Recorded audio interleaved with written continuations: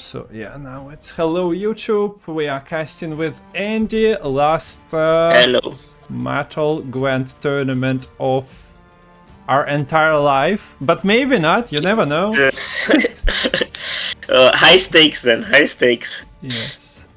So this It's is basically Matol Grandmasters final number 2. yeah.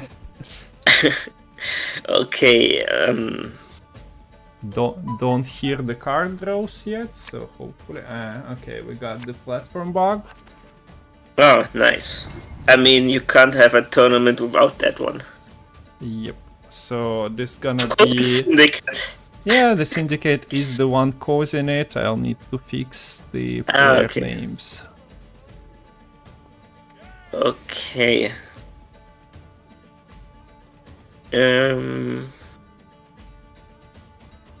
So Kareem on the bottom with Syndicate, Golden No. Necker. Ah, yeah. Okay, that's my bad. Good call. I messed up the names. Okay. And Yaro is playing the Priestess deck, and okay, that was some fast clicking. I respect that. Ballista into Onager into absolutely destroying the tunnel drill. Okay, Wow, and okay. look, there's no Mutant Sword. Finding value immediately. Closing down Interesting. on that engine. The Onagers in this list for Yaro are probably the second most important card after Priestess, because they can function as a second Priestess in combination with them. Because every single order click, they do 1 damage. So they are quite valuable, and it's quite interesting how quickly he decides to commit round 1. You mentioned what Kareem said regarding the Patricidal Fury being like the deck thrown together fastly. He also mentioned that he wants to start early to delete Gwent as soon as possible. But Okay, that's it. That's interesting. Yeah, I mean, he's going for some speed Gwent. I enjoy some speed Gwent every now and again. yeah.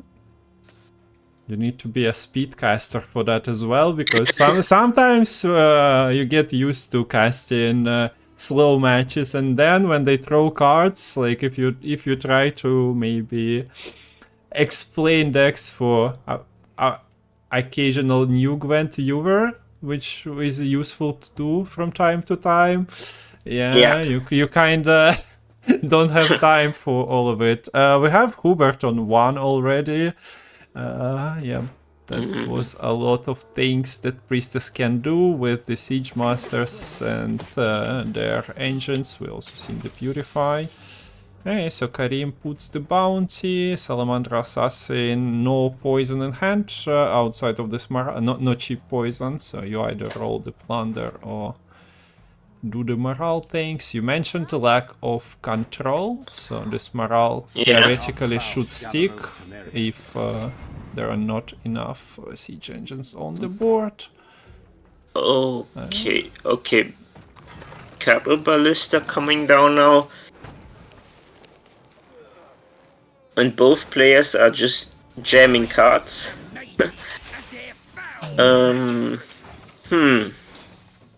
Now Kareem doesn't have a spender on board yet. Yeah, and we don't really have information about his money situation. If you guys have been following, you maybe know. But 4, I think. 4 coins should be. He had a right? slander. No. Yeah, I think 4 coins. I mean, could be 6. I'm now not sure anymore. But Kareem gives up the round. Yaro wins it, and now Yaro's deck, I believe, fins down to 0, or am I mistaken? You'd expect it to be at into 0 kind of thing. There is Radovit,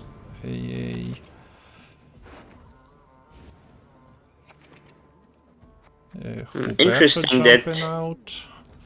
that Yaro isn't playing Eastred in this version. Yep. That's a bit unusual, but okay. And it's nice that he got to keep Hubert as carryover for round 2. So that's quite a nice play. It's almost like having a stratagem in round 2, in a way. Okay, now I have no idea how many coins there are anymore. Yeah, there are definitely some coins in there. Yeah, I mean, he got 5, right? But, he got 5, yeah. 6 maybe. Yeah. The city is ravaged by I believe Manga is not gonna survive for too much longer.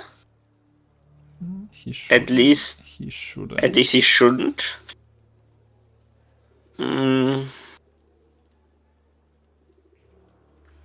I wonder if Kareem commits the Executioner and tries to clean up the board before the bombardment, or if it's just better to let Manga die. Because the only downside in Siege is a really good card, but it doesn't put many points on your side of the board. It's more like removal points often. Yeah. So usually after they board wipe, you can catch up. Without committing too much, but yeah, kind of depends. If they also have like double Cara Ballista and Trap surviving, then there are still some points for you to overcome. Okay, so as you pointed out, the Executioner goes into the bottle. Not much you can do about the Reinforced Ballista. Why Manga has this cooldown? Where is my whatever was it, wild card? Bounty, Graden combo. You can put multiple bounties on the board. There are no cooldowns. Remember when Bounty was released and you could just fill up the entire board with bounties and then catch them with Freak Show? No, it wasn't Freak Show. It was Evote. When Syndicate was released, Evote had Freak Show's ability, I believe, and then that was the most hated card in Gwent for a while. Okay. Now, this is where Kando is a really good card, because you don't put points on the board, but you set it up so that you can catch up by spending with the first unit you play. knows too much. Okay, there we go, protecting morale. There will be 3 damage, but should be fine. Now let's see how talented Yaro is. Priestess and Radovit. Okay, at least you got one of them. So it's 5 and 3. Is this bad? Honestly, it's kind of fine, considering that this list from Yaro doesn't have many ways of playing priestesses. Yeah. Of replaying them, at least. Okay. What's left for Kareem? He still has a Freak Show, right? He still has Freak Show, second Executioner, poisons that, well, don't go well against the Traveling Priestess, buffing one another. Yeah, because there's a funny line that Yaro could take if Kareem doesn't have Freak Show, is he could float the priestesses because they have Veil and Kareem can't really bounty them or poison them. But then again, he has a Kalkstein, so probably never worth it to make that. Okay,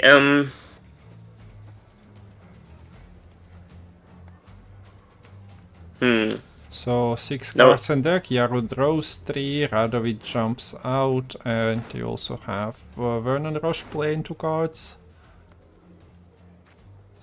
So now I will... Okay, he is going for... What's he going for? Checkmate. I don't know, he's going for Have a rest of it. no carry over Radovic, or like some carry over Radovic. Not amazing, I must say. Yeah, I'm not sure about this. I mean, he misses out on a lot of carryover, right? Because it's the entire rest of it that's potentially 12 points. But then again, he gets Golden Necker out, and some would say that's probably worth it. So yeah,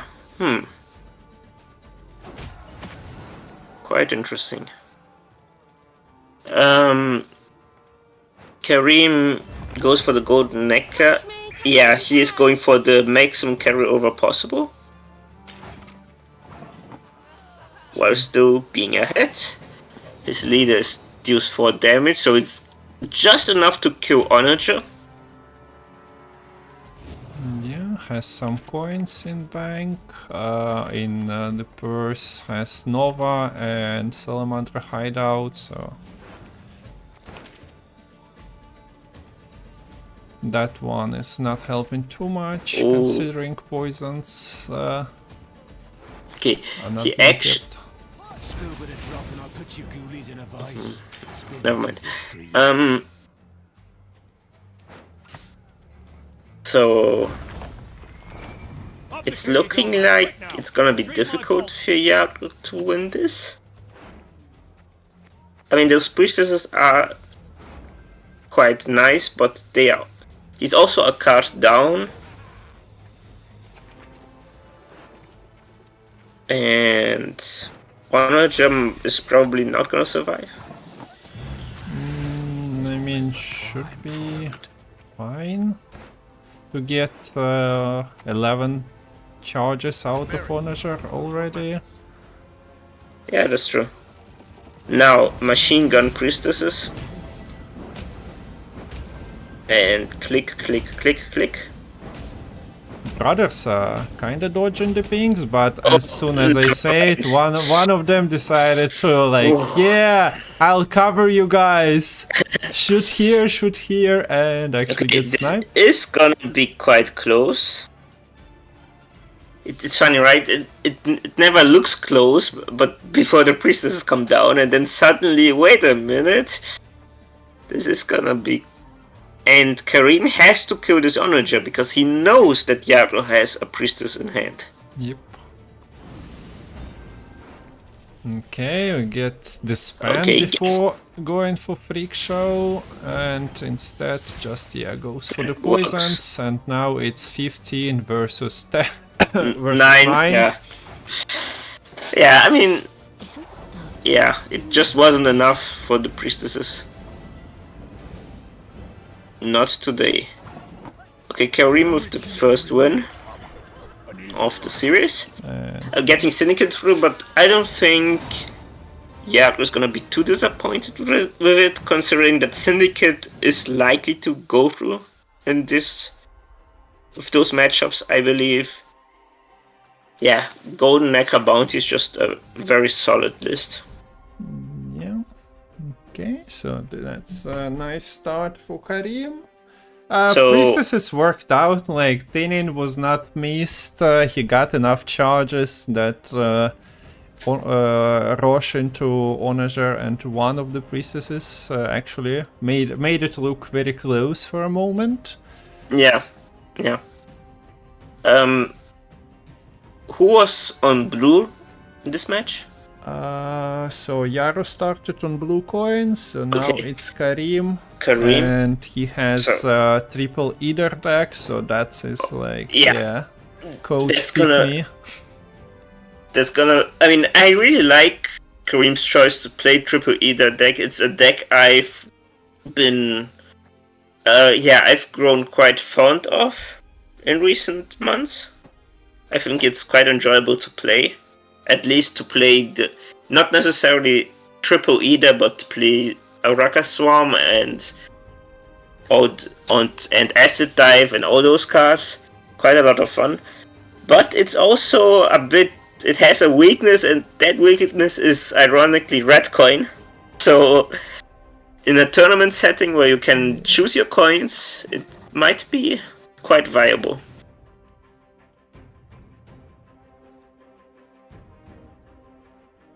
Okay. What do you think Yaro is gonna play his syndicate on red? He has what, aristocrats? Yeah, probably syndicate goes over the aristocrats, but maybe he has different plans. It's hard to say, right? Because okay, yeah, it's syndicate. I wonder how Yaro is gonna approach this matchup. And Kareem's hand is already good. He has access to Defender, Araka Screen, and Oneiromancy, and this also qualifies as a good hand. Yeah, so combo is there already. All the tutors. Yeah, this looks yeah. like a really solid hand. Yeah, and you mentioned that you grew fond of this deck, but yeah, this became like Death Wish, and this deck became quite a staple in the meta for well, quite a period of time here and there. Yeah, for me it's a new deck, you know. I know that for the rest of the world it's just old news, but for me it's quite a unique deck. I mean, looking at the Lions Pockets list, Yaro has Moreus, he has Tavern Brawl, but apart from that, he doesn't really have much total removal. So yeah, you need to line up maybe. Casimir's things to the explosives. Oh wait. So Defender is gone. Down. But yeah, see, I wonder if this matchup, it wouldn't have been maybe better for Kareem to go for the copying of Defender, instead of copying either, if you know what I mean. Yeah, it happens in tournaments quite often, but I guess, as you pointed out, there are not too many removals. Maybe he believes that he can still get them, but like there is another defender coming out as well, so yeah, but I'm just not sure about this. I mean, we're gonna see. I guess this line is better if you're gonna push round 2, maybe, because it's just a bit quicker. But having 2 or 3 defenders in round 1, I mean in round 3, you just can't go through them, right? yeah.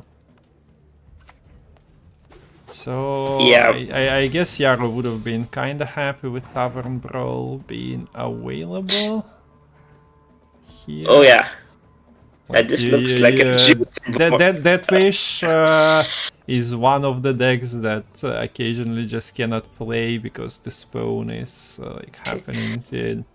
You can waste a leader charge, but probably not a big fan of that.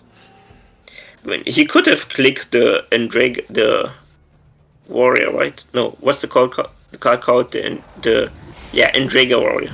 But this is what he was consuming with, so it's nearby. Yeah, right. Never mind. Yeah, that's why you put Tavern Brawler in your deck, right? And there is even Furko to tutor it out, but some other time. I guess you could Mercenary Contract. Mercenary Contract is also a card that recently got, right? If I'm not mistaken. I mean, a couple of months ago, I think. Yeah, I think it was the Balance Council doing, yeah. Yeah, it's an interesting card. Probably one of the weaker tutors in Syndicate, though. Yeah, they spent all. Yeah.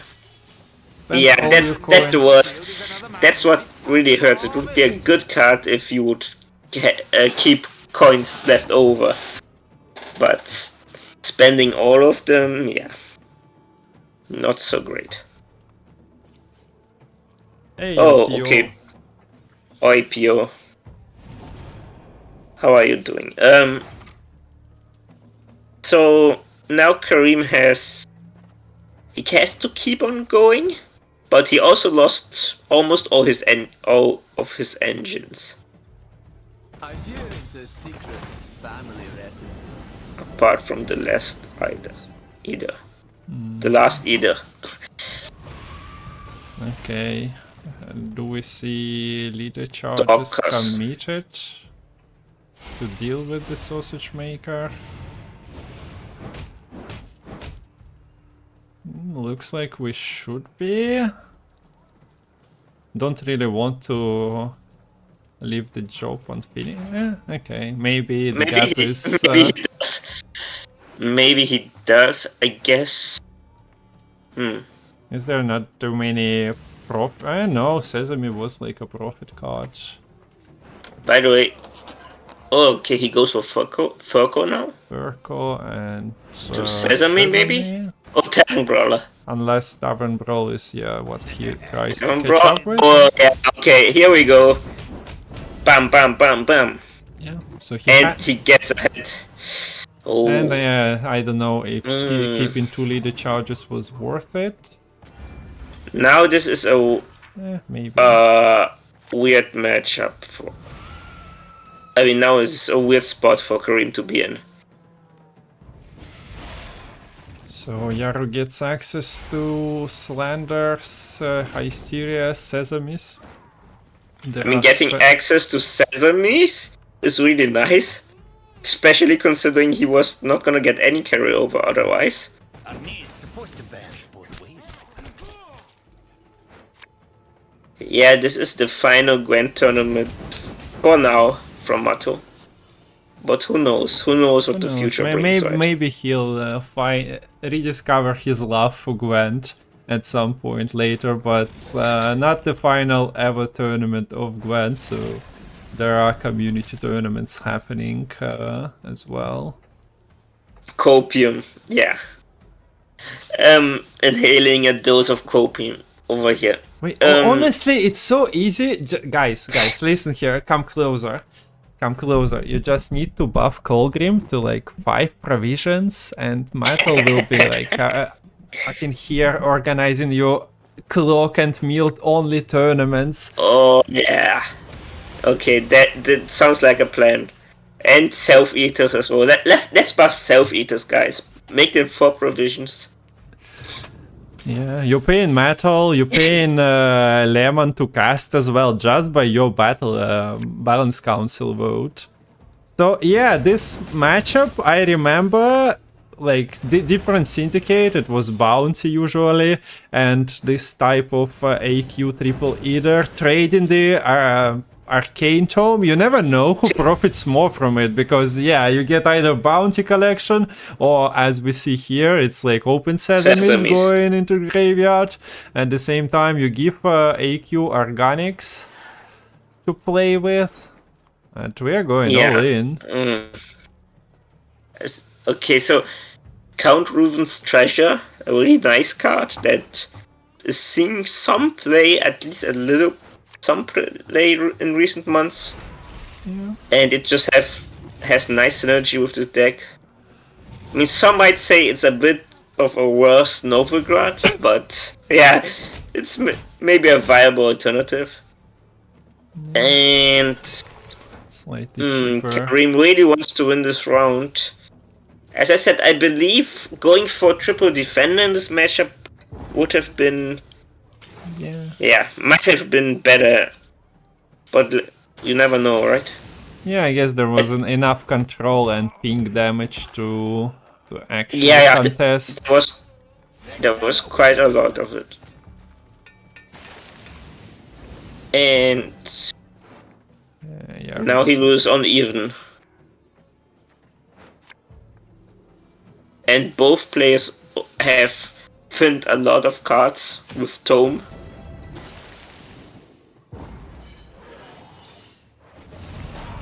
And Hive Mind is... Wait, is Hive Mind... yeah, Hive Mind. I guess Spawn, Hatchling, this... Okay. I don't see the worker, so I guess it's not... Yeah, I mean, the worker is the most important one, right? Because he can block your Sabbath. And that's what you don't want. The card didn't get above A.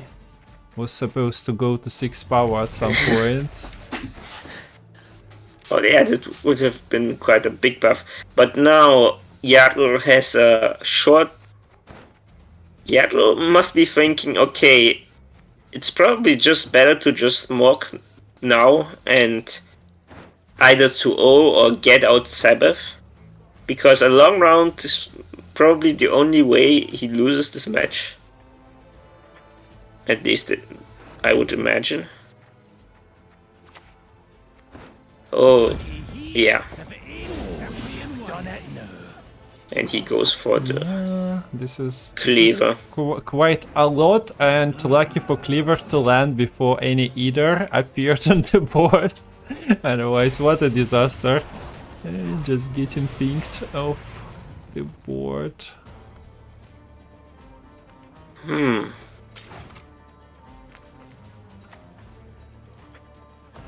Okay, now Yaro isn't putting that many points on his side of the board. If you think about it. Right? Yeah. Okay, look. So Kareem can keep. And Yaro is missing 1 coin for Maurice. Oh. So, that's a weird spot now. Now, does he play the last card? Or does he pass? Because Kareem might now just be...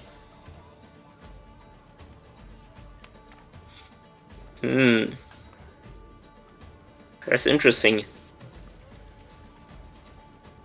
So, if he plays the card, he's ahead by 12 points.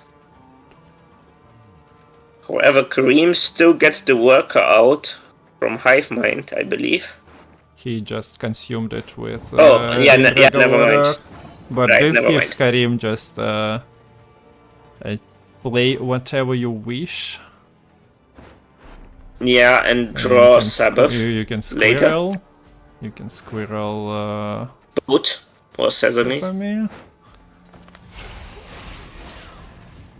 And now Kareem needs to draw Sabbath, I believe. Out of 7 cards, yeah, there's no tutoring available, so you just need to hit. And I think his best hand is Glusty, Sabbath, and A special. maybe Evolution. Yeah. Okay, Glassy is missing. Well, for Yaro, it's a bit easier to find cards. Not that many left. For Kareem, He can set up a perfect hand. And oh no. Okay, I thought for a moment this was a Pella in Kareem's hand. That would have been terrible. Okay, triple Either now. Okay, now we're talking. Now that's why he copied the Either a lot of times, because in this situation triple Either is a lot better than Defender. So I apologize. yeah, dodge the Kikimor worker as well. He dodged the Kikima worker as well. Yeah, this is a bit of a problem though. What do you even do? Okay, so going to 5. You do get a few points coming from a unit being played.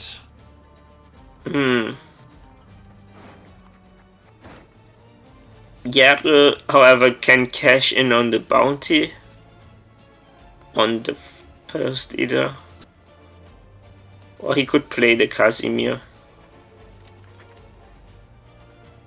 Because Casimir is eventually also gonna cash in on the bounty, right?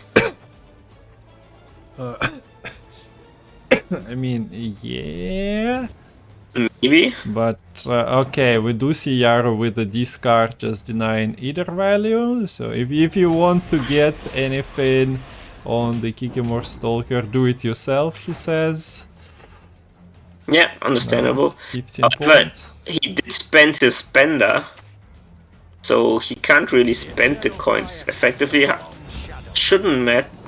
Oh, wait a minute. Okay, it doesn't I mean, matter. the Casimir is spending everything, so yeah, that's Yeah, good enough. no, I meant, if the score was closer, then maybe Kareem could have tied at least by banishing the boat over the sesame. But yeah. Okay, so 1-1. Syndicate OP, Syndicate.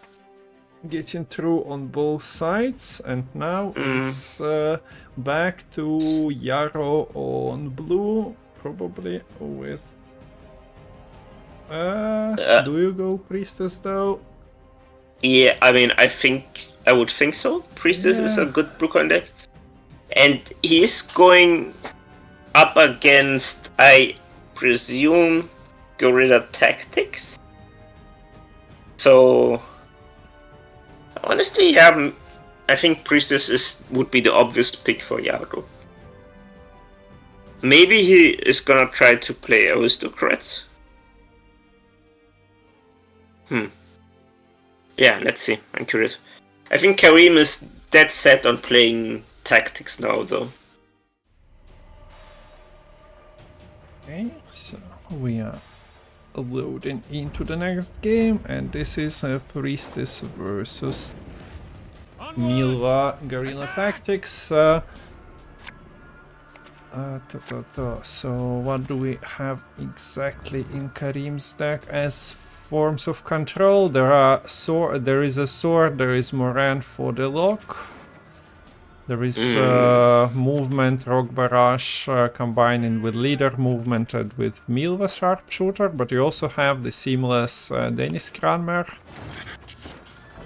And basically, backup plans as well. This Kareem's decks basically control the game. With almost every single card in his deck is a control card of some sort.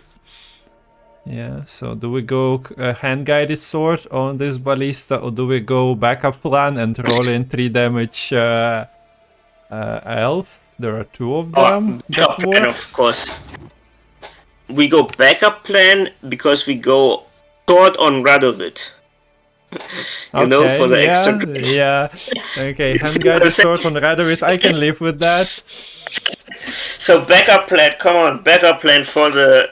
He has to assert dominance by rolling the backup plan into Archer. Okay, there we go. Okay. He also had to, Cow pawns it out. I was counting while he already, there was a Saboteur that synergizes with double Siege Master, like dropping left of the Siege Engine, so that was an option with Milva as well, but yeah, just game is easy for Kareem by the looks of it. Yeah, that's what you do when you're talented. Okay, now it's funny because basically every card Yaro plays, Kareem has to think, okay, how can I kill this card? In the most effective way. Yeah. Yes, here the roll from the backup plan, that was movement elf would have worked, but doesn't go for that. I see Kawe is disappointed disappointed in Kareem for not seeing his line. Yeah, imagine going for high roll when you have like, an opportunity to showcase Milva 1 extra time potentially. Okay, yeah. And now he could have backup planned and moved the Carabalista previous turn maybe. I tried. That's how backup plan works, right? It always gets you whatever you need. Yeah. Okay, so this is... By the way, I'm a bit surprised to not see more people playing elves in this tournament. I think actually elves are quite strong. So, yeah. But players instead going for probably what's more tried and tested. Yeah, how is elves versus Self-Wound feeling? If you expect Self-Wound to make an appearance? I guess not too well. I mean, that depends, right? At least depends on the version, because elves can have a lot of control cards. Especially with heist, you can bounce locks, and Okay. you have heat wave, and you have spores. So yeah, I mean, obviously. Okay, the obvious question big is: card. do you have the access to all your cards? How is your Yeah. That's fair enough.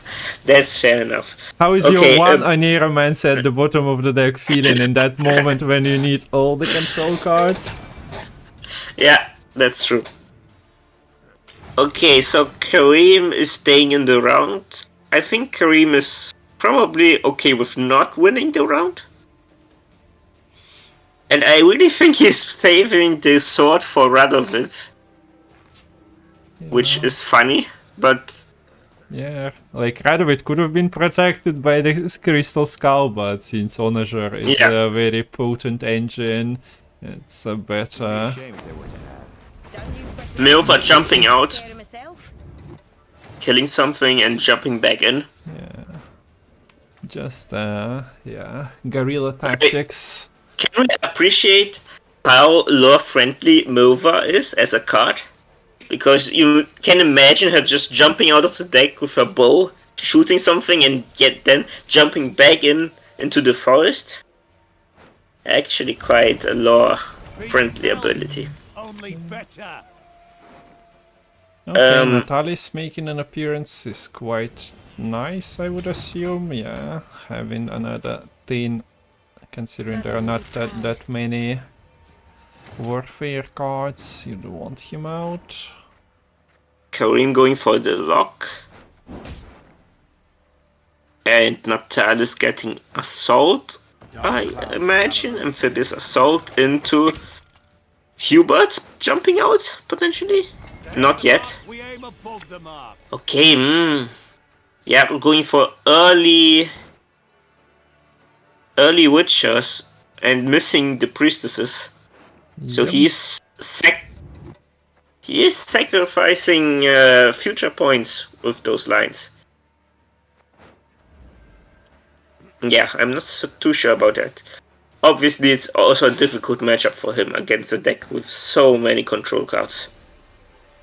Yeah, you kinda also need this Priestess Inspired to gain the Zeal. Now that the location click went to Radovid, you only have one mentor. Giant Slayer.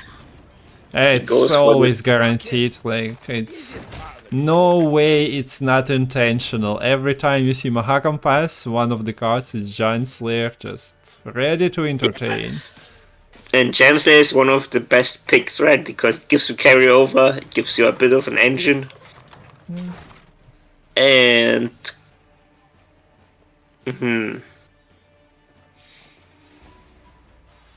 If Kareem plays one more card, his Giant Slayer is activated.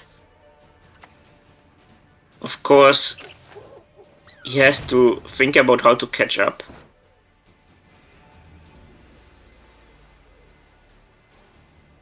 He might have... Oh, okay. Apparently he doesn't, because Yaro keeps on playing. This And... Radovid and Sword standoff continues. Nobody's jumping out of hand earlier than the other. But maybe this is... Is this a Shiro? Apparently not, but I guess Shiro is, yeah, your reach.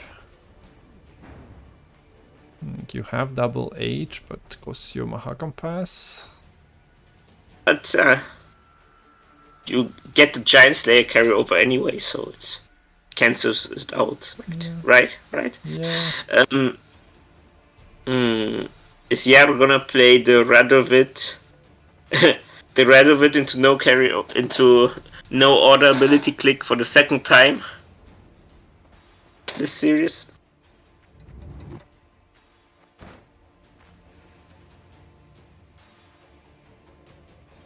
I think Yaro's doing the math probably and thinking about what could Kareem possibly have. And he's probably saying to himself, okay, only Shiro can catch up now? Yeah, I guess if you go counting, there is Leader plus Milva as well. Bring in extra points. Yeah, but it's not something Kareem wants to spend, right? If he can avoid it. Okay, shield goes down, burns the board, and Kareem wins the round. Quite an expensive round, but yeah, I would say probably still worth it. Unfortunately, he didn't get the run of it with the sword, which is a shame.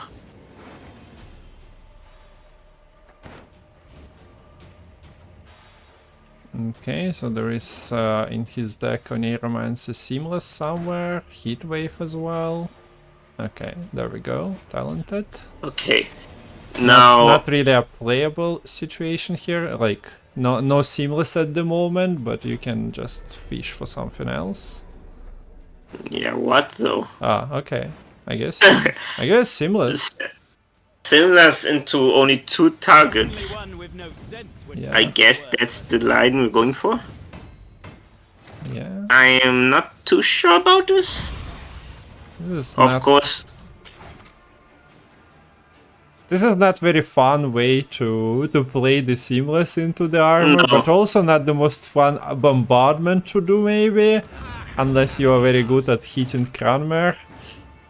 This is a lot of damn points though. Yeah, but Hubert jumping out, not as interesting. I really thought Kareem was in a really good spot, but now I'm having second thoughts.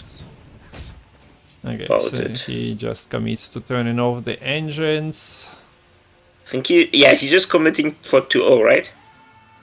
Yeah, I don't think you hide the Milva, so yeah, just do it. I guess the consideration was to commit another leader charge and just hide Milva back. You still have a couple of movement cards, but yeah.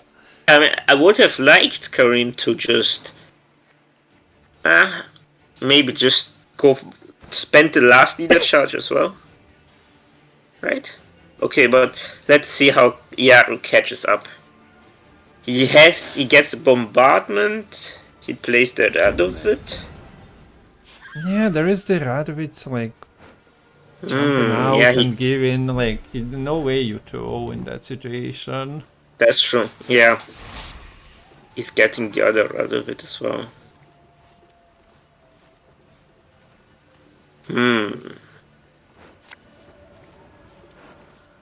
Wait, he goes for Onager? Okay, interesting.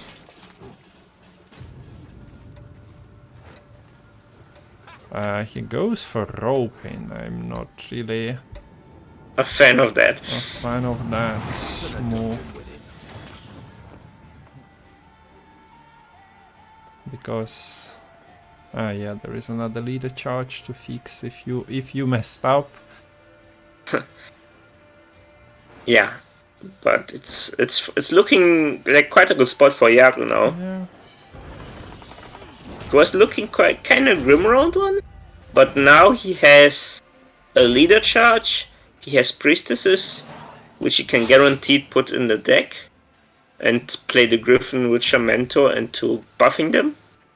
Yes, so on that front he is fine. Kareem has Heatwave.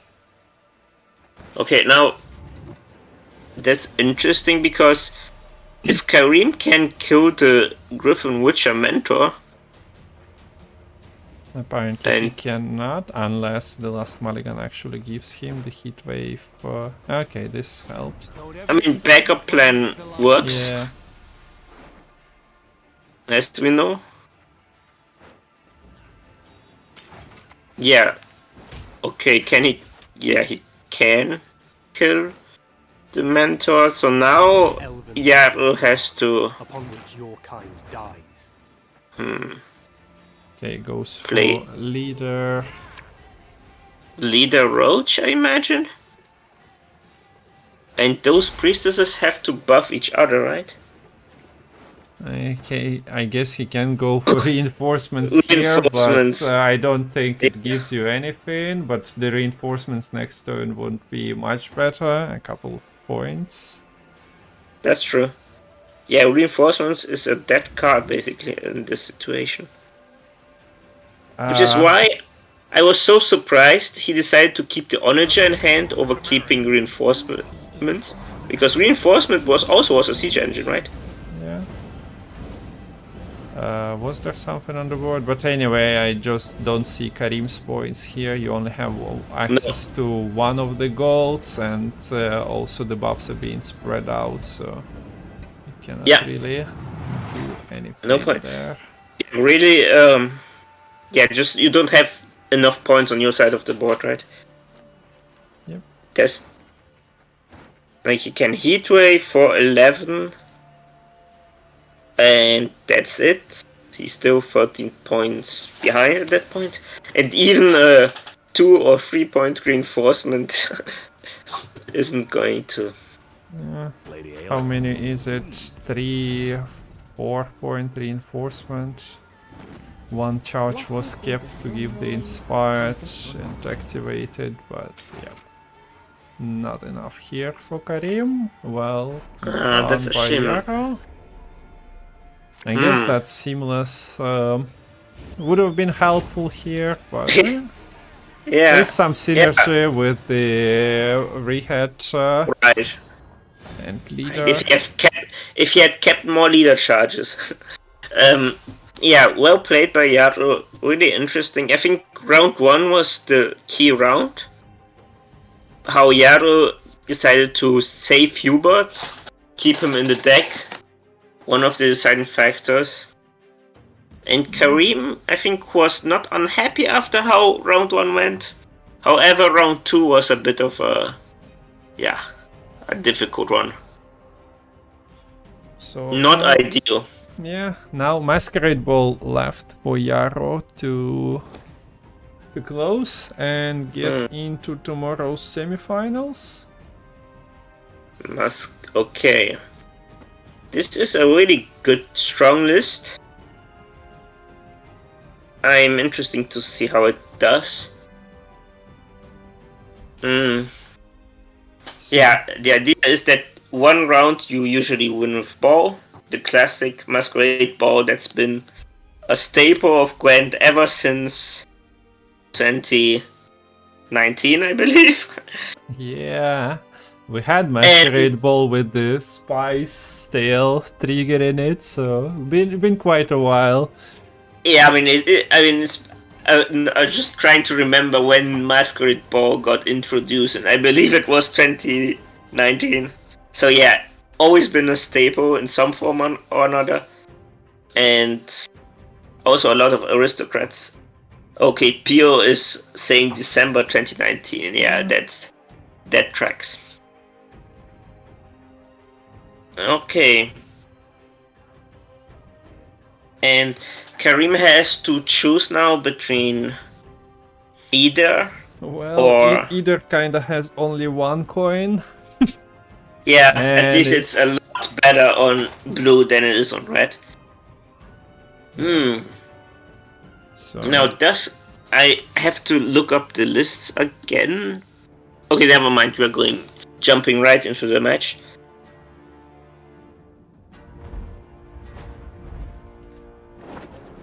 Okay, Kareem versus Yaro. No surprises on the decks picked.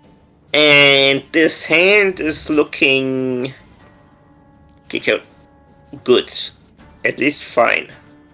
Because he has access to the combo.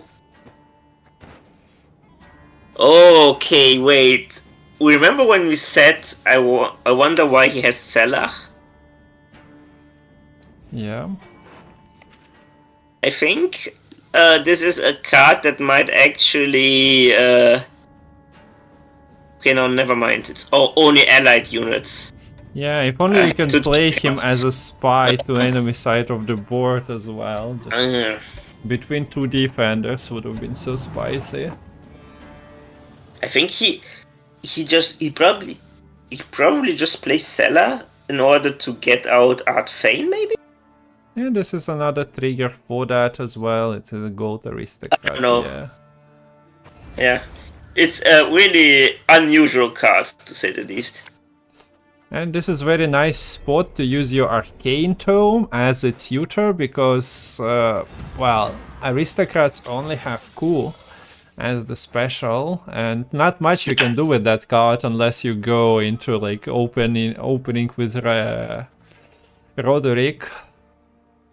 Now, one card that is a bit scary for Kareem and probably the most important card for Yaro is Philippe. Because Philippe can not only give units doomed, which is relevant, but he can also lock units or poison units. So yeah.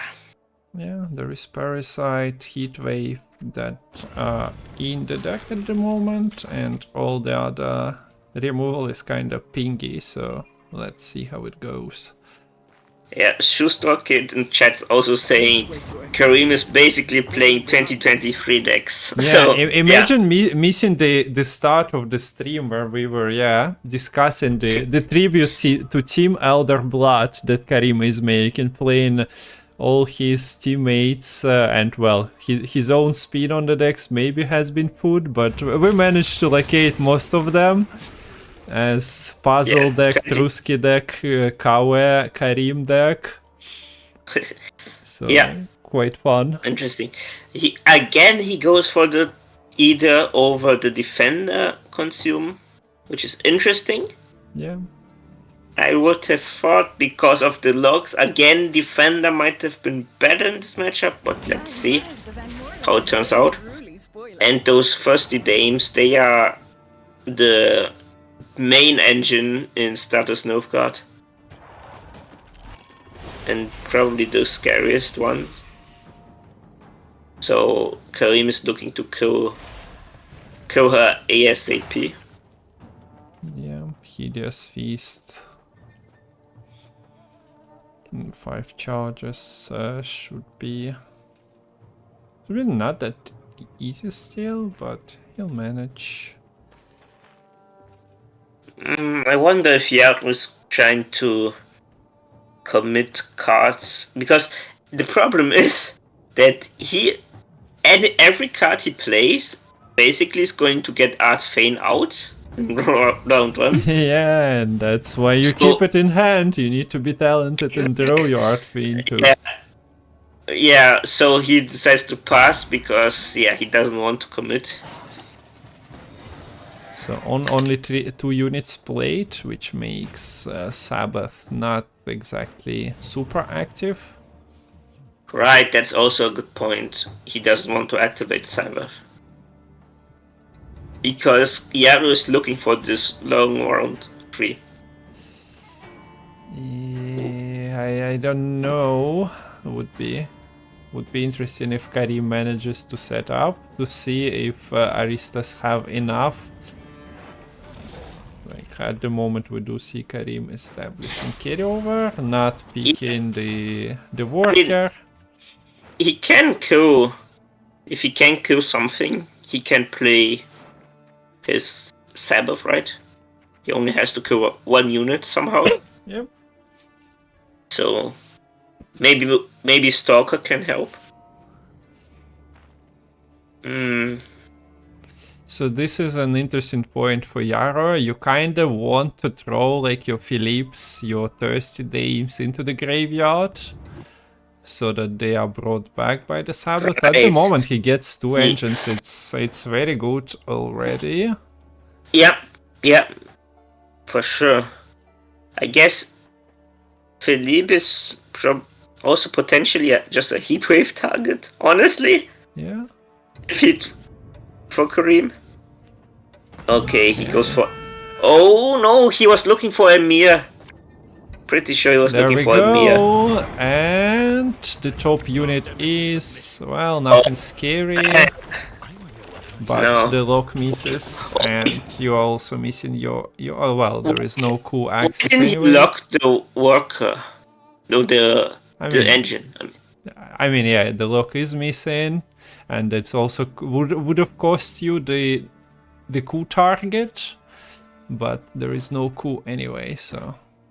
Okay, yeah, but why didn't he lock the engine?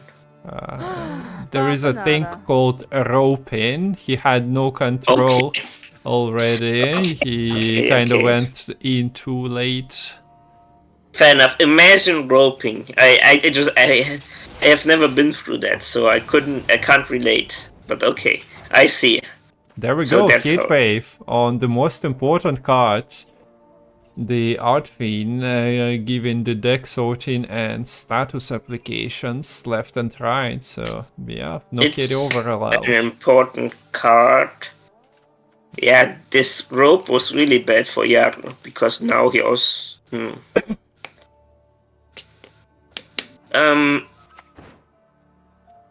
I mean, normally I actually agree with this Heatwave on Artfane. However, not even sure in this matchup specifically it's the best Heatwave target. But we'll see. Kareem has now to make a decision to make. Okay, he passes. Yeah, so at least luckily, didn't look like Kareem was planning to play longer, but at least the lock landed on Roderick and not on Joachim, otherwise, yeah, you'd lose your servant target as well. So we do see Yaro throw in another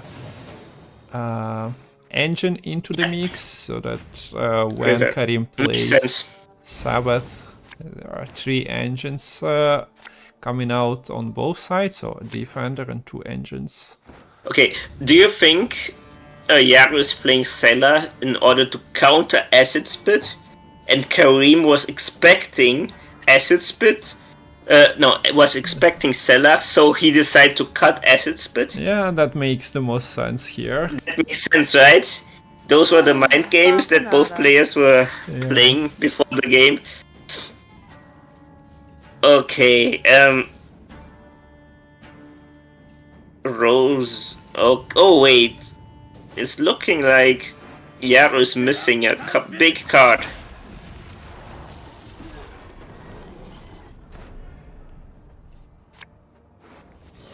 Don't ask a lady her age.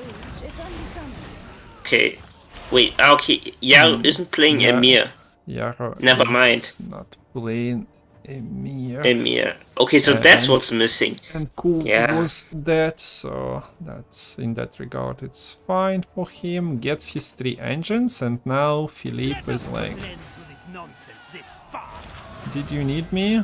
And this is so sweet to have a defender. This defender is, however, Kareem has to purify. Yeah, so heads up. Wait a minute. Okay. So this Philippe is not doing much. He doesn't get punished, but if Yaro had Ku, he could Ku the purify in order to purify the defender, which would have been funny. Yeah. And this defender is not sticking for a long, no way to give its whale. And Kareem is missing out on a Stalker, I assume. He still has 1 left, I guess. Yeah, this one is chilling here. Okay, wait, he's spending a lot of leader charges. Seditious aristocrat. He wants to kill the engine, yeah, this one. Makes sense. The soldier is gone. Makes a lot of sense. Imagine bringing engines out and then killing them. So rude. Yeah, true. Okay. Either is putting in some work. Rompali can lock one, poison the other.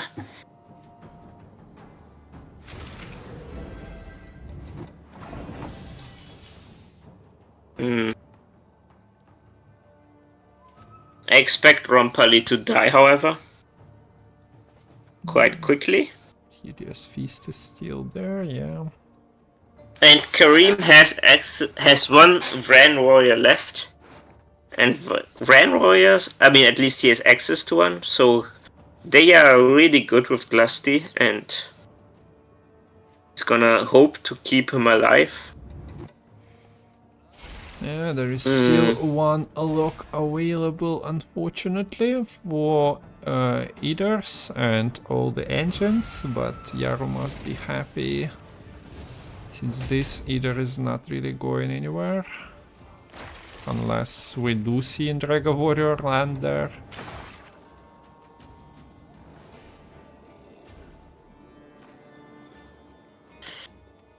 Kareem has to be a bit careful with not over-swarming and keeping enough Stalker charges at hand so he can make board space.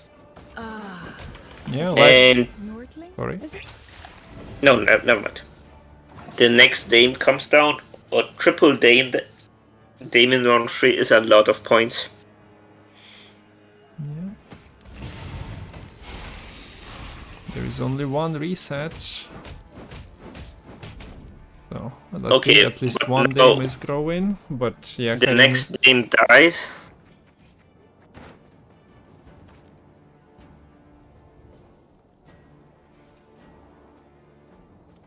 You mentioned board space could keeping be an the issue. charges, but at least, yeah, the spice already went out early, so a bit easier. Ah, look, you mentioned that Kareem has only one Stalker. Well, Yaro could be a good friend.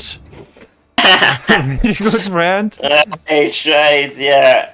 I bet It's that's what he's gonna do. Angry instructor. Oh no. I'll explain. No. Imagine giving a 4 instead of 3 power. Not Okay, enough now- charges to deal with the Rosa. 10 should do 10 damage. I wonder what Yaro is looking to kill or damage with the Rosa. If only he had the pikemans, the synergy with Fled are so good. Not really, since it's one plating, but still. He could.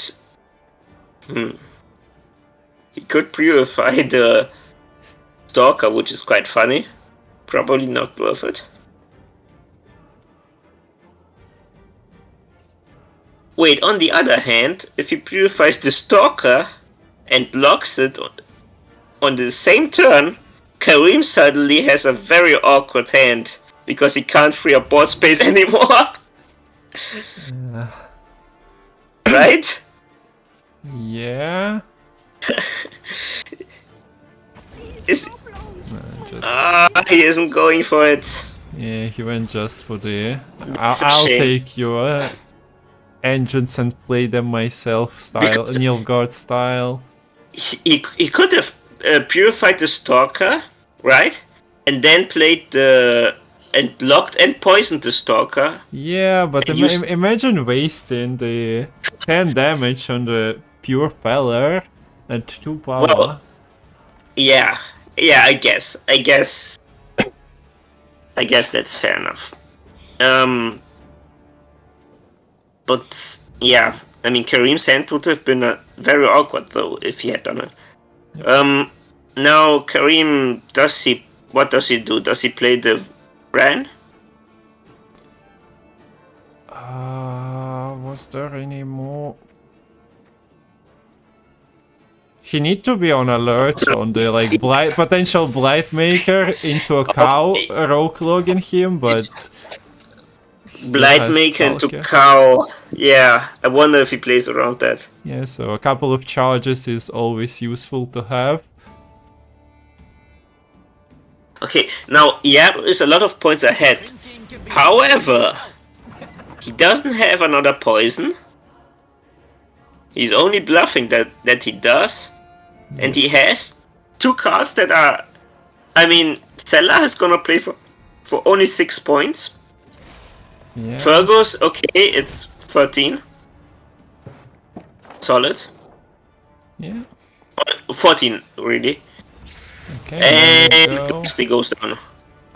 And now, yeah, there is a big spores onto your Thirsty Dame, and as you mentioned, this is not the most amazing cards to have. So No. it's gonna be kinda close, Yeah. I mean, but yeah, This is a Yaro 17-point what? reset, so this equals 14, Emir. 21 points. Every last one with my life. And 2, so 23. Yeah, if Yaro had a poison, I think he would win actually, maybe. Yeah, but in this situation, He does not. slightly short, especially with yeah, the Fergus points going into the reset. So My son has Yeah, this is an underwhelming last card. Kalach finisher. And reset. Oh, quite close though. Honestly.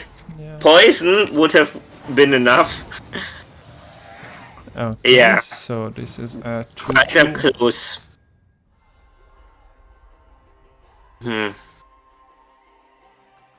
Interesting.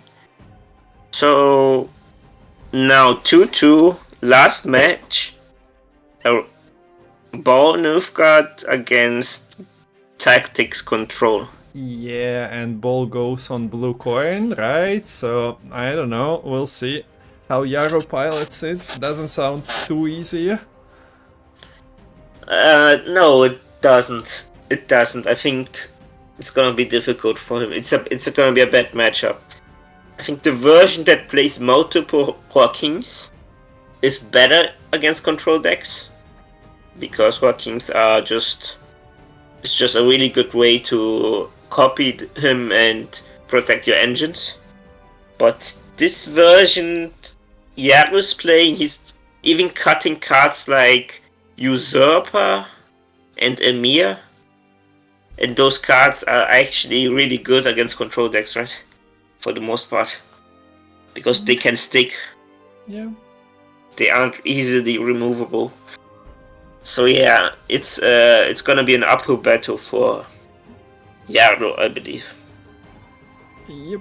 Let's see how it goes, but quite a nice series. We have a few throwbacks. Yaro playing his Syndicate, so I'm enjoying it. So Yaro also bringing the Priestess out. Like we've seen, I think Jason bring it a couple of months ago, and it appears here and there, but also not really a staple at the moment for NR. Yep, yeah, and now has a lot of options, right? So yeah, Priest is a bit of a forgotten archetype. Interesting. Yeah, it's head-to-head this series. I think anyone can take it at this point. I've been surprised a couple of times today. So yeah, see.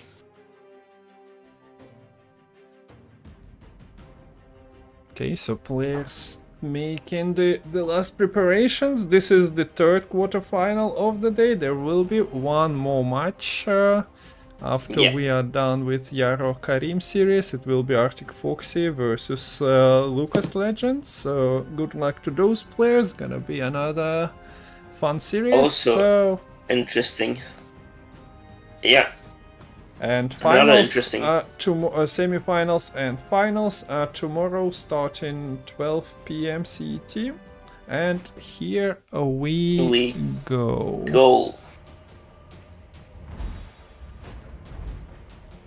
And oh, what a surprise! It's Nilfgaard against Koyatel. I would have never predicted that. Now, okay, is this the matchup in which Sailor is gonna finally shine? Is this it? Is he gonna be able to counteract the Morven or whatever that the lock is called? This is Moran. Yeah, right. Okay. So we have soldiers of Nilfgaard fighting against skirmishers. I guess lore friendly, although I'm not entirely sure if Alba is one of the... Yeah, it should be. Skirmisher versus Pikeman going into the Witcher lore. As they say, oh, bah! Yeah. Okay. Now I wonder. Okay, did Yaro keep Artfane in hand, or did he mulligan into it? I was stepping away for a second, so I'm not entirely Same. certain. Yeah, I'm not certain either. Kareem going for the early spores. So is this a case of he has so much removal that he doesn't mind wasting it round 1?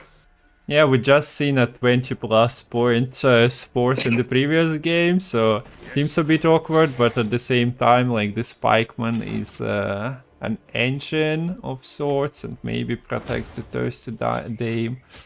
Finds only 1 damage, so doesn't matter, you still kill 1, but this also helps, yeah.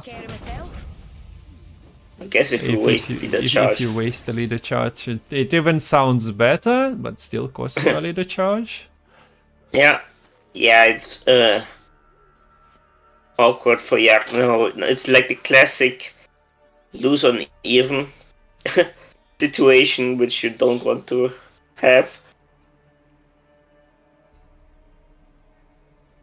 And it really feels bad to play a Dame into a situation like this against a deck that has so many ways to deal 4 damage. Yeah. Okay, he just passes.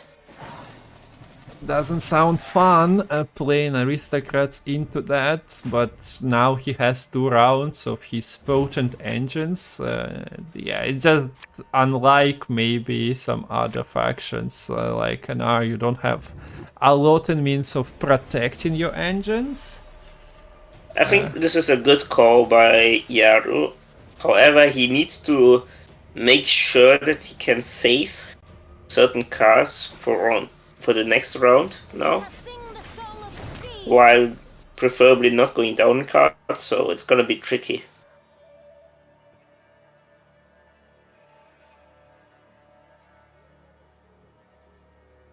Few poachers dare venture into the Von Morlohum's wood.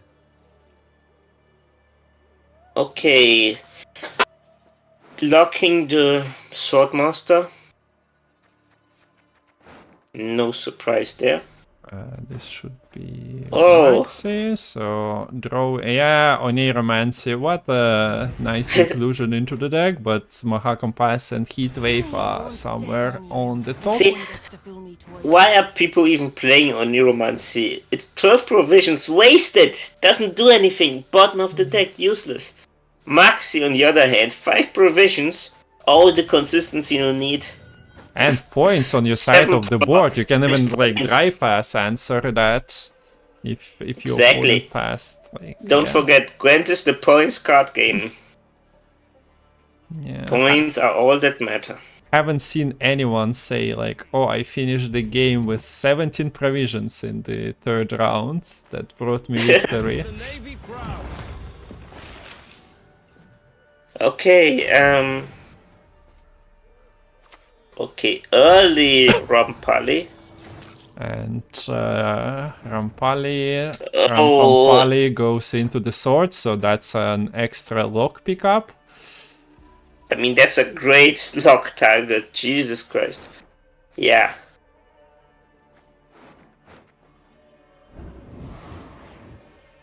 Don't ask a lady her age.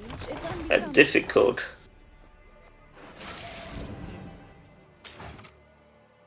Yeah, it's just a difficult spot for Yaro to be in. Oh, Kareem goes for the long round though. That's a bit surprising to me. Yeah, takes his card. He won round 1 on even. At least, I mean, it shows that he's confident and he can go a card up now. He has a really great sword target he got out of it. And he can draw his heat wave. Yeah, interesting. Yeah, didn't pay enough attention for Moren's position in deck. Maybe missing that one with Oniromancy, so, but yeah, he got a replacement lock, so... I guess the only problem is Imposter, so you cannot really freely throw Rampali out early.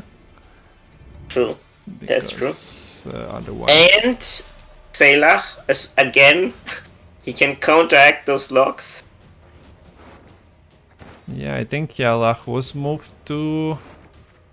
Or was it? Oh, I mean, it can still jump out. Before King. Never impossible. yeah, it depends how much clicking or Kane will be doing there. Staying uninteractive, kinda rude. Yeah, especially for a deck that relies on putting statuses on opposite units. It's Okay. a bit awkward. I guess you have Roderick into Masquerade Ball. Or you can just YOLO him. Doesn't do much with this combination with Servant though. So Yeah. just points. And not that many, honestly. Yeah. 9 points, a bit underwhelming.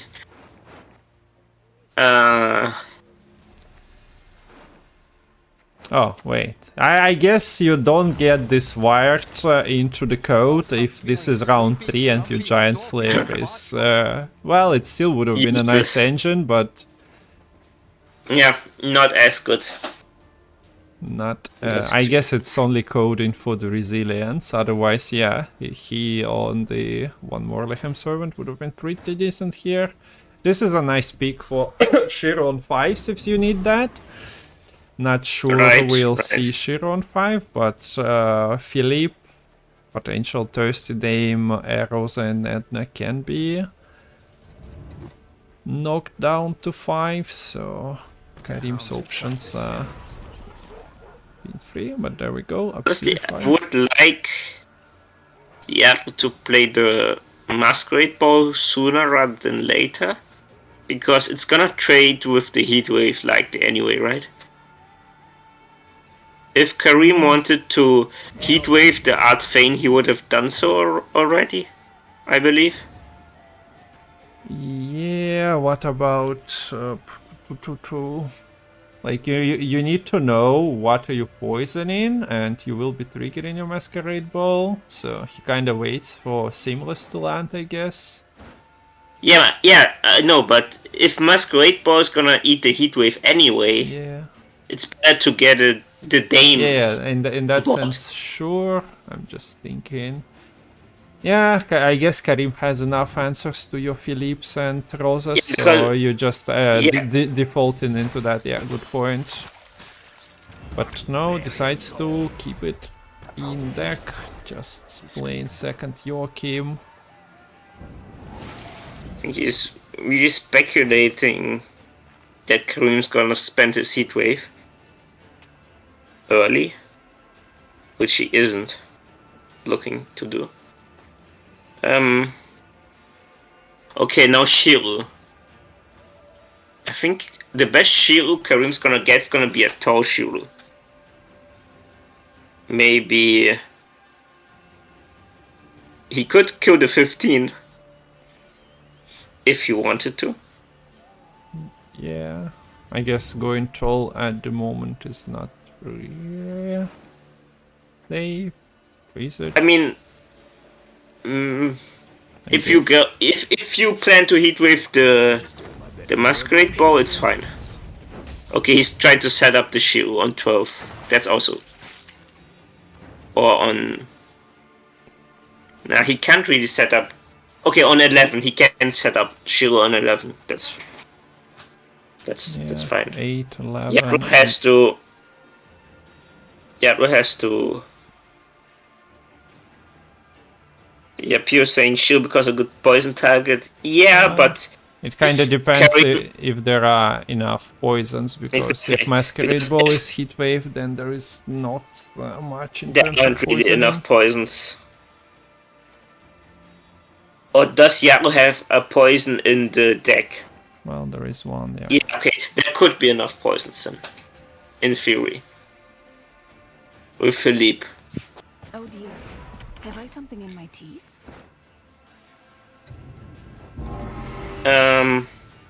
Oh, look, a 5.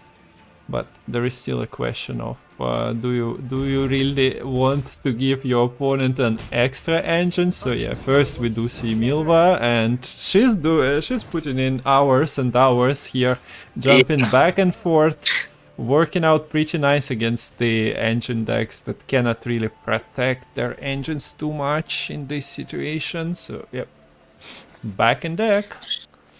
She's doing the Lord's work. Yeah, it's a shame that she's not buffing self by one each time she jumps or something. Just because we need more power creep and more engine value on each card, more text and more abilities. CDPR, please come back and like put more text into my cards. How's here? Same time as today. Okay, so that's Rosa at 6. Not really combining for a good Shiro anywhere here. Okay, I mean, the score is still looking quite close, honestly. It still could be anyone's game. Now, keep in mind, Kareem has a big ship. Oh, he goes for the heat wave. Okay, that's what Yaro was waiting for. Because Kareem is thinking that Yaro missed Masquerade Ball, I think. And now, Masquerade Ball is gonna come down. So Yaro was hoping the entire time he was gonna get the heat wave. He was hoping to get the heat wave out, and now Masquerade Ball is gonna. Yeah. Interesting. This is the music for still postponing your Dennis Kranmer play, and after that you kinda cannot do much with your poisons because the tallest unit at the moment is a 5. Yeah, that's true. Kareem. Does he Shiro now? Shiro isn't looking too hot now, honestly. Because if Shiro goes tall, he dies. Yeah. And maybe taking that Angay sword was a bait, because this is just such a good leader target. I think you still do the leader offensive movement. No, okay, so he decides to sacrifice one of the units. And those are good poison targets now. Those are some juicy poison targets. Wow, okay, it's looking quite promising for Yaro now.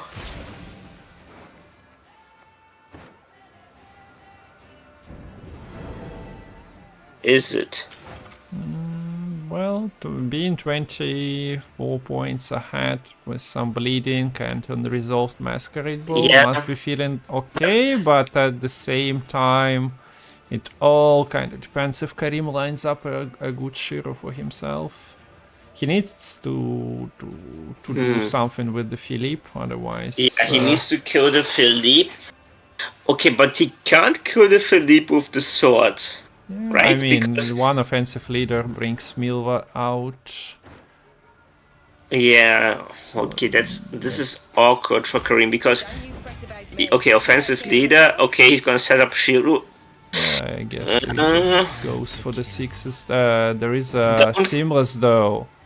So he needs to protect that. Seamless, and you have to play the. Did he forget that he needs to play a card? No. Ah, wait. Yeah, that was the okay. He won on even. Sorry, I was like, okay, I've done this move one too many times. Copies the Shiro. But it's not gonna do anything, is it? Even at 6s, it was only killing one, so not amazing. Yeah, I think he just lost points.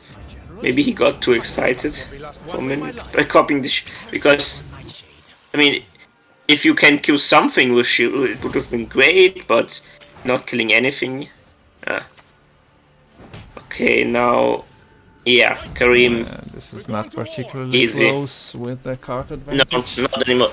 It was looking at a, I mean, yeah, that's the way Gwent is sometimes, right? Sometimes it looks, wait a minute, maybe something can happen, but yeah, not this time. Kareem wins, goes through.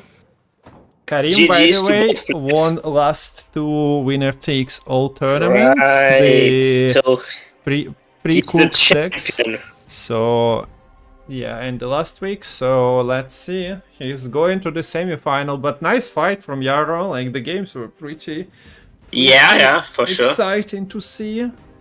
It was a wild series, head to head. Yeah, and also didn't get the standard script of either 2-0 getting reverse swept. It was close, 1-1, 2-2. So, do you like Yeah. longer series? I mean, this is the first series for us. So, yeah, good job, Kareem. Usually just 3-0 win. Or bring in the decks that are like not registered, so getting technical losses. But yeah, last time it was a clean, fast series. This time around it was sweaty. I threw Steve versus an He threw Skoyato for us. Okay, that's nice of you, Kareem. That's nice of you. Yeah, that was an interesting match. Okay, so we have the next series, Arctic Foxy versus Lucas, waiting for us. Let's see when Matol wants to. It starts in 15 minutes, so we take a 5-minute break and can return after that. Sounds good. So this is what awaits us. We'll talk about the decks in 5 minutes and then watch another series. So be right back, guys. But for now, we're gonna leave you with this Cambi. We can what do you like, guys, more, the Cambi version or Matol Gwent among all the dead warriors? Yeah, let's keep the Matol Gwent up, I think. Yeah. Okay. Back in 5.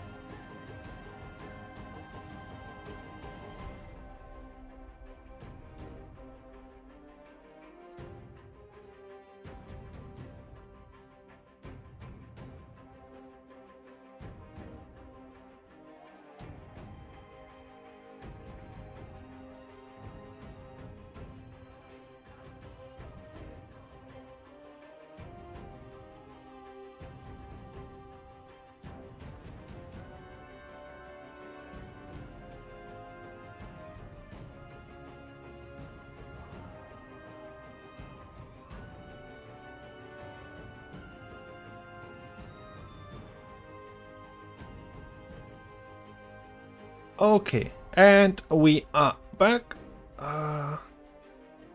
We are back with Andy, or maybe not yet, but we are getting there. I'm back. Yeah.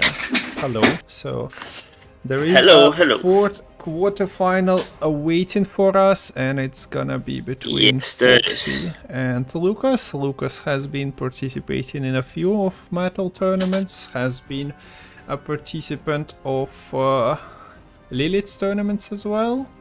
Yeah, and he's from Argentina, Yes. so a bit of South American representation in Gwent, which is Yeah. always nice to see. And yeah, so are we going to go through the decks?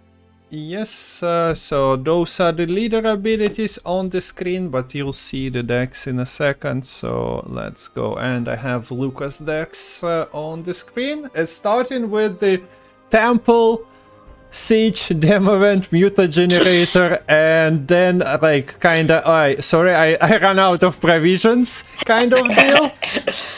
Yeah, true. You just cut all the high-end gold cards in and out because Tempo is gonna get them. Is gonna get them anyway, right? I think in one of the matches earlier today, we've seen double Unsays created by Clownidze or Clownidze's opponent. 2 Unsays from the Temple, so why waste provisions, honestly? That's true. That's true. So, the only really interesting card in this list, to me at least, are the Rivian Pikemen. Yeah. Which is a card you don't see too often, especially considering that I've seen a version of this deck being played with the Landsknecht, with the Lyrian Landsknecht that deal 3 damage because they can kinda set up removal or just be a nice finisher type card. So yeah, interesting choice there to go for the cooldown reduction. Yeah, Pikeman kinda has been included in some lists. I guess he was buffed to 5 power over the 4. True. You have Caraballistas, you have Ballistas, you have Demavent. All cards that would benefit from the cooldown reduction. Rafart's Vengeance as well. Pikeman being a Shiny soldier. from Tempo. So A lot of synergy. Okay, off the books. This is looking like Miamon's list. To me, at least. I think it's card by card Miamon's list. Maybe one of the 4P bronze is different, but it's looking like Miamon's Acrontia list that he plays on ladder. yeah, Savola is definitely like having Miamon's mark on it. He's been playing it here and there. You usually see other top end cards, so like, okay, 8 provisions is not really a top end card, having 8 cards above it, but you get my drift. Might full be. deck though.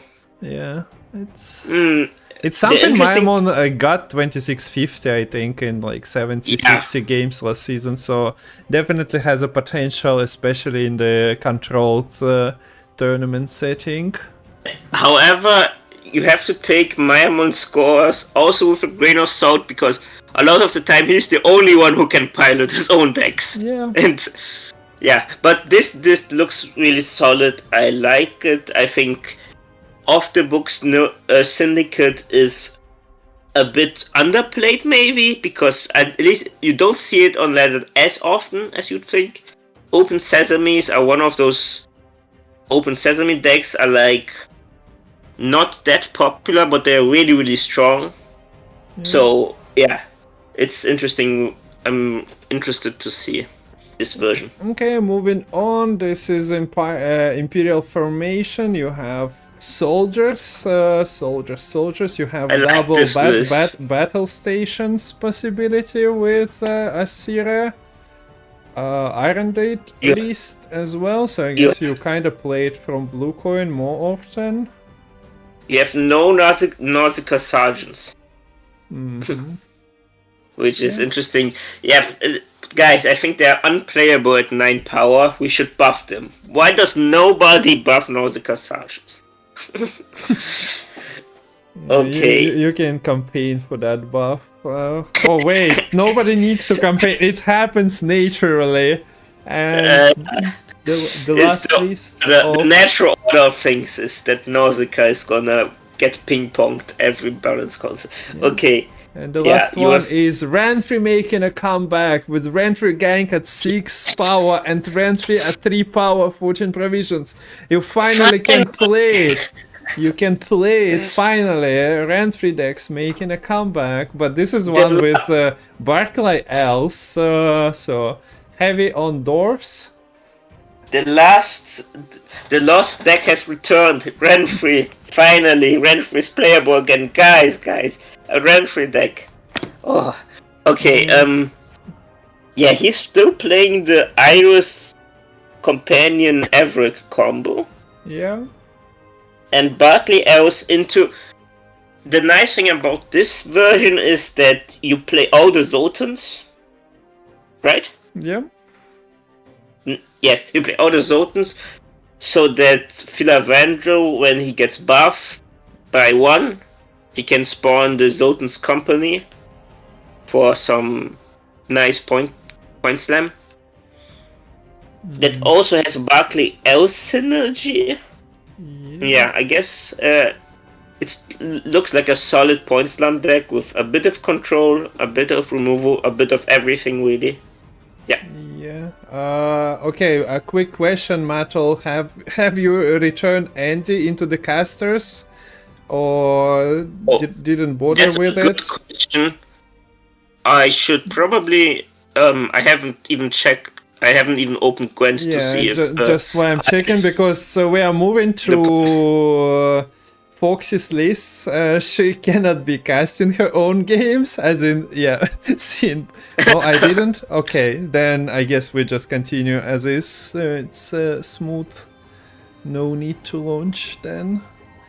Okay, but moving to Foxy's decks, and we see Self-Wound, the proper Self-Wound that we've seen throughout the entire 2024. Ursen Ritual with, well, I guess all the components. Nothing is missing from this one. Yeah, Self-Wound the way Gwent intended, right? Yeah. So we're not It looks- stopping on this one. Yes, invite has come, so let's jump through the leftover decks. Another Imperial Formation double battle stations list. Quite similar to the other one, but for some reason this soldier deck isn't playing slave drivers. But plays Nausicaa, look. And No, plays... and plays remedies. So in a soldier mirror, he Yeah. could play Lucas's slave drivers, which is funny. Yeah. Okay, that's a tactic. Let's go. I like how this is my exact list. I see. Okay, it's Jackpot. Okay, interesting. I haven't seen Jackpot Madame decks in a while. It looks pretty... I mean, it has Caesar Blitzen. So, yeah, and Sigeruven. Yeah, interesting. Looks like a Prophet's deck.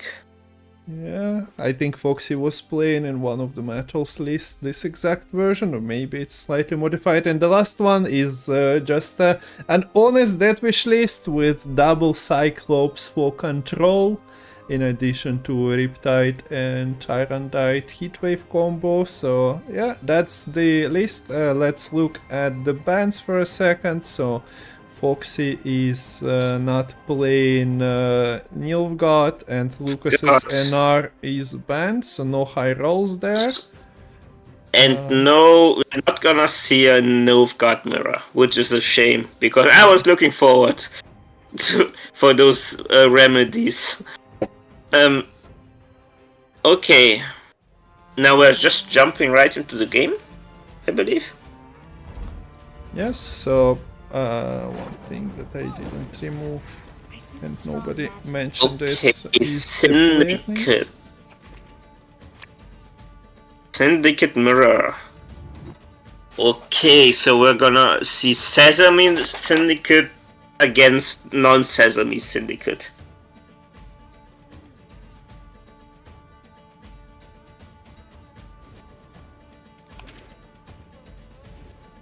And Arctic Fox is just mulliganing into Bolt, into KOB, but getting rid of those, luckily.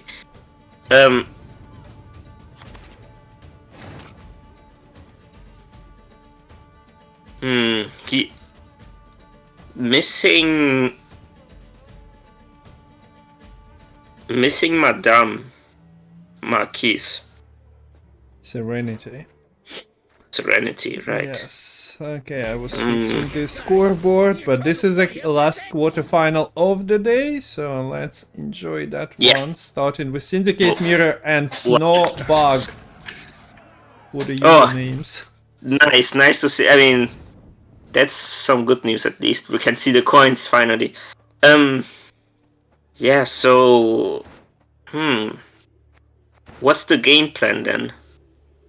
What do you reckon is the game plan for without the Madame? He's just how is the cards and pucks, maybe?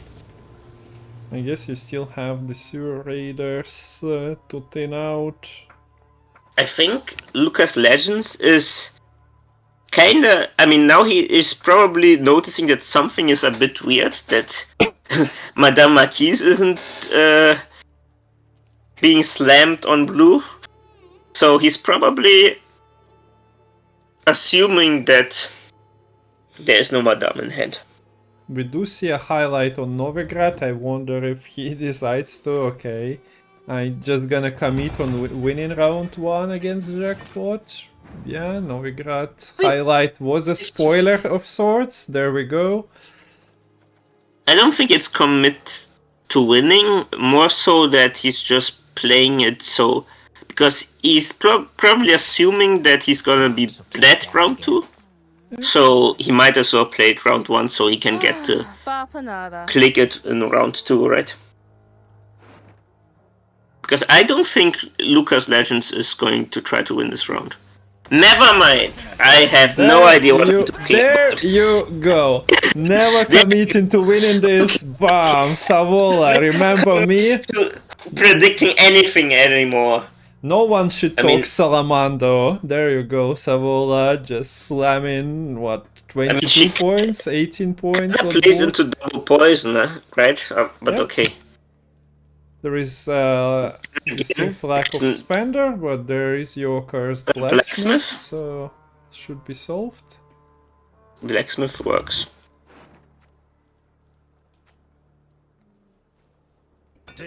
Okay, Savola round 1 is okay. I wasn't expecting that, to be honest. I really thought he was going to play it slow, just chill out.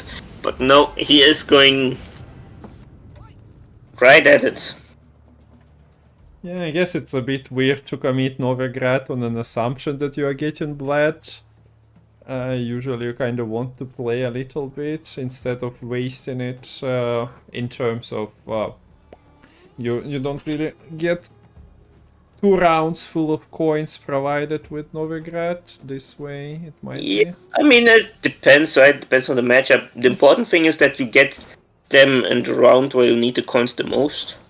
And if you're being bled, it's probably the round you're being bled in. But yeah, it depends. Because now he is just going for the full smoke. Yep. Full on smoke. Just going ham. And he gets a spender that can spend... Not picking and risking anything in terms of getting poisoned. Like, could have picked and transferred the poison, but yeah, he's getting ahead here. So he really wants to win on even. I'm not sure how to feel about that, to be honest. I mean... Yeah, I don't know. But we'll see. We'll have to learn how to live with this information. That's true. Now, what do we do from here? We just poison Salvola. Yeah, I'd assume that you kind of have to slam poisons here. Goes for the poison on the spender, which Makes sense. self-spender makes a lot of sense. Yep. He is assuming that Lucas Legends only has... Yeah, that it's his only spender. Yeah. Okay, so non-off-topic question. Do you know what the Fox's username means? Why she picked... No. So this is Oh, like okay. Maya Mon's underpants? Okay, okay. I see. Okay. Panties To be honest, or I didn't whatever? know Foxy was a she, so I apologize for that. Okay.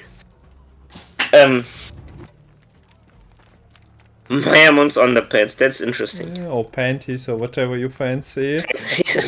Calling it. Nice. These are drowning in shite, but me head drowns. Okay, now what does... Yeah, the second poison just comes out. But Lucas is not in a bad spot because he's... Okay, does he float? There is Yeah, another because... failed experiment and coins enough to transfer. Yeah, not he risking doesn't it. float. Makes sense. Yeah, Lucas Legends, he taking maybe a bit of an unconventional line, but he is not in a bad spot at all, because he knows that if he can keep last say, that's really good for Yaro, right? I mean, for answering Yaro. So maybe he's recognizing that Arctic Fox has had an awkward round on hand and capitalizing on it.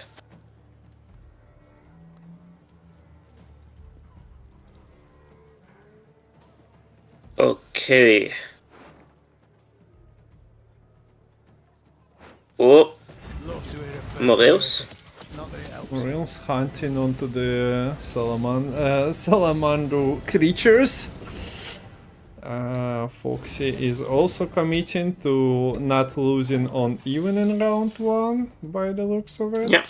And nice to have a spender that spreads it so that, yeah, you're getting poisoned, but it doesn't really matter. It's a spender that doesn't play into Toro removal, right? Yeah, so... Mm. How do you feel if you are Lucas now that you committed Savola, some coins, Novigrad with a click? Honestly, considering that you are not gonna win on even, not too great. And you also didn't establish any carryover, really.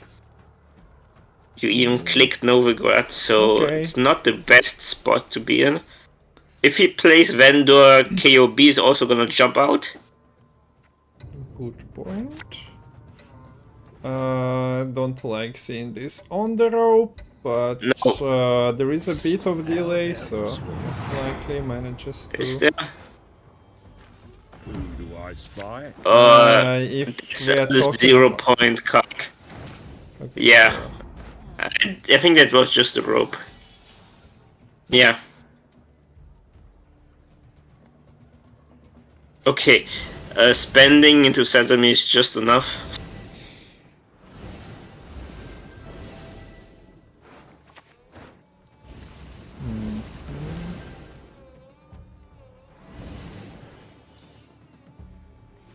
Yeah, I mean, Lucas Legends has last say, which is clearly something he values highly. However, he also committed the tutor. Important cards and his tutor, so he has to draw into the... Okay, he does draw into Acherontia, which is important. Now, one interesting debate, I guess, is lined pockets over off the books. Which one is better with Sesames and Acherontia? And I think the reason to play off the books is Oxenford Guards. I mean, the main reason, because Oxenford Guards with the leader and the Sesames is a really efficient way to spend coins. Land pockets can't really do the same. So yeah. I think Lucas has to pass, right? Oh, missing Madame. Madame and Decree missing somewhere. Yeah, but what does Lucas do? He can play a candle, maybe? Not too hot, honestly. No. They're kinda going into round 3. If we are yeah. assuming... Okay, passes. He plays around Philippa. There are no poisons, so Chironte and Izora are kinda free. With Maril's also gone and poisons. Yeah, shouldn't be that scary. Philippa, I guess. Philippa is a card. Yeah, just but yeah. Has a candle for that. Or maybe he just misses Izora, you never know. Now, there she is. That's true. There she is. Never miss anything. Junior no, Arctic would be Fox. kinda decent to pick is up. This... Yeah, look at him go! Junior okay, also we should found. just wait for... Yeah, I think this hand works, right? Oh, did she choose not to mulligan? Interesting. I mean, there is only one Seductress, one Peaches for Madame. I guess so. it's risky. That's true. Like, even mulligan in the Peaches risks a brick. KOB. Oh, and Junior is going to be so many points. I mean, Junior is gonna deny so many points. Quite rare to see Madame so late in the game. The semblance of card that interests me. Okay, so Okay, she's playing around Junior.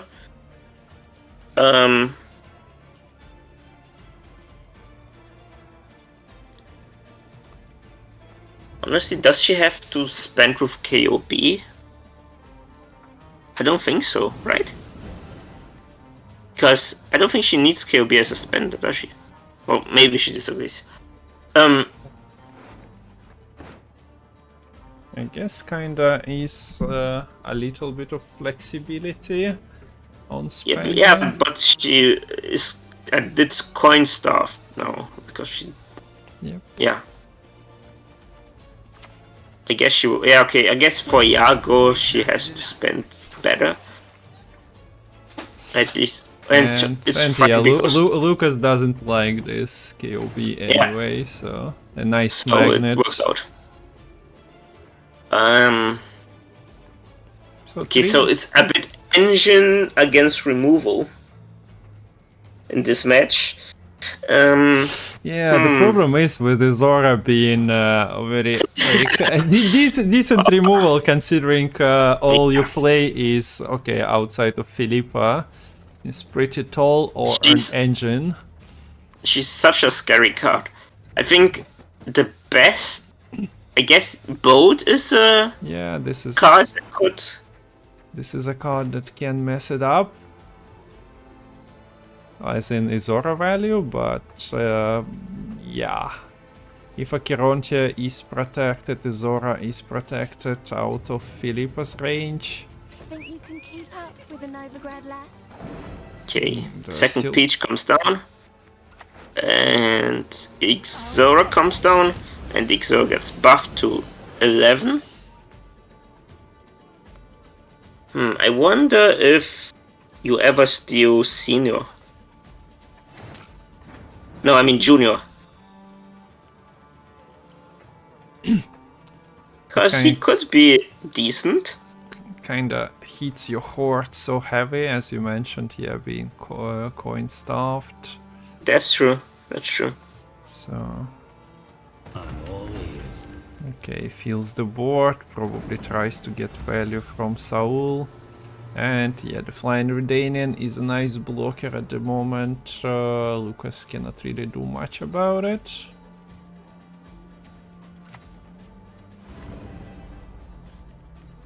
He didn't.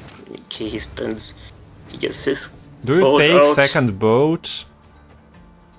Just to mess up the Izora and like make your engines I think you play Saul first, and then you decide what you Philippa. But yeah, it's Okay, so time to... Philip. Okay, Ixora takes the first. Kills the first boat. Yeah, the second boat is not coming over by the looks of it. Yeah, unlikely at least. Maybe. Okay, yeah.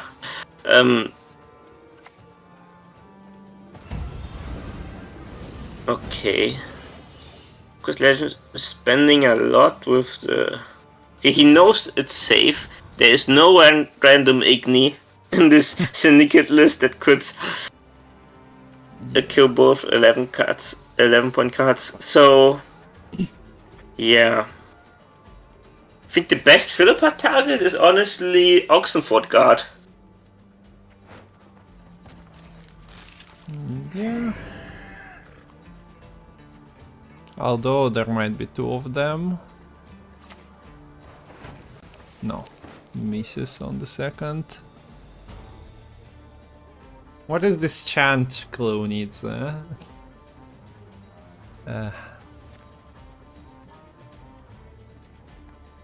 Oh, he goes for the Savvy Huckster.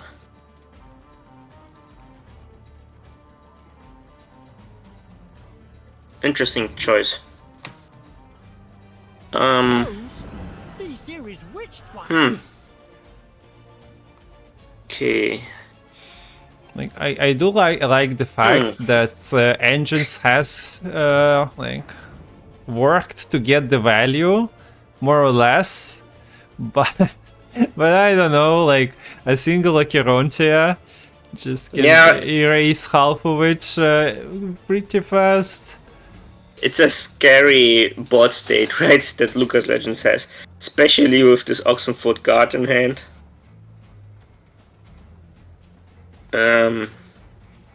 Then again, Yaro is a lot of points as well. So what does she choose to do? He goes for Philippa into Huckster. Into spending? No. You'd never spend now, right? Not with Yaro next turn. Shouldn't be a reason to do so. He might die, but like spending with it doesn't really make any difference. Okay. Guard comes down. Here we go. This was 6 and 5, so might be moving in the right not direction. A great pull. I mean, it's gonna connect with one of the fish decks most likely. Not guaranteed, right? Yeah. Or a lot of points. Okay, yeah. See?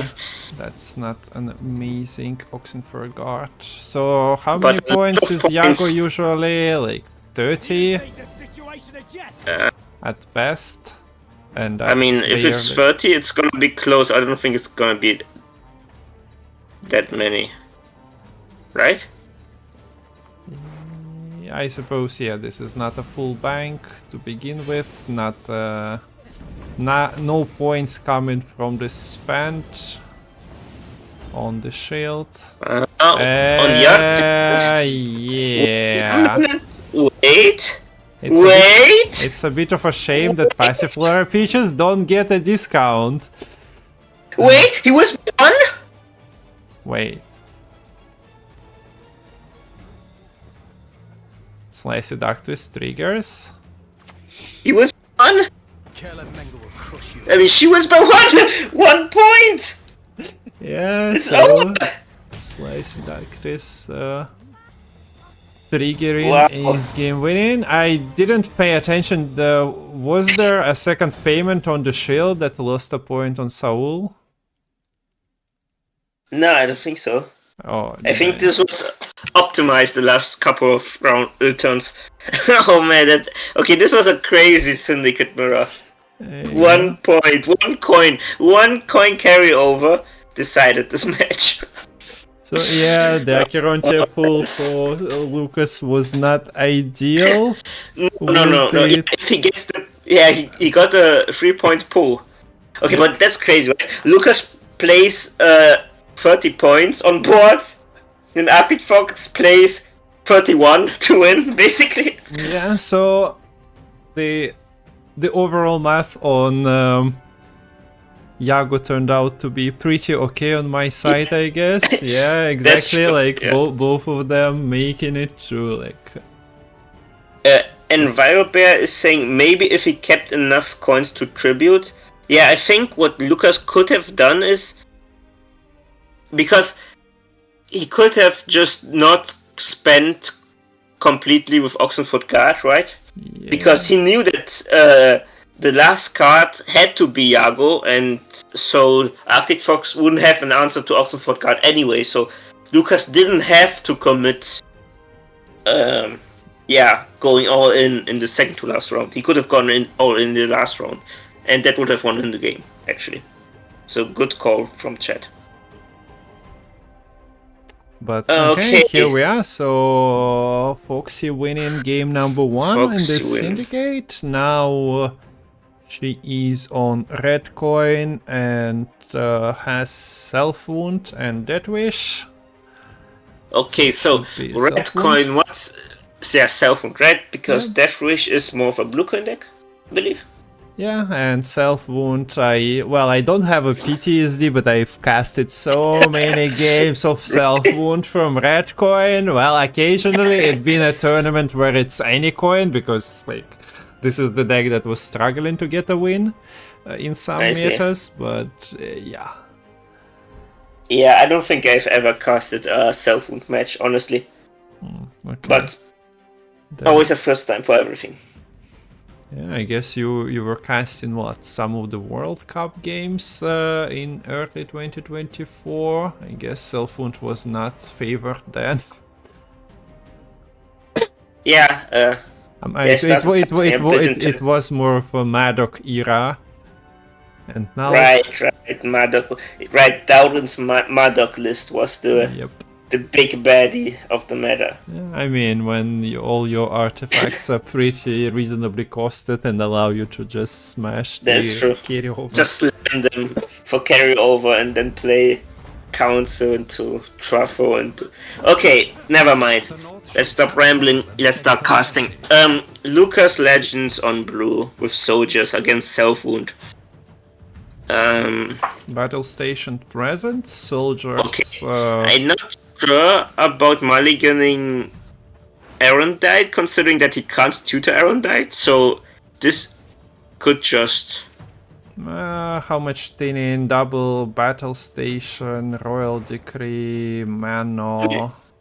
I mean, he has thinning, but and he can set up top decks, but it's just not guaranteed, right? Yeah. I mean, fair enough if he draws it again, but if he doesn't, he's gonna regret this mulligan. Okay. I missed presence of Artis in the deck. I missed him as well. I can't believe I missed him. Okay, Artis is one of those cards. I have a slight question because I don't see it in the lineup, honestly. Oh, wait at the deck, so... Matol? Is this the wrong deck, or is... Okay, I'm gonna check on the tournament platform. Yeah, check the tournament platform, but we might have a winner. No Artis on the tournament platform deck. I think Foxy made a mistake.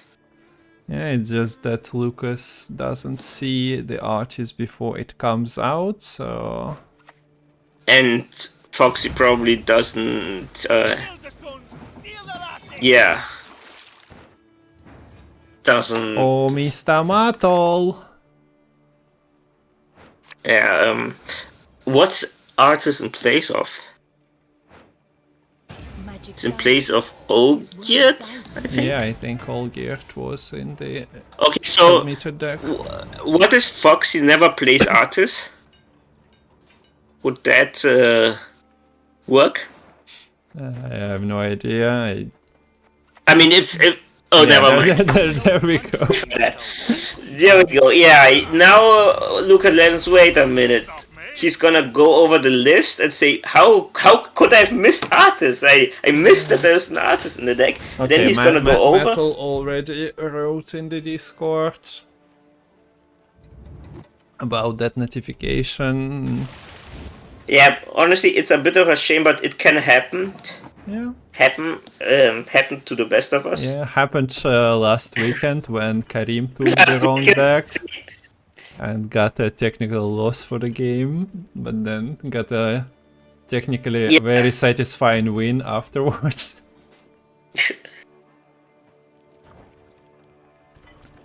I remember one of my first tournaments I ever participated in. I queued a deck that was banned,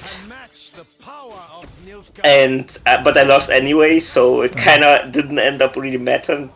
But yeah, I know, I'm just shooting from this ballista on the map, so it's fine. But I guess we can cast. I guess Lucas also. Okay. Like, if you don't notice, if we don't pay attention, at some point you shoot, but.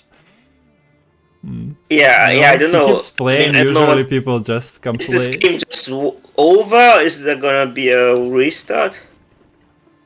Kind of call of the players in this position. I guess Lucas already seen the card. If you continue playing, like, why you should notify immediately if you are not happy or ready to restart or ready to take the win. But so far we keep going. Yeah, on the Discord. Okay, never mind. They're deciding the fate of the tournament by themselves. This is not my deck. I don't know. At Plague Gwent should be another. Well, yeah. I don't think the Plague Gwent replaces your deck for you. So rather unfortunate. Yeah, unfortunate, but those things happen. I don't know if they're gonna keep on playing. I mean, they do keep, and we don't see Lucas in Discord, so just roll with it for now. But guys, it might be changed. Yeah, Lucas is now thinking about what soldier to play. I like how basically every single card in this deck is a soldier apart from Squirrel, which is an animal. Well, I have a surprise, but yeah, I guess Slave Driver kind of qualifies as it replaces. Right. Oh yeah. I mean that's what I mean, of course. Yeah. Truffle also isn't a soldier, but it plays a soldier. So yeah. You can imagine the Nov Guardian army. All the soldiers they have all together have one pet, and that's the scroll. Just follows them around. Yeah, and basically, why do they have an arbalist there? It's just to shoot down any owls. Owls, yeah, that's true. That makes sense. Okay, so Foxy looks like she's just gonna win on even because this artist is going smurfing. Yeah. Yeah, I mean that's how you win, guys. Just surprise the opponents with cards. Okay, yeah. I mean seriously, Artis is just removing all the armor. So yeah, if only there was like engines. And Lucas is like, I don't have any locks. So what a card! What a card!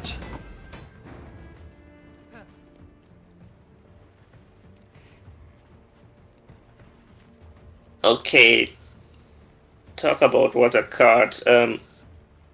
Yeah, this looks like such an easy round for Foxy because every single card Lucas Legends plays loses either its armor or its entire point value. And our wait continues. Yeah, Oh, they didn't decide yet on what to do? No, I don't. I don't think Lucas is checking Discord at the moment and just I know. plays the game. It's just that I mean, sometimes shouldn't when you're Foxy just focused, like you know what artist does, so you just roll with it. But yeah, a bit of an issue here. Yeah, because I mean, in theory, I don't know. I mean, Lucas could argue if he knew there was Artis in deck, he would have kept Arendite, and Arendite could have killed Artis. You know what I'm I saying? mean, yeah, it's just up to him. It's From a my bit card. point of view, it's up to him to like decide if they restart or like he takes a win. But they kept going the entire round 1 now, and we're in round 2, and it's not stopping. It is a bit surreal, but as I say, like be a restart or win, but just keep on going. Okay, I mean, their call, right? It's not our call to make, Yeah. but it's artist or no artist is a big deal, especially because he won this round on even. yeah. If Foxy had recognized that artist Oh, was she illegal- should bring back the artist just to make a point. yeah, just to rub it in, you know. You couldn't kill artist once, can you kill him the second time? Yeah, but there is a lock on lock combo as well, so yeah, would have been super funny, but not really. I don't know. Just roll with it. Maybe we're witnessing a like maximum 6 game series instead of 5 guys. Depends on what Lucas decides to say. Yeah. Yeah, I mean, it's a bit of a shame if you're just wasting time right now. Yeah. Like, this doesn't matter, you know? I mean, anything to prolong the era of Matol Gwent, honestly. Like, I guess that's true. if it's your last time participating in his tournament, you just, yeah, prolong it as long as possible. Doesn't matter the outcome. Okay, so there was a consideration to just remove lock from the board, because otherwise the slave driver kinda... Pimpmanship is saying in chat that we're casting peak Gwent. Yeah. That's true. This is peak Gwent. With artists, shenanigans, Draco Turtle, cat shoulders, all the best. Yeah. And I mean, the Matol Gwent, Matol might be grumpy in chat 90 or like 115% of the time, but yeah, we got so many like extra spicy moments in 2024 thanks to the Matol Gwent tournament. So yeah, we're having a lot of fun here as well. But yeah, the situation is a little bit comical. Yeah, it's a bit of a weird spot. I wonder if Lucas Legends is now... never mind. Okay, there we go. Okay, now I notice, wait a minute. It's a bit weird that she had artists in deck. Okay, he didn't notice the ale, but what triggered him was the, ale instead of artists. There we go. So yeah, the dead giveaway of the wrong deck wasn't Artis himself, but the ale that unlocked the tortoise. Yeah, that's funny. Yeah, that was the worst part, the ale.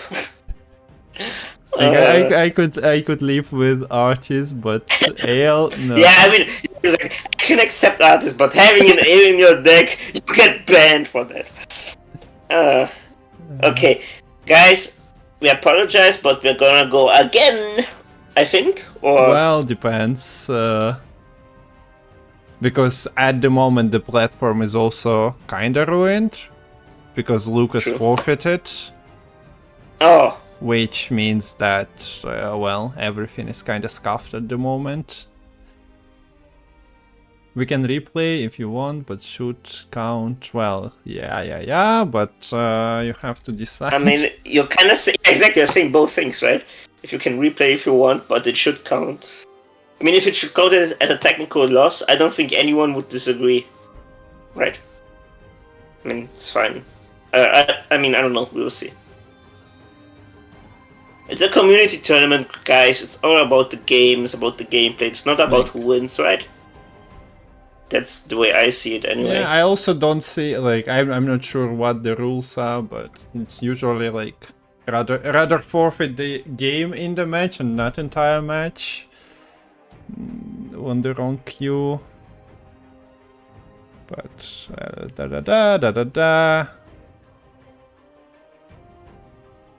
Like at the moment, the platform is not useful because Lucas actually like kind of won against the self wound, but kind of didn't because So, it what do registered you as a do loss. in this situation? I guess Matol would need to restart the platform, which doesn't take a lot of time, but some time. That's unfortunate. Also, the problem, Foxy is saying that she like platform submitted the wrong deck. Is that yeah, maybe seeing few different cards also influences your bans, etc., etc. Exactly. Of course it does. Yeah, that's a good point actually. Yeah, what do you do? I don't think Artist versus Olgierd is that big of a decision point for the entire ban strategy and Q strategy, but Honestly, it might be. I think what should happen is they should Foxy should keep the deck that is submitted, yeah, like without artist, and probably Lucas Legends just gets the win or they replay it. That's what I think. Anyway.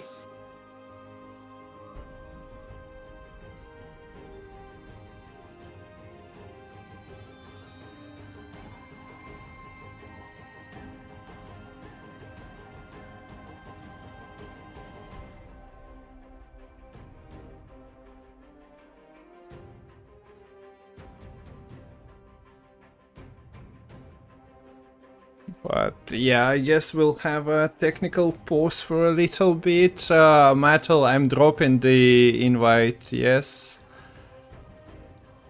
Okay, so maybe we just take a quick break, or we go over the decks again? Over the I artists? wouldn't mind a short break. I just need to know what to Okay. do with the invite. Are you restarting? Like, do I just accept and drop it? Because the players will be, I guess, agreeing on which version of self-wound they are playing. But I'm just dropping it, right? Then going out.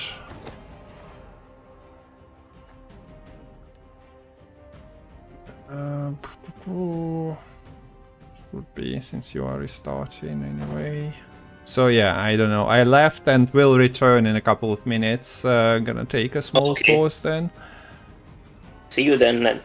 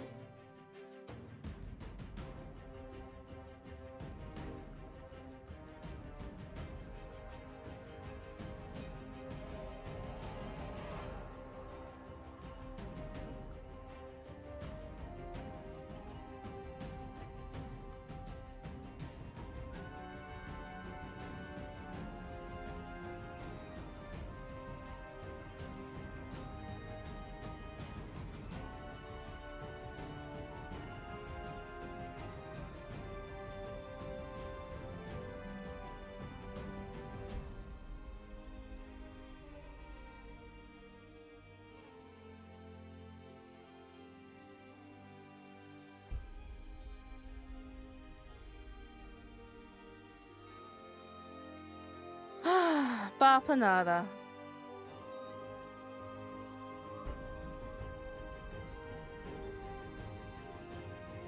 Okay. Okay, alright, okay. So we're getting back into it slowly, and white is coming, and the decision has been made to replay, which means that the score is 1-0 for Foxy.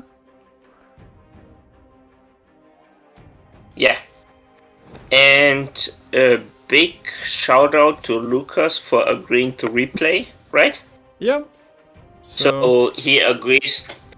It's a nice gesture because, guys, it's all about the game. It's all about having fun, and yeah, I think it's really cool to see him replay. So the score is 1-0 to Foxy, and we're gonna. I'm not sure if we're gonna see the same matchup again. We should, yes. I assume. Unless okay, so we're gonna players kind of miss that notion from Matol. Is there a shootout? I think Lucas is supposed to be streaming as well. If you guys want to check, I'm not sure if Foxy is live, but hola, soy Lucas y me gustan mucho los juegos de cartas. do you speak Spanish? No. No hablas español. No hablo español. Es una lengua muy difícil, ¿no? Maybe. Hablo solamente un poco. Okay. Okay. Let's keep on going then. Yeah. So, are they gonna just repeat the decks then? Yes, Matol said let's continue from game 2. Lucas on blue with Nilfgaard versus Skellige. It will be no artist Skellige. Shenanigans. So Foxy should have copied the version that was submitted. Seems to be fair. The only issue is, getting back into the game. I don't know, platform sometimes misbehaves, and we were forced to continue through friendlies, but I just assume. I don't even know what I assume. Like, I hope the players kind of dropped out from the previous platform.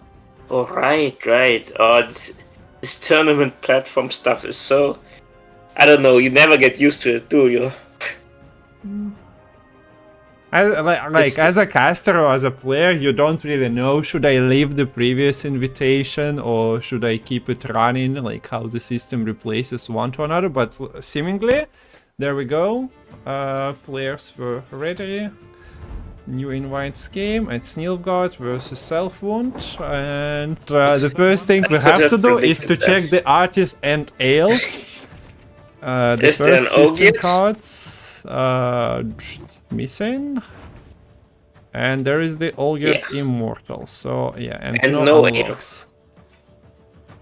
Good, we're ready to go. Sorry for interruption, but are going to again the mulligan on Erendite, so he's consistent with that line. And this time Lucas Legends has access to locks round 1.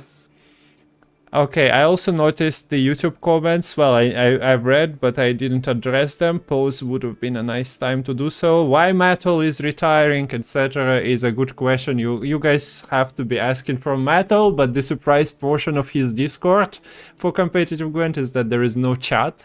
So he just decided to announce his retirement. That's the information you are getting.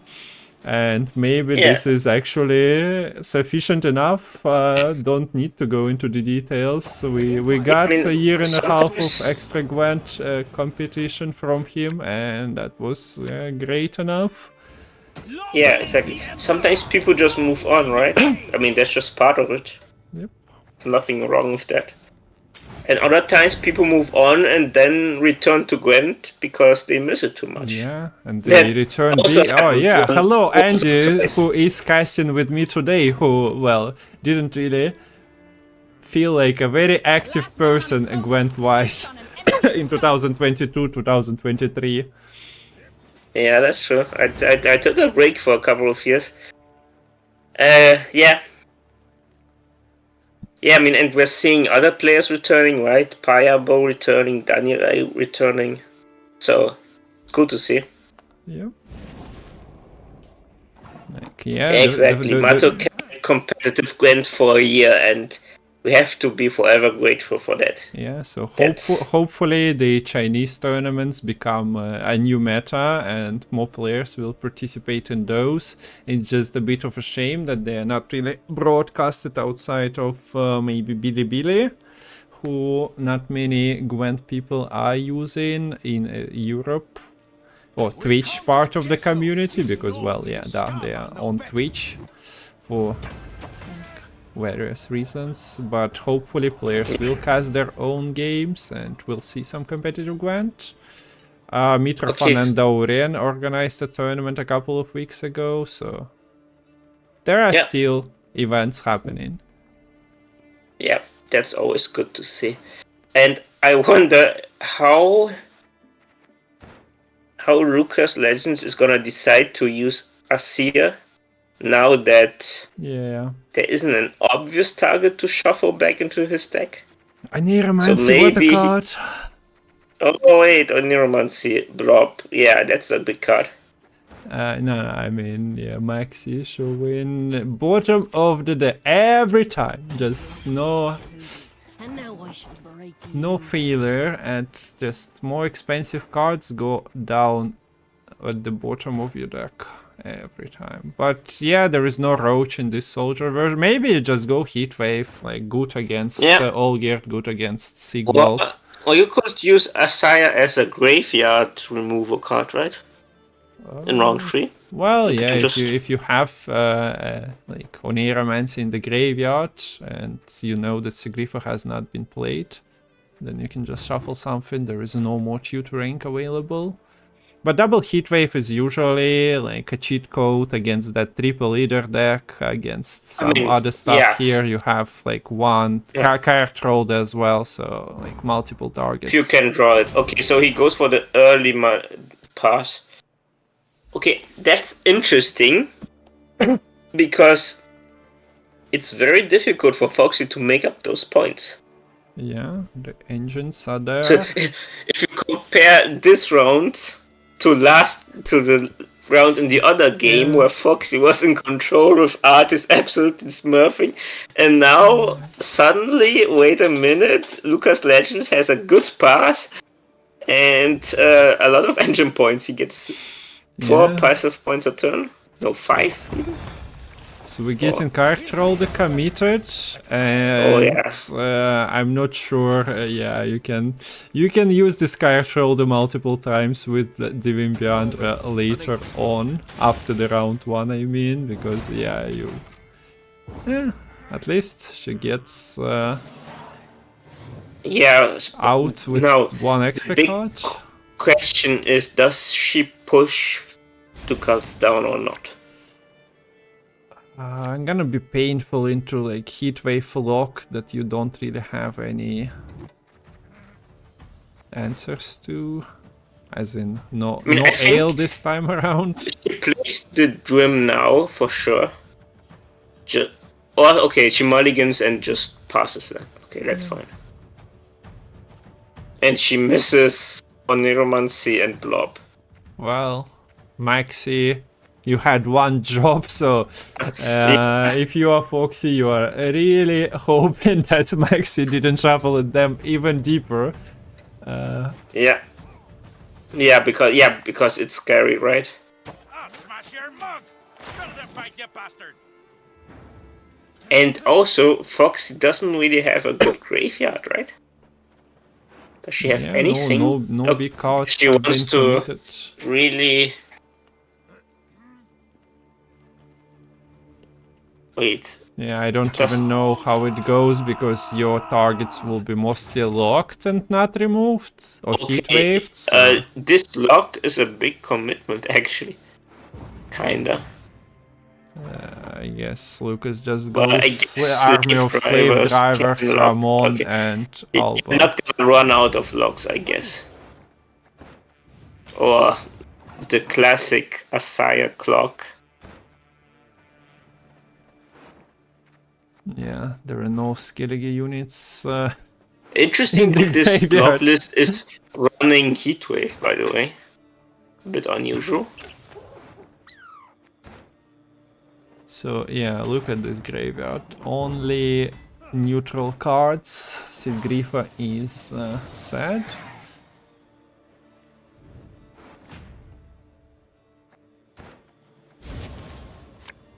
What's Arondite's power at? I didn't was, catch that. 9. Yeah, it grew quite a lot since Lucas has utilized every possible turn in round 2.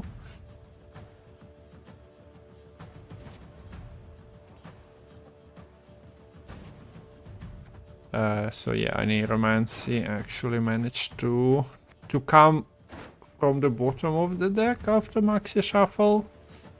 Lucas, I don't know, would have liked War Council in his hand.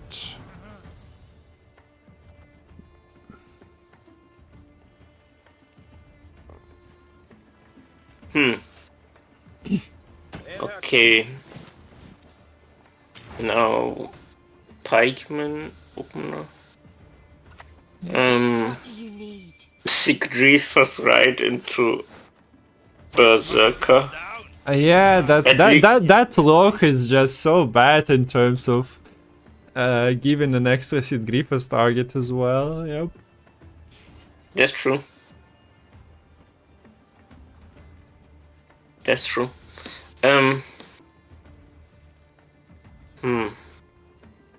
What? Foxy's missing something, right? Aside from block? No, not really. Not really. And yeah, Necromancy is there, so should be fine. Well, she's missing character holder on the board. Would have been nice to have. Yeah. I mean, Catrod is a big card that is now gone. Yeah, would have been a heatwave magnet, so yep, it's pretty decent. Even at full gallop. Okay, so those soldiers are mostly damage soldiers. Does it matter that Lucas is not putting too many on his side of the board? I don't think that's gonna be an issue. Blob's gonna be the big card, right? Question is, how is Lucas gonna protect himself against it? He should utilize the leader charges wisely.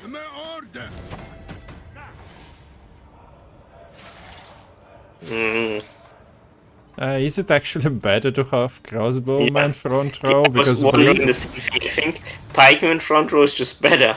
Yeah, because having bleed over having shooting damage. But even especially this. I mean, I guess Draco Turtle is gonna get locked, but still, it has armor. Has armor, and yeah, the pikeman would just bleed it down instead.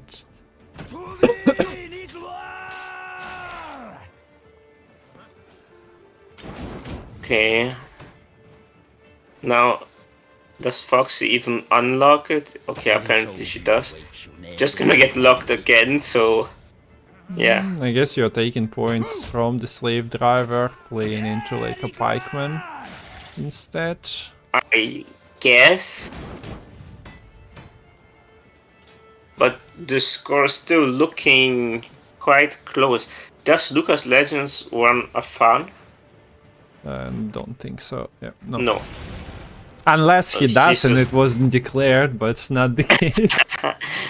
Yeah, apparently there's precedent. Okay, yeah, this is looking rough for Lucas Legends, right? I mean, it's looking like you don't have enough points on your side of the board. I mean, we'll see, I guess. Yeah. Okay, another question from the YouTube: who's taking the mantle after Matol retires? And it can be anyone. It can be even you. Yes, you, Twitch or YouTube chatter. Anyone can pick up the mantle. It's like up for grabs. Okay, why did? Okay, weird. Lucas Legends chose to use another leader charge on those soldiers that already have armor. Yeah, I mean, he's gonna lock the things, but Swallowblood's gonna be... Because there aren't that many armored units on Lucas's side of the board. So Swallowblood's gonna be a lot of points. And those damage soldiers, those crossbowmen, they are really not playing for that many points. But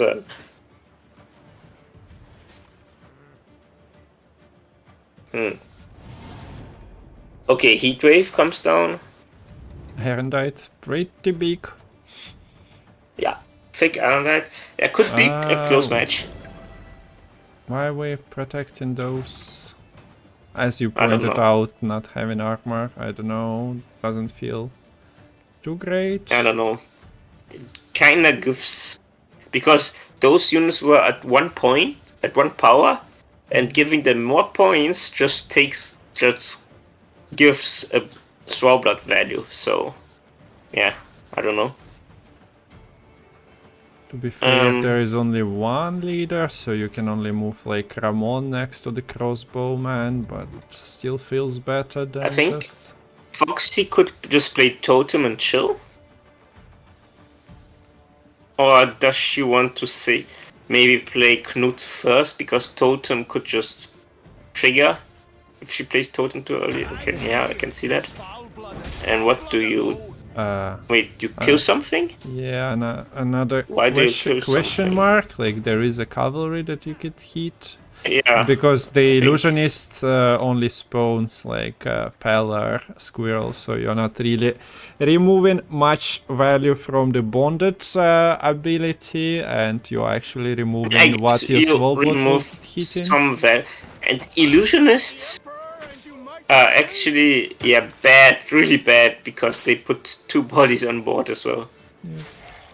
Another log. See, there is a point gap, but the point gap isn't that big. And Lucas Legends has an Erendite, which is as big as Erendite reasonably gets. Yeah. However... Unless there is a double mata, yeah. Yeah, Like however, Illusionist, not a lot of points. Again, leader.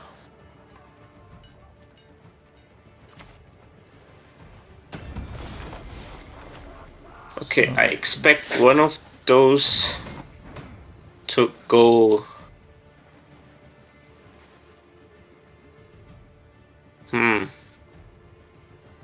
On the other hand, you don't really hide illusionist damage because... No, does Lucas Legends ever kill this boat? Funnily enough, the Drakkar, funnily enough, it would play around spores.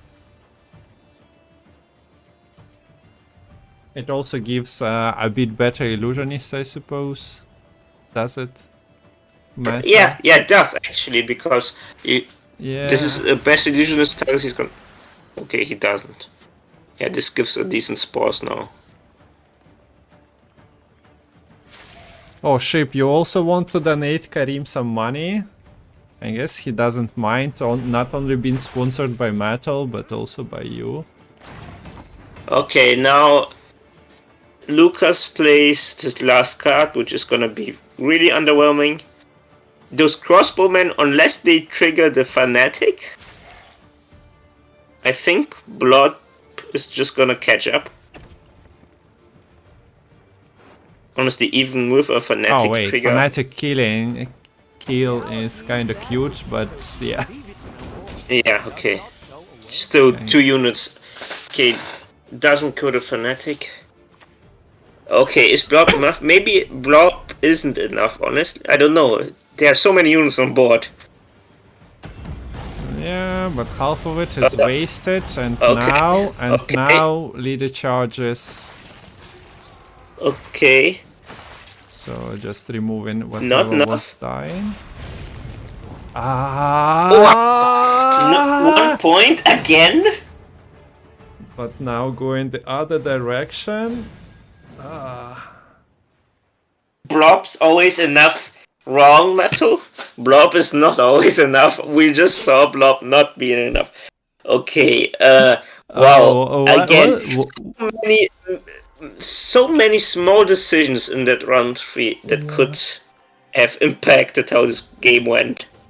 Yes. Crazy. Actually. Absolutely Impressive crazy. series, I don't know. It's... Totem click. Wait, totem click? Did she forgot to click the totem?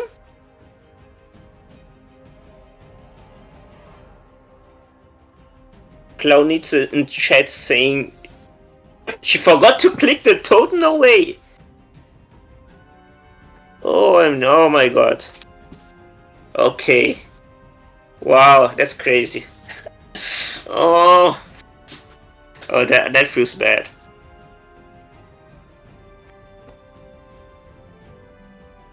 Wow. Okay, but the margins are very narrow in this one. So Yeah, it's a head-to-head. It's well matched. Well matched, those two. Okay, so... Okay, wow. So now Foxy is on blue. yes, so that's So Deathwish probably music. Deathwish. By the looks of it. Yeah, should be.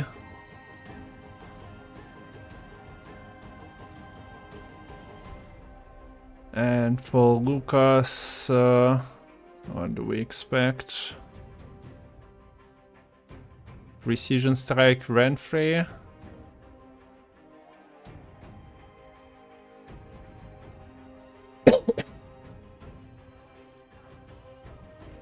Probably, okay, so waiting. Players checking their decks maybe to queue the correct ones. Yeah, I mean, maybe they are thinking about doing something. Yeah, and who won? Kareem. Lucas Legends ended up winning by 1 point. Okay, Syndicate against Deathwish. And Deathwish has access to Dagon. And the Bruce is Bruce, also there. which- What are the Deathwish is? 1, 2, 3. And well, I mean, you can Dagon give- makes your toads, etc. available. Deathwish.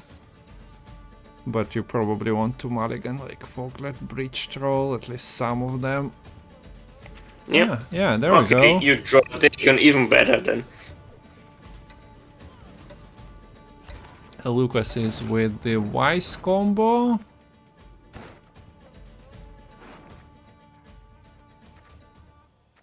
Yeah, I am a bit disappointed that this Deathwish list isn't playing Penitent. Yeah, where is the Could have been- Deathwish Penitent with Lilith Soulman? Yeah, Waiting exactly. for that. Oh, and Ganikora. Yes. That would have been Okay, nice. so one toad gets the... I don't know, sometimes it kind of feels very natural to give that wish to the Lord Riptide, especially when you have access to AQ Brewers already, so that your Whispering Killer can go for an extra Death Wish. Tutoring the removal. It's you who's always says. But I guess you have Royal Decree and not much to tutor out otherwise, so it's kind of fine. Yeah. And this Deathwish deck puts a lot of points on the board on blue, so they can tempo pass even if they want to. Yeah, seen this backfire so many times. I wonder if you want to do it It's true. against Izora Chirontia with the control you're running. Maybe. I mean, yeah, I think should be fine, maybe, honestly. Especially if Lucas Legends can't develop enough carryover. And Clownitze in chat is sharing a screenshot, and apparently she didn't click the totem. So maybe she could have had more points. 2 more points, or 1 more point. But, I don't know. It's kind of Doing self-wound math is crazy. On the count of So I three, guess we go in. Draco Turtle One, doesn't really two. matter. But Knut maybe does. Like, you still need to commit leader charges somewhere.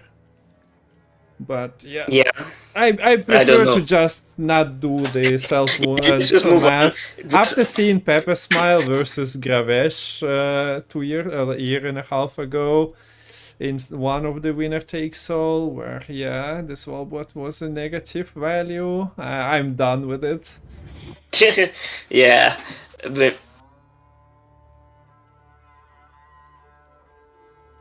okay, a question in chat. So they each submit 4 decks, get to see the opponent's deck and ban one, then play best 2 out of 3. Yeah, exactly. That's how it works. So you would just have to, you have to win. I mean, with all your you ban decks. in one, don't and have to you win. have to win with each one of your decks. Yeah. I'm not sure what the best 2 out of 3 means, exactly. but yeah, Well, you yeah. need to win with Not 2 each out of of the 3. decks reaching the 3 Yeah. points, and if you win with the deck, you cannot use it anymore. So you need to win with all your decks, basically. All your decks have to win somehow. Yeah, and the ties are being replayed usually in this format. Yeah. Sometimes CDPR had different format, but here we just replay the ties. Okay, so yeah, the point gap, but Lucas also plays after. Interesting that he chose to keep on playing, because this is a really, really big point gap, and it's scary to think what you have to commit to catch Yeah, up. and he kind of lost this. Especially without a spender on board. So yeah, your plunder is doing the heavy lifting here. Is it though? I mean, with Syndicate, nice thing about Syndicate is 9 coins. Okay, so Foxy just isn't having any of it. She's just pushing. She doesn't care about passing. I mean, yeah, this is She's convinced she needs to have either last say or round control. I mean, developing one extra carryover unit is carryover consume is nice. Yeah. So it's just leaves It is. the question of Riptide open, but yeah, you need to draw a few things to feel better The good about thing it. is, she found a lot of cards. The bad thing is, she has a lot of big cards she can't tutor. Heatwave is one of them. I guess Squirrel will be useful here. Okay, in this matchup, do you Heatwave Candle or do you Heatwave Novigrad? Or do you just hold Heatwave? So you have Irondite as 1 removal and should be great. Okay, so are we saying goodbye to Sesame? We should be, yes. I don't think you are Heatwave. It's kind of hard. Yeah, I mean, I can see an argument for Heatwaving any or basically, because if you Heatwave Candle, Lucas Legends can't really protect his other units by putting them tall, and so Foxy can maybe use Cyclops as a removal. It's a good removal card. Then again, maybe you just use Heatwave as a removal. Yeah, because bounty I at guess we'll see. least you can starve out of spenders. This is Okay, so harder. she feels like she doesn't win the long round, which is interesting. So that's why she really wants to win the first round, and she pushes now. Funnily enough, Ixora could have some anti-synergy with Deathwish cards, which would be funny. So there is another Toad, there is Dagon as well. What are the Dagon? Okay, bridge to. So, okay, I guess this works quite nicely. Was Lucas Legends is gonna play it slowly, I guess. They're supposed But to play this is- AQ front row. AQ front, yeah, I think so. Why wouldn't you, right? For the drone's Because- possibility, like, might get poisoned immediately, but... I mean, if AQ gets poisoned, you're not really sad about it, are you? Free consume, let's go. Yeah, exactly. Yeah, it's a 14-point AQ, yeah, whatever, right? Yeah. Shit, I guess a 15-point poison. She agrees. And now the succubi are activated. So they don't have a dirty mind, as we all know.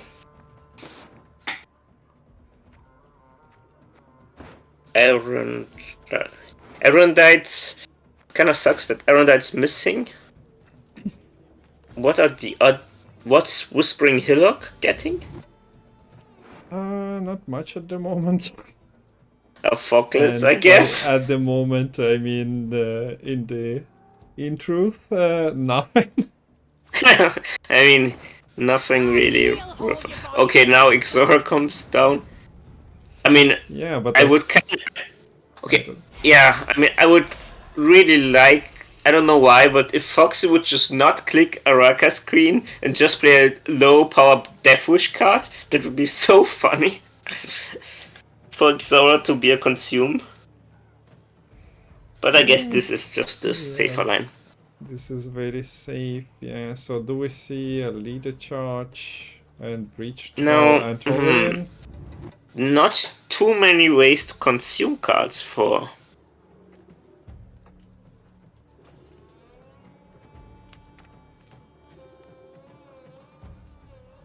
Foxy.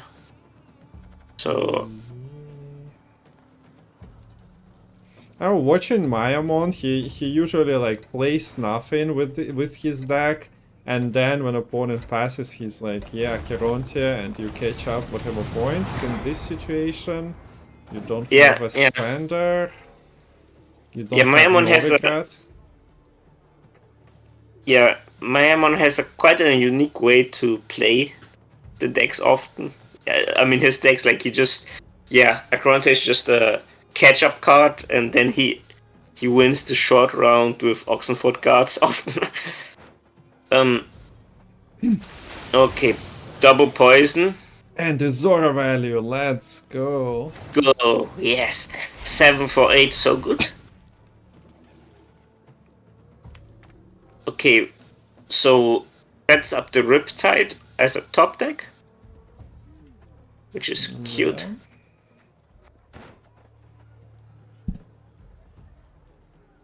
And what now? But yeah, as you pointed out, the consume issue, like you have one toad, you probably... Never mind. I guess you don't have the toad anymore. Yeah, so... It's almost looking like a 2-0. Wait, what? Wow. Is it? I mean... Not yet, but yeah, it's... Guess Dagon is another consume, and I think Foxy knows that Lucas Legends probably doesn't have Novigrad, otherwise Novigrad would have come down ages ago. Yeah, right So, about 5 turns Lucas ago. Legends has to think about, okay, how can he get a spender to stick?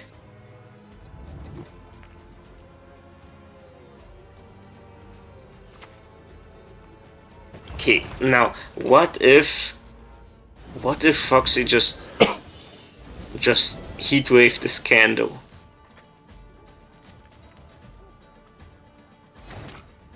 Because it's so slow, but she does it. Oh.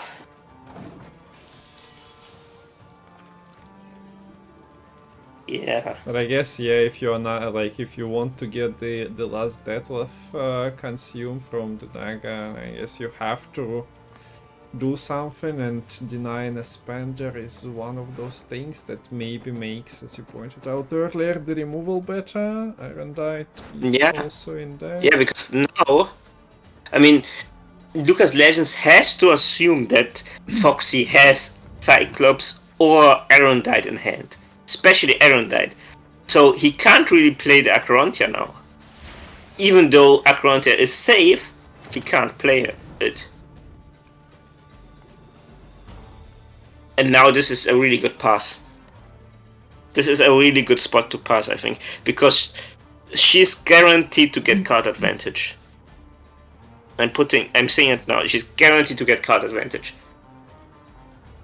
But what is this pass? It's a alien word to Gwent player mind usually, so you always Do you think? you always can find a reasoning to like maybe one card more, and then. No, I But don't think yeah, so, because there is no good play at the moment. But okay. Apparently, yeah. I mean this. I mean, what does that do? puts some Yeah, I don't know. extra Okay. 10 points on the board, so. Yeah, I small. think this just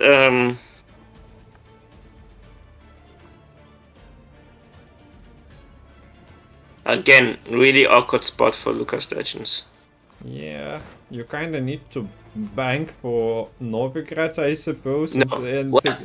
expect a No, spender from there. Let's go. no, I think he has to Morius, and then he has to play Bank into Spender, and then he has to play Acrontia. Yeah, that's a safer option. A bank Or into, wait, bank into Savolas spender is also a basically missing spender. Savolas Novigrad. a spender. Nothing turns my guts more than a filthy. Okay, yeah, he prefers your line, but No, Savolas also a spender. Okay, still a really good spot for Deathwish to be in. that's a spender that I costs you a imagine- lot, so you have to Okay, like spender plunder. is I mean, plunder is a spender. Let's go. yeah, I mean Plunder is the only spender, right? Yeah. You can really feasibly there we go. take. Okay, yeah. That's a card. Hold now! We must negotiate. Wait, did he spend? Why did he spend down to 2? Wait, what? Wait. Oh, Lucas, Did he he? spent to save Acherontia for some reason? No. Oh, wait a minute. Wait a minute. That shouldn't be. Yeah, I don't think that's working out. Okay. No. I mean, yeah, sure. Comments? Like the leader charges. This isn't how it was supposed to go. The leader charges seem to be quite useful to keep at least some of them. See, Acherontia is a good card, but you don't have to be too much. Like, you don't have to be so set on winning the third round of Acherontia. It's okay to spend her. Because now, yeah, okay, now it's over. Even though... wait. Wait a minute. It's not over until it's over, especially if Erendite's the bottom card of the deck. It isn't. Okay, it isn't. That would have been funny. Relax. Let me sweep your worries away. And Clonidza says that he What? was helping Lucas count in, so that's why the math was incorrect, I guess. Why is Savola so many points? It would have been very spicy to have Casino Bouncers. This is still a muscle. available. Get out, you That's bow. 25 I mean, and I full think of Lucas Legends should just not spend. And just... No. Yeah, what? one more. There we go. Okay. I guess it doesn't matter too much. Yeah, okay, I mean... I think the important thing is that he based Erendite out now. So Erendite has no chance of drawing anymore. I mean, I think Lucas Legends still wins, right? Am This is a 10, this is a 10, 20, and 25, and 16? 6. I don't know. We're not done if you can still walk. I mean, he would have won if he had just saved his leader. Do you think this Yeah, at least some of the leaders, because this is still 26. So Yeah. Yeah. No, I mean 26 still. Only one leader charge would have been 4 points more, if you think about it. So this was a fraud. Yeah, I don't know. Especially, like, Yeah, I mean, how many I mean, points was it in the gap? Like 5 still, so it wasn't like a 1 point mistake in the calculation. But there we go. This series getting spicier. Okay, Foxy 2-1, Foxy OP. I'm seeing in chat. So what deck? What? So Self-Wound is left, right? Yes. So this is Self-Wound that she didn't want to play because no artists against the Syndicate that fails to win twice, and Precision Strike, Zoltan, Renfrey. Okay, Leo is making a good point. Acherontia could have played King of Beggars. Which, sure. I guess that's true. Okay. Now potentially the last match of the day. Yeah, the last game of the last quarterfinal, or maybe Lucas has other plans, or maybe we'll get a tie or 3. Right. I should never call those type of things. Considering how the first 2 games gone, being like 1 point of first, you never know. Okay, so Syndicate now lost the first match by 1 point. Yes. And the second by 3. Oh man. And okay, every single match was close, right? Every single one. Yeah. In the series. Outside of Artist dominating. Right, that wasn't close. It didn't count, yeah. But I guess, yeah, if you go and watch the VODs, you can find like points lost or lines not taken on both sides. So yeah, good YouTube series for someone to make. If only the game was growing and like a hype was there. That's true, yeah. There would have like been a coaching YouTube series where they go over tournament matches and yeah, I still wonder if. Well, never mind. Okay, so we're in Q. So, if you're Lucas Legends, you know you have to beat Self-Wound. What deck do you take? Do you take Renfrey? Or do you take another Syndicate one more time, which lost you 2 matches already? But and it's a deck he doesn't seem too comfortable with. Now you're also playing from blue coin, right? Blue. Yeah, but Syndicate from blue? Yes, obviously it's not ideal. But when I used to play this off-the-book Sesame deck, I oftentimes wouldn't mind playing on blue because I would win I would lose on even most of the times, but then I would just defend the bleed, you know, and win a short round fee. Yeah. Okay. He's using Tiger's Eye for this deck. Okay, so question in chat. Mark Saints is asking who is Duziki Miyamona, and it's Arctic Foxy. Arctic Fox. Yeah, she Foxy. is a streamer. I'm not sure if she's streaming her games. Yeah, she's live as well. And what's the meaning of the name again? Well, yes, it is. It has a meaning. Yeah, I mean, yeah, but I would like to hear you say it again. Because I'm not comfortable because I don't know the language. So if I try to, okay. Anyway, never mind. Miyamon's wife, sure. So we are going in Renfrey on blue. Yeah, so decides. Oh, look, bricks. Left, right, and middle. Some of them gone.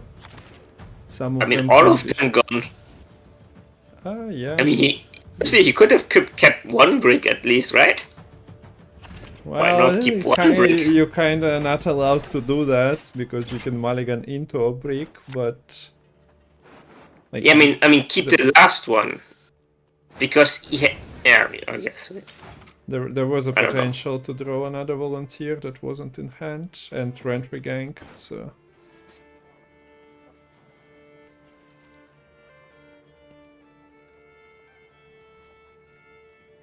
So yeah, we get Iris's companion and fixing the hand from Lucas's side for Arctic Foxy. Well, there are playable bronzes. So- There is Maxi. What is this card doing in hand? I'm not Romance. used to that. Okay. Now, in this match, I think Cat is gonna be one of those big cards for self-wound. It's such a...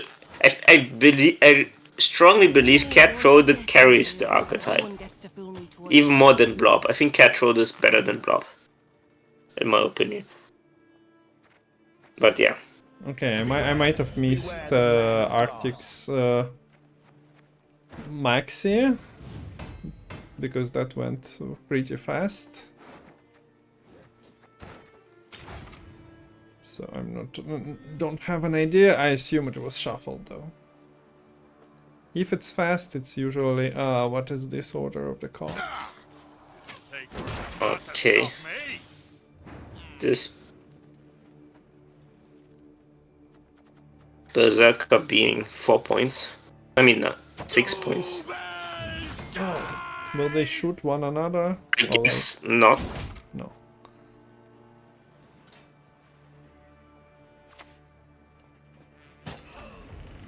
Just playing bronzes, being as non-committal as possible. Yeah, can continue for another turn.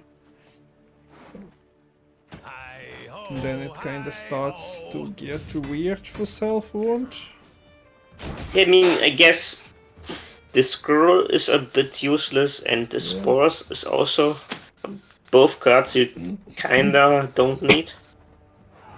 Yeah, I guess you play 4 tempo, 4 tempo, 4 tempo. Staying quite close still. Alternatively, you just go and commit your Neuromancy, risking the squirrel. Yeah,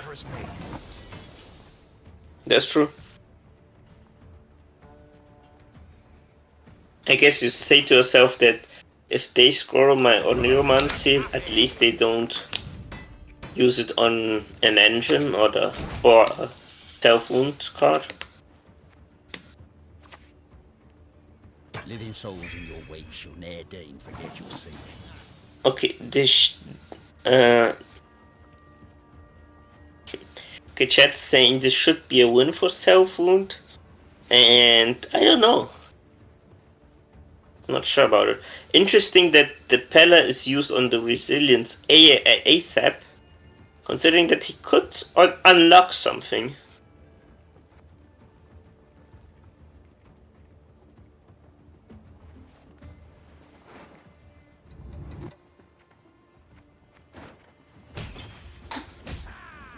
Wait, what Okay. leader? Yeah, I mean, you are a rent-free player, so... Yeah, to I get- mean, you your need leader to get your ability. leader. I guess destroy 8 is pretty good. And got the 4 points each round. Yeah, but I mean, your leader could kill Knut or something, right? Well, look, at this way, this leader also can kill Knut, but I get what you mean. This leader is the one you used to kill. What's the name? Sigvaldo. Sigvald? Yeah, Yeah. Sigvald, yeah. Anyway, I think this is just the round for Also, for look at Lucas it Legend. this way. This is just playing into the small blood, so get it off the board and out of your deck. Something in that motif. Yeah, I mean, I guess I'm just curious to see how he's gonna play out the I mean, I was thinking he has to bleed round 2 anyway, right? So let's see how he's gonna do it.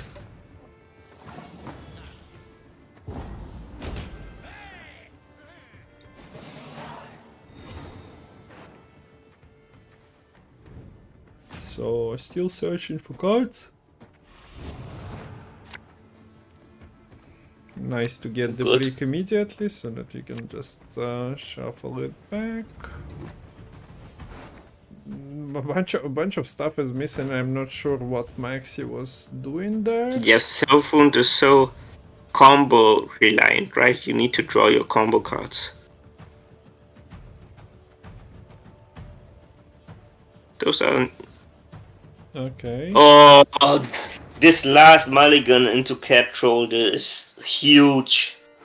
Absolutely huge. Yeah, makes your Dreamweaver an actual card. Exactly, yeah. Otherwise, either Dream is a dead card or you have to Oneiromancy into it. This way it actually works out nicely.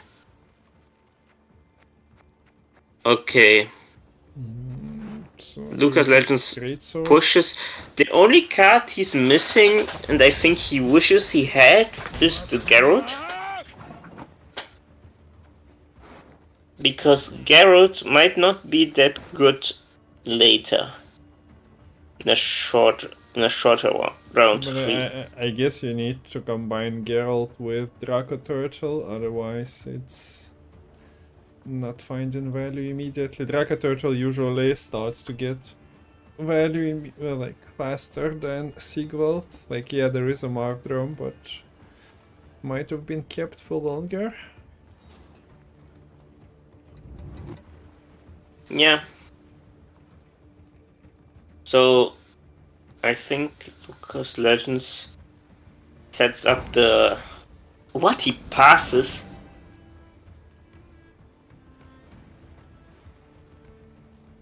Okay, that's really surprising. Yeah, kind of felt Mainly that surprising to could me, have traded another because- bronze. Because he's just trading, basically. Yeah. Guess. So regarding that, Yeah. I guess. Okay, apparently he's getting card advantage, Traveling is an option, you see. which is One of the a bit big surprising. I was gonna say he's just trading. Yeah, never mind. I guess this maybe is more justifiable because this heat wave isn't looking too hot either in this matchup. Wow, those top decks for self wound. yeah, so it's so funny with self wound. Occasionally you draw like gold after gold, you keep golds in hand, and then you look at your deck and there are still golds there. But Draco Turtle comes and Oneiromancy Okay, carries. perfect hand. Okay, I would like to be as talented as Foxy. She drew everything. Look at this hand. Only gold cards. Only gold cards. And Oneiromancy is getting a gold card as well. And yeah, your verification bears no meaning here as in answer to anything, Oh, yeah. because Renfrey, so Also- yeah. Tall gold cards. That's the thing. And by the way, Lucas Legends did draw Geralt. Which kinda goes against the look on the Draco Turtle. Yeah, I'm not sure about But that. I guess, yeah, the Olgierd is there, so you're not missing the Okay, target. Okay, so he has to. Okay, now Knut is. Now Knut is an engine, or what? How does he deal with that?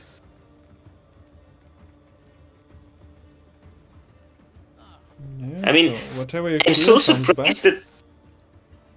I'm so surprised that Lucas Legends chose to go for the long round 3, considering his deck has so many cards that swarm, and they may have 1 armor.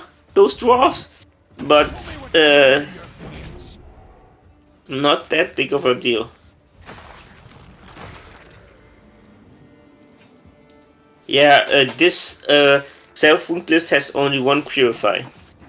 But it also apparently wasn't the intended list. I don't know what happened that's there, true. but it got submitted. So we have what we have at the moment. As in the other list also had the ale for unlocking. But Foxy kinda cute this version of the deck, so in the Okay, wait, spirit what's- of the rules, she plays it.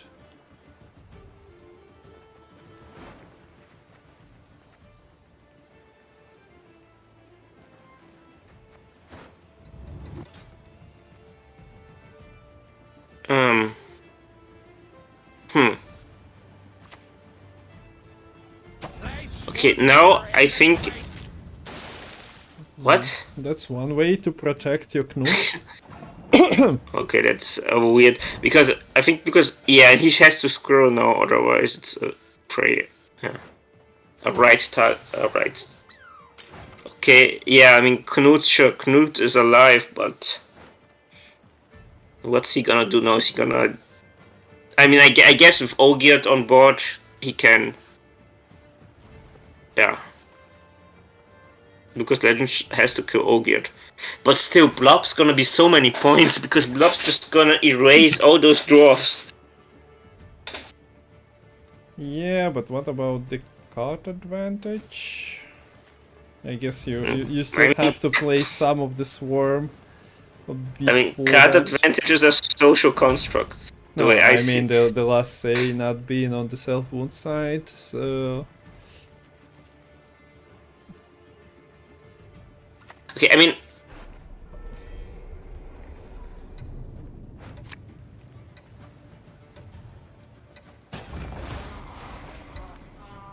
this Heatwave is the only card that's a bit sus in this list. Oh, Zoltan just hunting the fanatics. Yeah.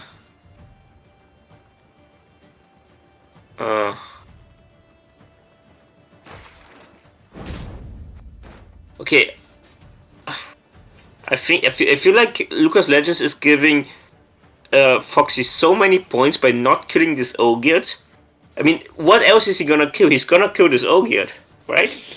You can't Well, write the eventually yes, unless the the kill target will be a greatsword because you waited for so long that your opponent already finishing, doing all the turns. I mean, so yeah. I mean, Foxy can't ride the Ogierd anyway, right? Yeah. So, I mean, for example, this Zoltan could have been a Geralt instead. First the Geralt, then the Zoltan, and he would have saved a lot of points. See, because now he's gonna Geralt, I assume. Or will he? Or will he? Yeah, right. Find out in a couple of minutes.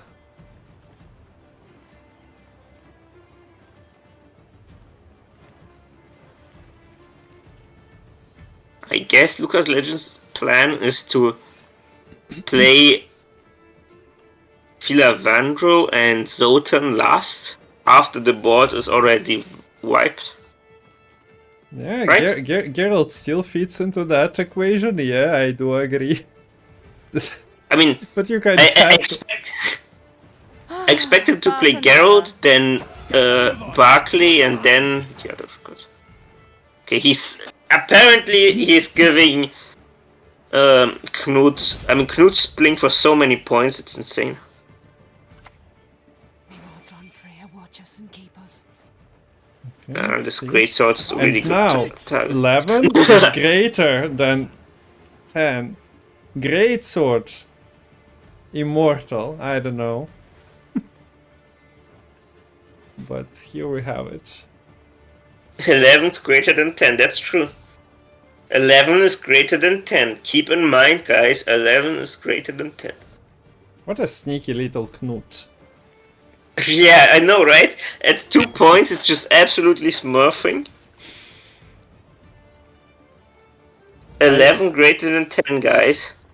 I think you had to, although it wouldn't really help, as in the Sigrifa's right was there, you have to play Fila Vandrel into Bomb into Bleeding. Like five the turns line. ago. Just avoid Oh. getting the Swarm card and high roll the Bomb. Hey, Yorosma. For the Yes, 11 11 is bigger than 10. Your message is well received. 11 is greater than 10. I mean, we can't argue with that, guys. Come on.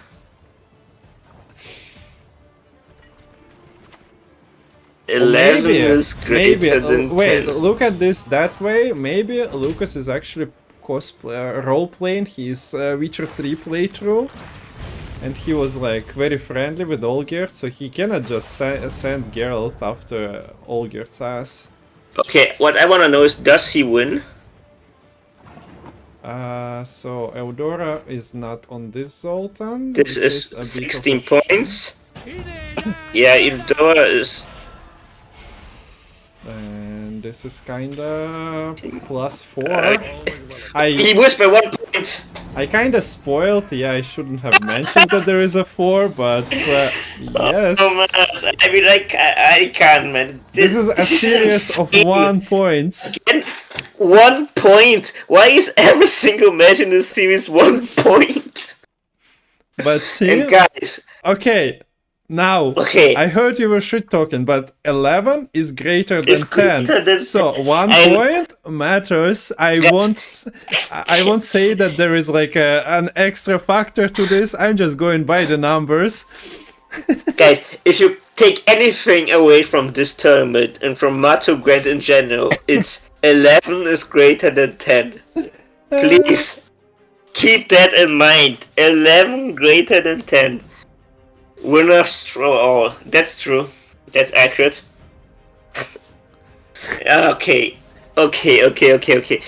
Calm down. Okay, Last yeah. match, we're gonna see Self-Wood again, and we're gonna see Syndicate again, the two decks that are losing and throwing every single match they play in. It's insane. Absolutely insanity. Yeah, but at least it makes it some memorable cast. I don't know. I'm having a lot of fun, so it doesn't matter. 11, this is not a drill. 11 is greater than 10. Okay. Just think about it. Why perfectly play every turn if one amounts of points lost there might be like 5-10 on each side with like not killing the perfect target, etc, etc. But if the game ends up in a 1 point differential, does it really matter if you are not min-maxing? Yeah, I mean, yeah, the Knut played for like at least 4 points a turn, I think 5 points most turns. It was insane. Insane Knut value. I don't know, this was a crazy game. On so many levels. On so many levels. Yeah, I guess he knew that 11 was greater than 10. Wait, Can't yeah, argue with that. Raven sneaked like some fake math into the chat with his 11 is less than 10. Or 10 is greater than 11, I don't know. Yeah, I think that's it. I think he just forgot Olgierd can't be brought back with right. I mean, that's the most reasonable explanation. But then again, he also, even after Foxy played right, he didn't kill the Olgierd. Right? Right, yes. Knowing that Olgierd was getting 5 points a turn, but sure, yeah. And Who knows at we this point? have Who it. knows? The last game. Kareem promised us that he threw the game to just extend it to a 5-game match, and here we have it as well. So, Yeah. Okay. So, I like how the series, the first two series were like 3-0 and 3-1, I think, and now our series are both times 5-game series with technical difficulties and artist shenanigans. Everything.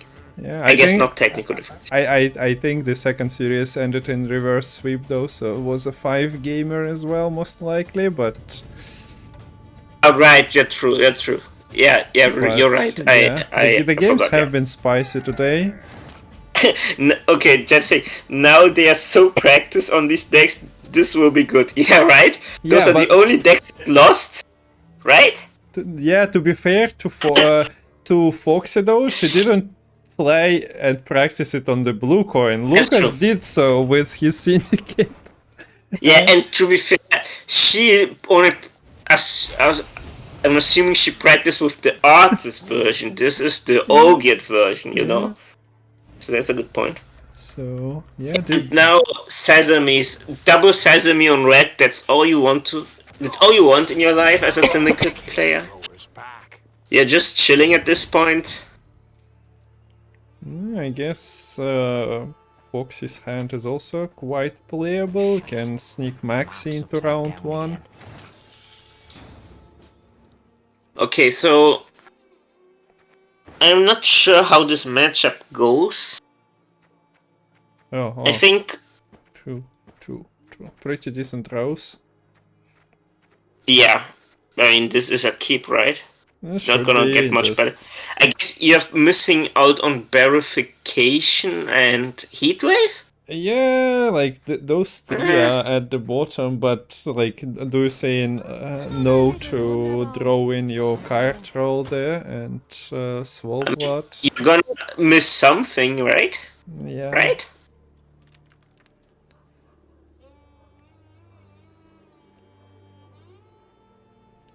Okay, what?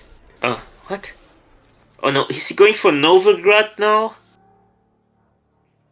Why? I'm not sure if there is another card you'd bank for, but I'm also not sure this is a card you position where you bank, so I don't know. I'm also not sure why he would bank now. Okay, goes for the junior who was closer. I mean, but Slow, ain't ya? considering that's your only tutor in the deck outside of Acherontia, this is very... He's optimistic.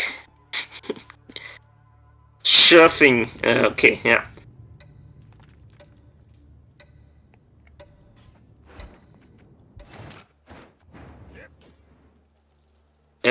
Yeah, I mean, yeah, he is confident he's gonna draw his card, his cards, I guess. That's the only explanation I can come up with. I think poisons are really good in this matchup, right? Yeah. There are 4 poison cards. There's only for one Lucas. power. Only 1 Pella.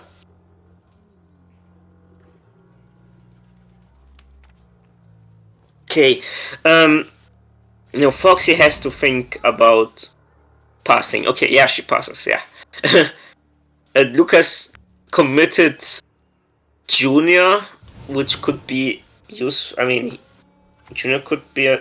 Wait, what? Okay, yeah, that gets him there. Okay. Okay, so another question from YouTube, Movish po polsku. Do you want to switch to Polish maybe cast? Because people want that apparently. People were asking for Russian cast a couple of hours ago and now Polish as well. Do you speak Polish? No, I only... I don't either. I only guess Polish from like similarities between the languages. Okay. I mean, I do speak 4 languages, but Polish isn't one of them, unfortunately. Okay.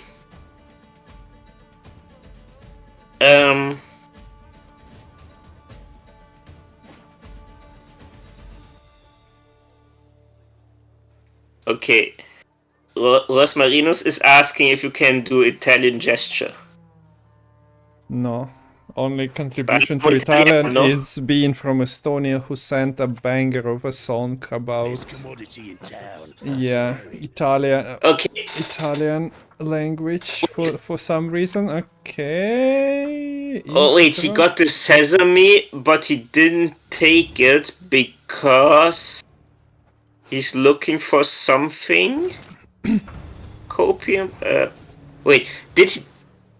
Okay, this is a bit weird because Did he not take the sesame because it was? What was this? What are his sesames at? Barrels of burning. 6 and 6, yeah. So not 6 and 6, not so- great to put another one into that Yeah, because I mean, you're just going to one. get 12. Okay, so he went for a vendor just to have a proactive play, I guess. But I mean, Bank does the same thing, kinda. No, Kendo does the same thing as a vendor. I mean, he's trying to find eavesdrop into Novigrad. Yeah, I mean, with 9 cards in the deck, good luck, right? I mean, eavesdrop into Novigrad, sure. Yeah, I mean, I guess that's what he did, but yeah. I mean, sure, yeah. Feels like a bit of a freestyle, but I'm here for it. I know, right? I mean, it's such an unlikely line that. I mean, it's a line you're using to try to fix you using your bank in round 1, right? You're trying to fix a decision you made earlier. I don't know. It was an Chocolate, open no. board play though, so yeah, not sure what. So what are we doing now? I think Foxy is just chilling. Or is she gonna... Okay, she's gonna... get the turtle. Yeah.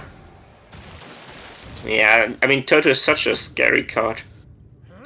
Yeah, it's also like nice since the card was at the bottom. You are Yeah, never drawing true. it, so And now you you put can it into the get graveyard heat for wave. Siggy.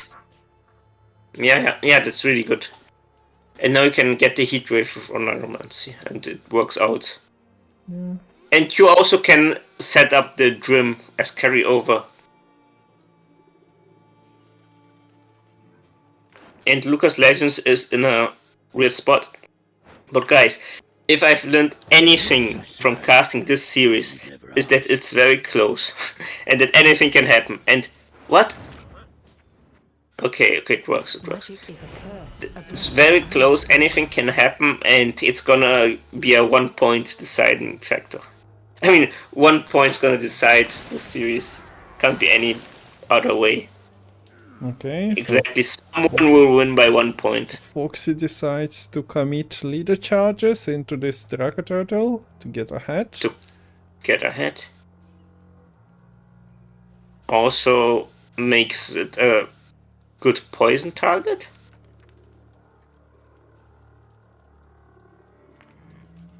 Yeah, I mean, Gwent is even perfectly more reels. balanced, true. Gwent is perfectly balanced. Talk about perfectly balanced. I mean, when every player contributes into balancing the game, that's how you achieve perfection. Wink, wink. Right. Okay, so not floating the poison because Knut is a card that can kill it. I mean, Pella is just gonna... To keep this world ever free. I mean, this Pella is played for... I mean, this Pella played for a ton of points. Yeah. Actually, insane. If you think about it. Played for over 8 points, at least. So probably need to stop burning the leader charges, but if you want to get ahead, card holder is there. IPM Matrix saying that he could have floated the poison before card holder was ready, which is a fair point. Right? I mean- mean, yeah, you can. You just get Knut, yeah. knuted, but at the same time, it's also like putting multiple threats into the graveyard, so you're kind of losing on something. You get something out, right? You want Syndicate. I mean, you're not gonna save your card. He realizes that, I assume. He's not gonna save his card, so he's just trying to get stuff out. I guess with more reels, you My kind home is of wherever the road takes me. can attempt. Yeah, okay, he is tempted, apparently, to play Morios. Otherwise, you wouldn't have spent with Kendo, I guess. But Maurice gets KOB out, right? Should be. Savola also gets KOB out. We're going for Savola first. I mean, this KOB is just gonna die. No matter how much you spend. I don't think it makes sense to spend anything, right? I guess 1.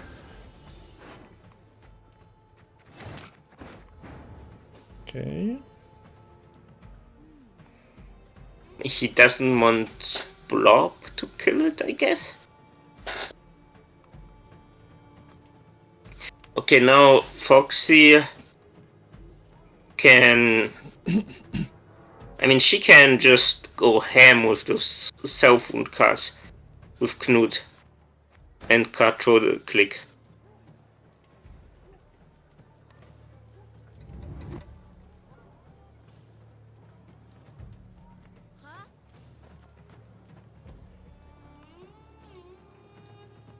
It almost feels like she's thinking about Blob. Yeah, maybe counting. I mean, playing Blob though.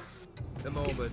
I need Okay, yeah, that, and she's gonna kill KOB, right? That feels bad. Once again, killing a 2-point threat. Yeah, but now Lucas can. There we go. Can sprint. Action! Now he can- It's action time. Okay, guys, it's Miracle Syndicate, and it's a miracle that we're gonna need now. Look. Well, not that amazing considering the It's a blockers. but- Miracle Syndicate. Miracle Syndicate. More. Candle Again? spend, yes, I can dig that. Yes, A poison yes, yeah, connection yeah. is Okay. back on the menu, but no coins for that. Unfortunate. Touch. You kinda... Well, you will get the coins. I It mean, just... it works. It just... I mean, it's not so. I mean, okay, It's kinda it's so dumb. funny, right? Foxy was in a great spot, and then one turn without removing KOB, and she's suddenly 40 points behind. But just remember that good spot, and if you need Yeah. a moment of nirvana, just think about that. Okay, true. so this spender, this poison shouldn't really leave, otherwise... or does she kill the Acherontia? ¿Por qué no los dos? Okay, you do speak Spanish then. No, I just know some words and memes, etc. Uh-huh. But okay, this remains. I mean, this remains a pretty big poison target now. Would be a shame if something happened to it. Yeah, I mean, and now you are in a spot where you have to play Blob. And now suddenly Self-Wound isn't in such a great spot anymore. Okay, so all the banks are emptied, all the sesame is exhausted. Yeah, and now this is a pass, I assume. Yeah, I would be shocked if this isn't. Because 30 points is doable with Blob. Yeah. You kind of have a bunch of useless units on your side of the board that you're damaging, and Savola's Frightener is with 6 armor, but not like you have a better No, thing to do. you don't.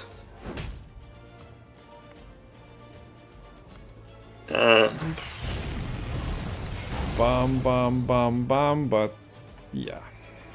I don't think that was very efficient. No. Did she do the math?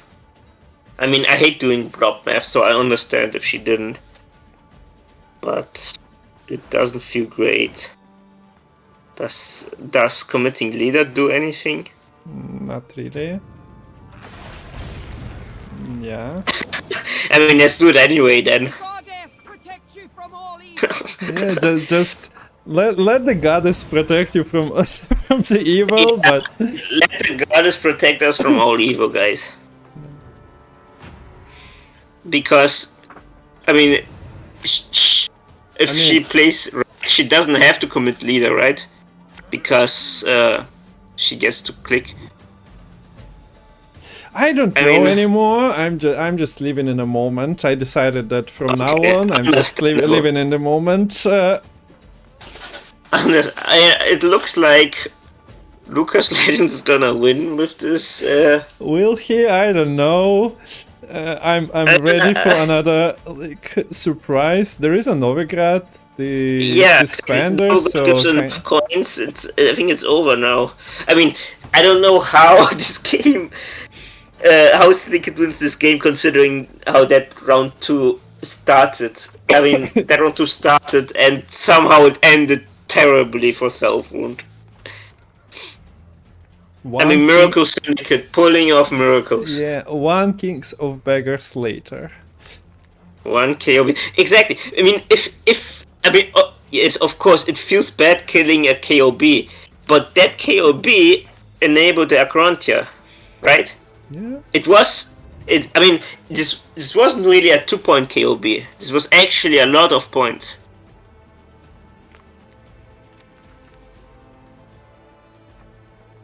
And yeah, I mean,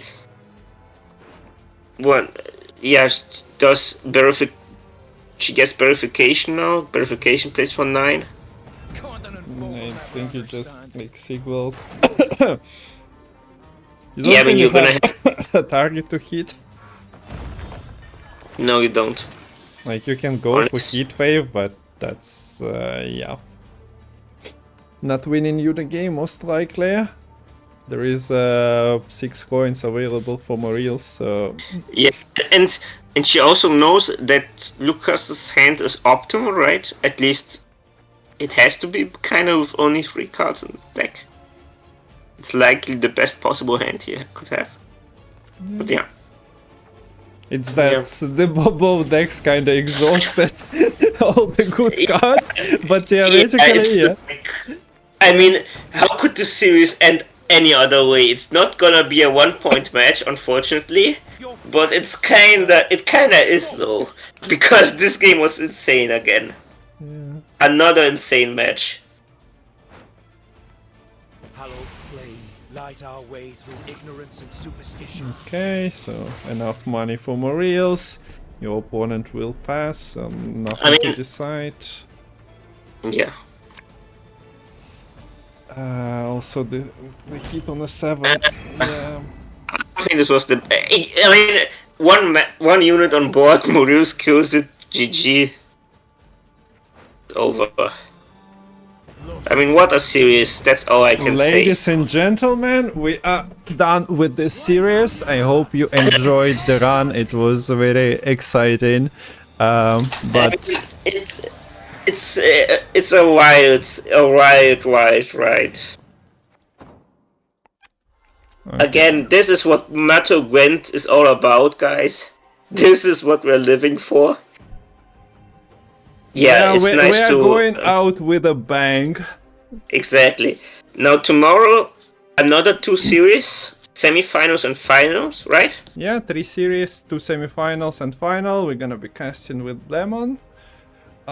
So good series. I gonna run the votes of the previous one because they are not on YouTube. So now we'll switch to Lemon and Lilith casting the Clownidze versus Katagi, and then I'll also get ready with the other series. So if you are watching on YouTube, it will be running. But yeah, thank you, Andy. That was a very fun cast. Thanks for having me. Yeah, this was something else. Something else indeed. Thanks a lot to Matol also for having me and for organizing those tournaments. It's been a lot of fun to be part of this Matol Gwent era. And yeah, hopefully, we can keep the community going. So I think that's it from me. Yeah, and you participated in quite a few, so we are thankful for your casts. You've been part of the cast crew here and there. But yeah, thank you. Hope you guys enjoyed Andy's participation in events. But yeah, as I said, we're gonna be finishing here. I guess I'll let you go and set up the rerun of it for the YouTube. So, see ya. Bye. See ya. So yeah, to get all the matches on YouTube, Matol, you've been watching the VOD or Lemon cast mostly, right? It was using the Gwent sounds, right? The music, if I'm not mistaken, so that the VOD is not getting ruined by the Lord of the Rings music. But if I recall correctly, he was running Gwent playing Bonanza will happen on Monday. But at the moment I just want the entire event being on YouTube, so we'll just do a little bit of everyone's favorite. People have been asking me for ages to do a rerun, and we never do because nobody watches them anymore. Monday, April 7th, no, this Monday will be Gwent Bonanza and Defiance Bonanza. So, yeah, thanks for watching. Спасибо, что смотрели.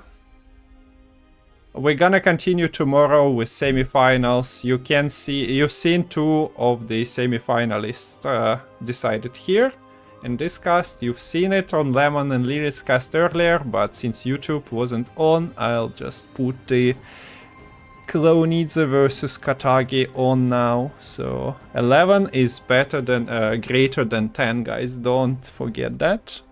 But yeah, let's go. See ya. We're gonna be casting tomorrow 12 PM CET with Lemon on this channel.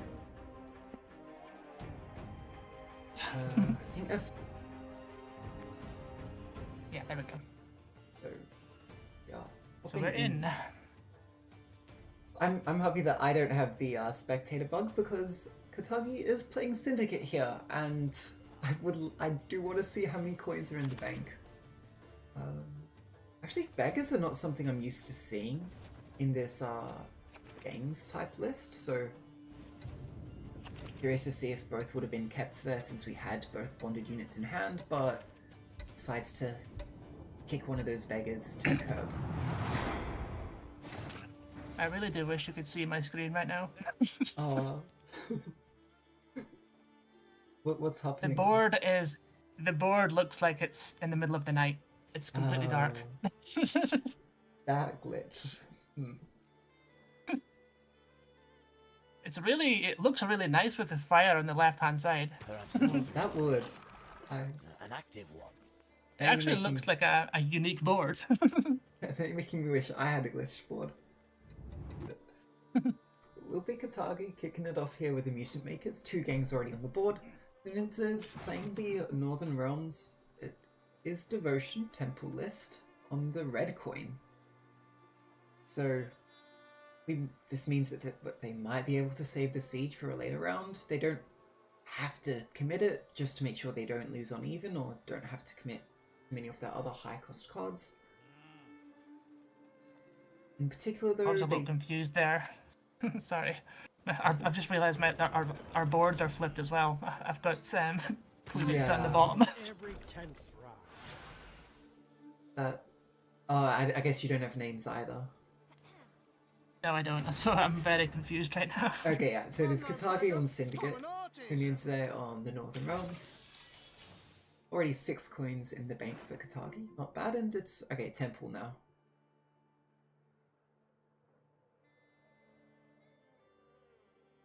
Okay. Johnny, I would say is decent here.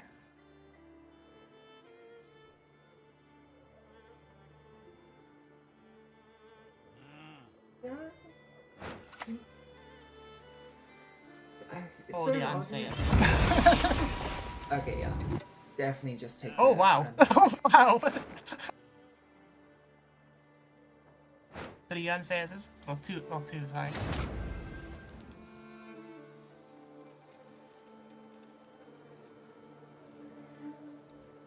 Double Anseas. yeah, shiny double answer. So this is why you don't run the answers in your main deck as a Temple of Middle Lane player, because you just need to be skilled enough to roll multiple ancestors off of the temple.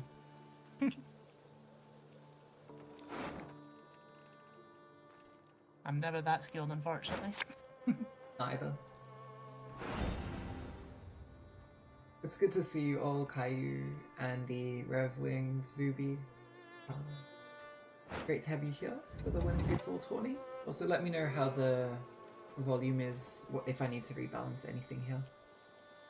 We do see the Ansei's just taken with the temple, getting the maximum hand buff by using the orders early. Blood alone can my maid's honour unbesmirch!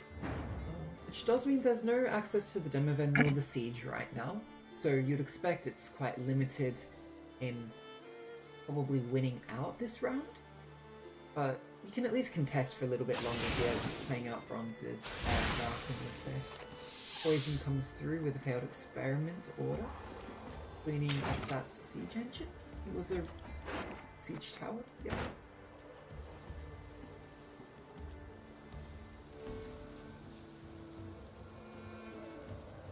Sounds good, that's good. Lunitza does play a lot of engines in this list, and in fact, he only really has Junior as a proper answer. Or pulling the strings. One engine. If well, if it gets set up, yes, I guess that does count. But, yeah, but that is a good point to make though, because in this sort of matchup, first save will be quite important in whatever round we're in, and whoever is able to set their board up first, stop the opponent from getting their units to actually stick, I think we'll have quite an advantage. There are only 3 tags right now for Katagi, because there's a Salamandra double up on the failed experiment and Mutant Maker. Will get us a 4th tag as a Crown Splitter. And you always have access to the title from Leader, of course. Yeah, I was just about to say that, yeah. Yeah. So we could see a 5-power Seize coming out on this pulling the strings. Arbalista would swap it over. Turn a tail to the side of Syndicate. It's already a pretty big point gap, and this little bird is spending for... I think for Clunitza, it's either you turn the tables with the Anseus and try and go a card up, or just admit you're going to lose this first round.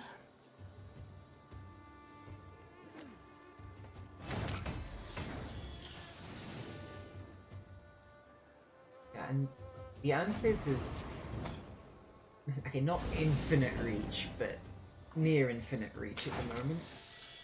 So... clear statement of, I'm winning this round.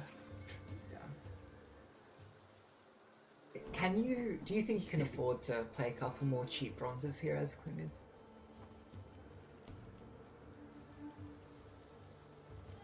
Yeah, I think you can get away with playing one of the Revenants just to see if you can maybe get out another pulling the strings. Hmm.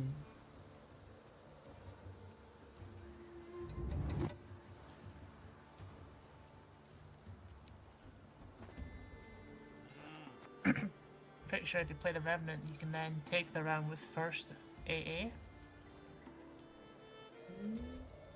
Yeah, that should be fine this turn. But, I mean, surely you just commit the Shady Vendor as a target if we were to see the round continue, but we do not. Nidza says, that's enough, I don't want to commit my AA, I don't want to commit the Anseis. Gives the round win over to Syndicate. Now they have the chance to bleed with that first save. Set up the Novigrad potentially at the very least. There was probably an argument to at least play down to 4 cards in hand, so that Syndicate can't just, play out the Novigrad as 8th card in hand, have 7 left, and then pass into a long round 3. But now getting bled when you haven't played Mutual Generator yet, that's when it starts to get a little bit sketchy. Because it's a 0 tempo play the turn it comes down. Looks like he might be keeping it as well.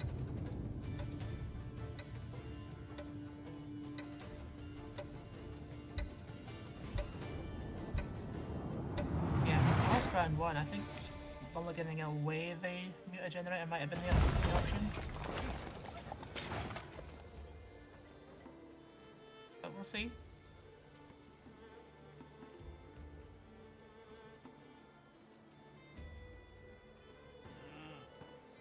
Yeah, I think it makes sense to push, particularly when there's also siege.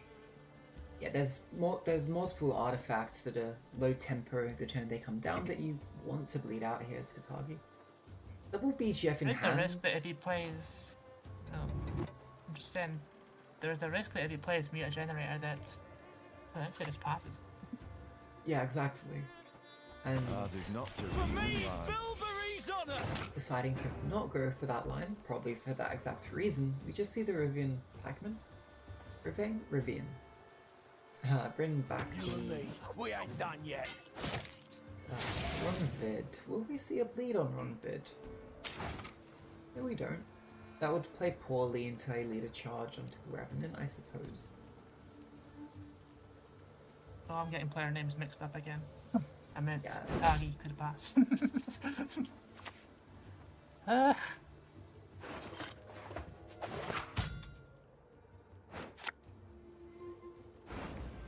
Okay. Yeah. I was going to comment on the double BGF feeling a little bit bad in hand because they have the same tags, they do the same ability, you don't really gain much having two of them on board once.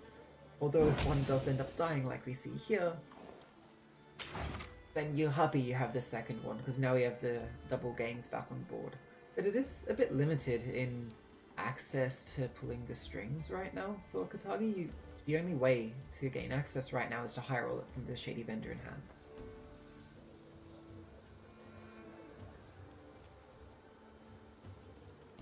And when kind of stuck for gangs as well, you can of course get the extra one from leader, but you're not getting a completely free tribute on this Siggy Mastermind if you go for him. Okay. And Could just mute it down, that's something at least, but will this be the follow-up pass or does he keep going? well, the difference is that now Clunidze has a turn where they were already ahead, so Mush Generator, despite being no tempo, doesn't give Katagi a chance to pass with card advantage. Come off. Just take So the in whole response, if you don't want to just give this round up, you probably have to commit quite a bit more here. Which means we see a leader charge come out.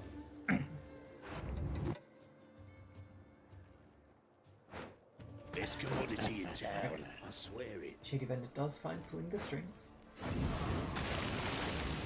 That's a good number of coins coming into the bank. And I'm going to spend all the way down. Again, not wanting to bleed out the 1 power Roderick because of that threat of Revenant with leader. But now the gap has definitely swung into Syndicate's favor. I'm not being funny, but wouldn't pulling the strings on the run would have been a better play? I know it's less points, but I'm just thinking about Revenants, that's all I'm thinking about. Yeah. Yeah, look, it's 2 less points, sorry, 4 less points right now, but it very well could end up paying off. Okay, we see the demo event, it looks like. I see a Revenant here. Who stands before His Royal Majesty? It's the Anseus. I The think- second Anseus. Yeah. Come forth, coward! Hero doom confront! Because of the Mush Generator, you don't need to use an extra leader charge here, but it does mean that you don't end up getting ahead. I wonder, so you do get rid of both game tags there, but you don't get ahead. So now there is an opportunity to pass for Katagi. This feels like a decent pass, but look, there's nothing actually active on board for Clunidze right now apart from the demo event. You could just take the horse and Junior for cleanup duty right now, but I think you'll be struggling a bit for coins for the Siggy Mastermind.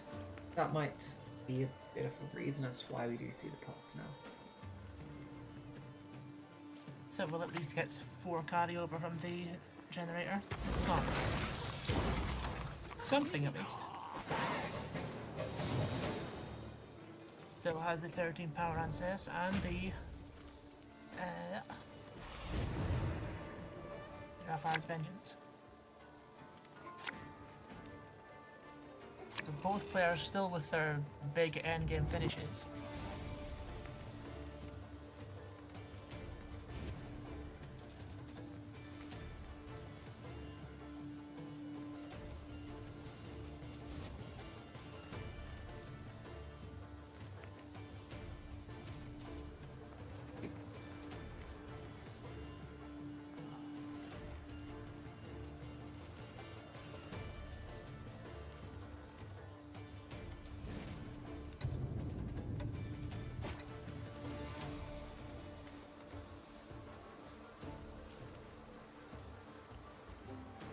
Okay, so Glitz actually misses out in Siege. Does have a chance to get it with the Siege Master or the Vengeance, but... I mean, yeah, that is double card draw coming out, so the odds aren't terrible, but they're not great. And I guess that's the downside to playing the Demivend on the round 2. You technically do thin your deck by 3, but that is your Tudor gone now. And you look on the other hand, Katagi ends, he's missing Bank, he's missing Mariels, and he's missing Jack's Grandmaster. yeah, the Jacques you can at least find from the City Mastermind. More else though, not a gang member, so not gonna find access to that Tor Punish. And we do not see the Siege coming through, which wouldn't have even been that great. In hand. Is this no Siege Engines in hand? So that's one game right now with the Beggar. We might see a potential attempt at high rolling additional gang tags from the Novigrad click before playing out the Siggy Mastermind. Bit surprised that we don't see the Rafard's Vengeance being answered just yet. I suppose it's scary, so maybe saving the guaranteed damage of the horse for that Revenant.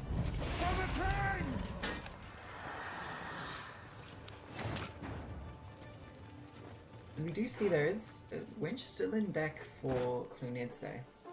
Katagi has to respect that, potentially. Because Siege Master reducing the cooldown by 1, Winch reducing by 3. You can see another click on the Rafard's Vengeance, which puts pressure on this horse, and what do you deal with? Of course we know there's no winch in hand, but... Except sometimes they're quite fresh. And it's a game of limited information. Speaking of limited, these choices are a bit limited. I don't know if Arena Ghoul is what you typically want, but I guess you'll take it for the cut-ups tag, which you don't have access to otherwise with this hand. And now, time to settle things. The Mutant Maker is a bit of a double up on the Jacques tags, but at least you get the Jacques. I must act no matter. Unfortunately, I'm not able to keep track of how much coins we have. So we have 5 Not sure if that was overflowing or not.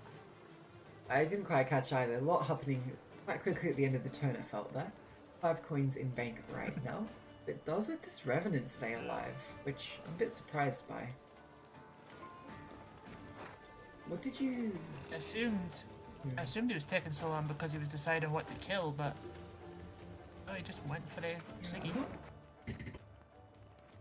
Was there... Oh.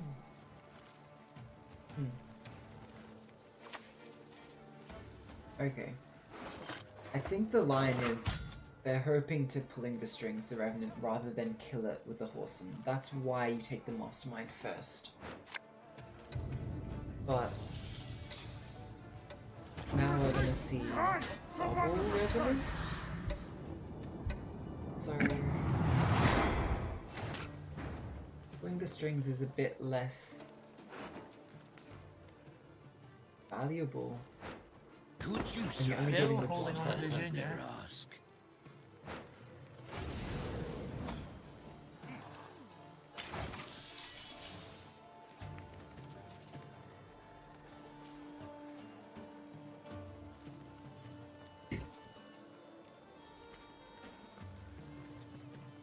is the Shawnee target right now? Okay, it's the Rivian Pikeman. It can take a pikeman back, but also... Is it possible for... No, I wouldn't think it. I was going to say, he could cannibalize one of his revenants and then bring it back. Yeah. But there's no real opportunity for that right now.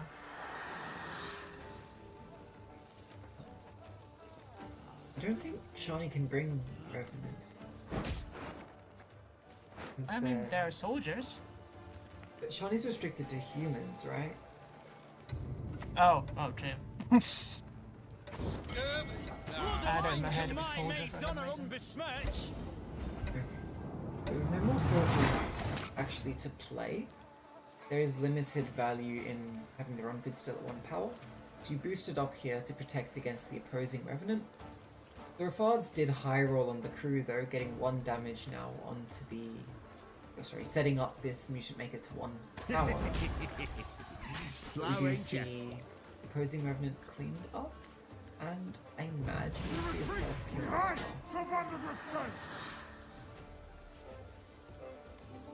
well. Yeah, this looks pretty close, but that Anseus is... Wow. It's 23 points as it stands. Yeah. And you do have... What's the best option now? Like, what do you play first here, Skatagi? Do you respect the potential Anses coming out? Because if that takes away your Tide Cloak tag, are you better off just using up the collusion this turn? The little bird isn't going to give you any more tags to turn you play, but it will have a pretty good fee ability, so you may want to have it set up on board. I think you do play the little bird first, just to maximise the points. I think Even though you should know that the last card is the Anseus. Yeah. I think it's still better, even if you give up the Tide Cloak tag on this collusion. Actually, I'm not so convinced. You give up 5 coins, which is 5 points otherwise, just to get in 1 more turn spending.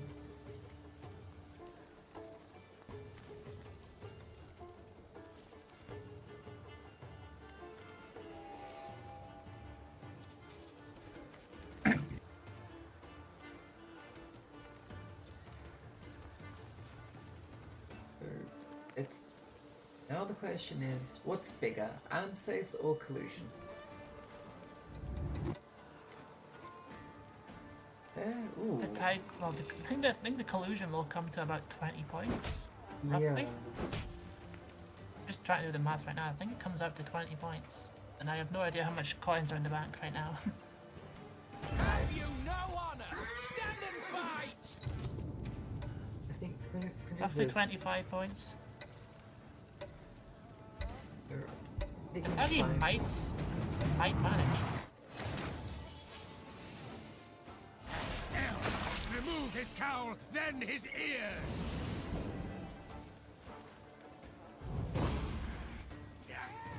So, loses by 6 points if we were to see the spend fully coming through. And Kungfoorabbit takes the game 1. So that is a win with the Northern Realms. So heading to our ban screen, which set up by the one and only Matol. Lovely graphics. Kungfoorabbit. I sense strong magic. Oh, it's a Squirtle Mirror. Oh dear. Yeah, huh. Okay. A few interesting things. One, Toe Punishers usually aren't that great against traps, right? But they do give you answers for the likes of the Vanadane, for the likes of the Riordan. Actually, maybe I shouldn't have called this a full-on traps list, because we're not running the Eldane. But we do have Sticky Situation, which find a little bit interesting. Definitely all in with the waylays. I'm trying to get as much value with the heist as possible.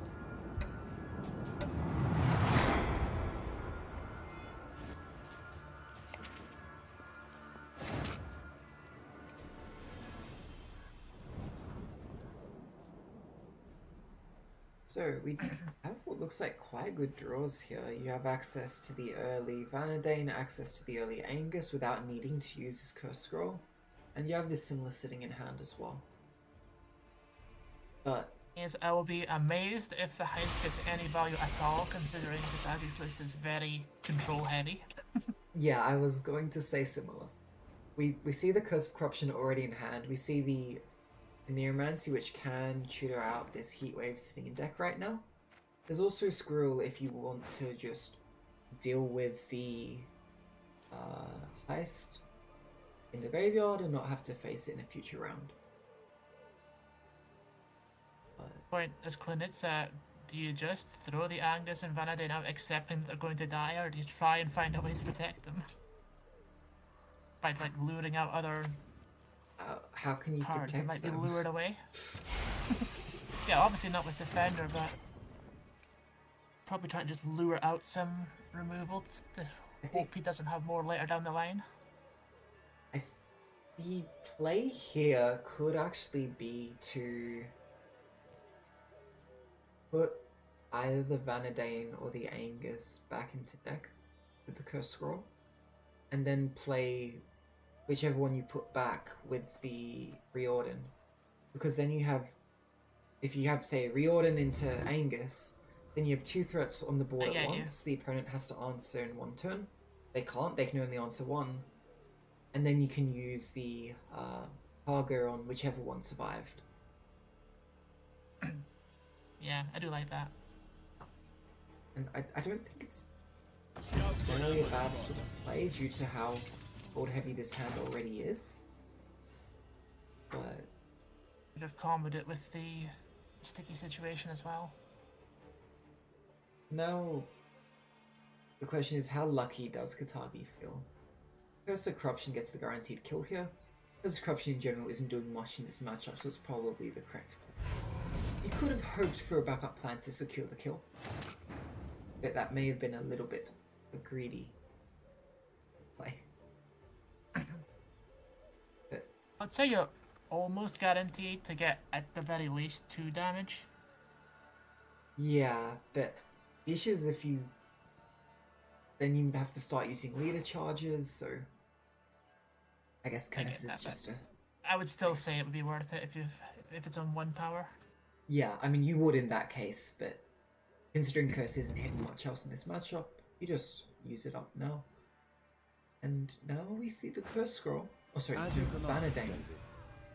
So I guess the other reason is, since the Vanadane is going to put these waylays you really do not want to play, because there's no List Henson in this deck, you want to save Curse Scroll for after the Vanadane to get another playable card in hand.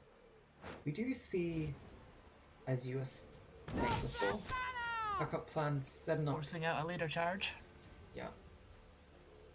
Also, you need to kill this, because otherwise the cargo is going to reset it to full power and you're back to square one. This does mean that we end up with the Klinitza has a mill clear for- opportunity to... Yeah. Klinitza can just easily remove it with one of the waylays, but... You want to save the waylays, that's the problem.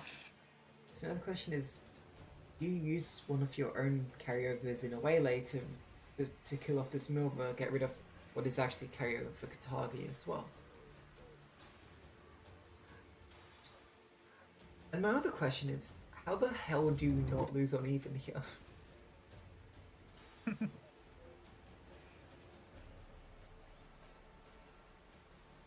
think we do see the Reorden at some point in this round, if he doesn't want to lose an even.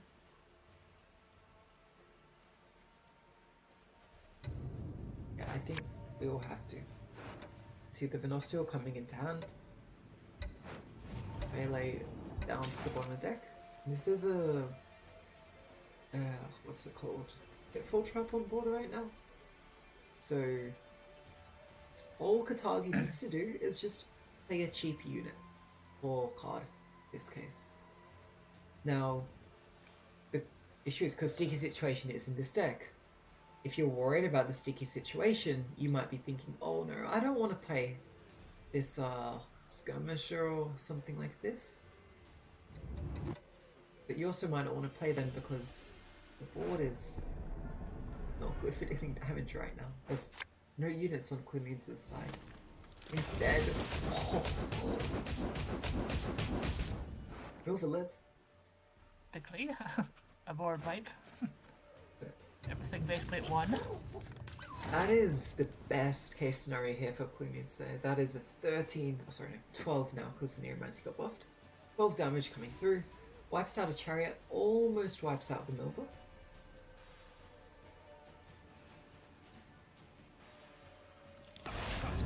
But your heist is gone, so no more cargoes this game. You only have the 3 Comes on to board. Riordan, and Riordan's elf choices aren't great. We'll see the trap choice here first. Might be a bit late for Sticky Situation to be a good shout. Once ours, we shall win back. Deception gives you some much needed points in. Yeah, it's only Bronze Elves remaining.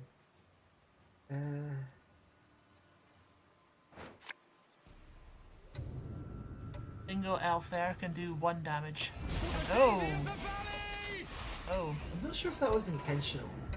That feels like that wasn't. Because you're already ahead by a decent bit here. But maybe you just want to get out of this round.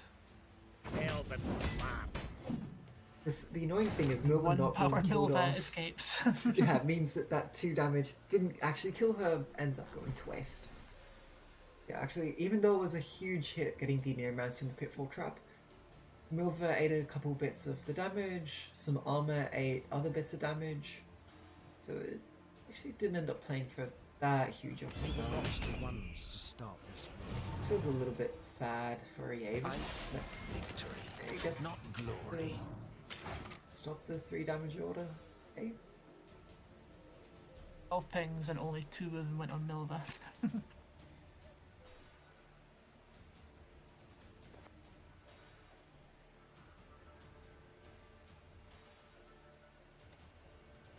And I was saying before, it looks like Katagi would probably lose on even.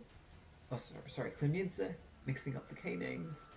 Now it's looking hard for Katagi to catch up here at all.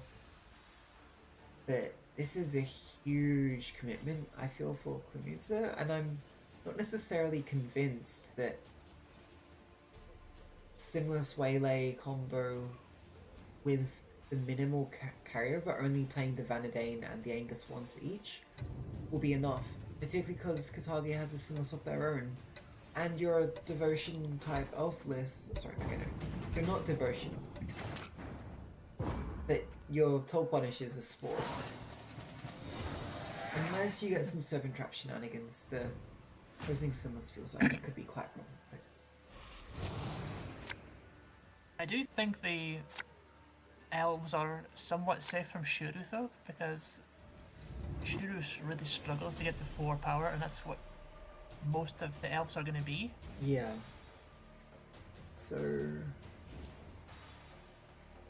yeah, there's actually an argument to not even play the Angus twice, because offering onto Shuru puts it to 5 power, and then all your elves would go.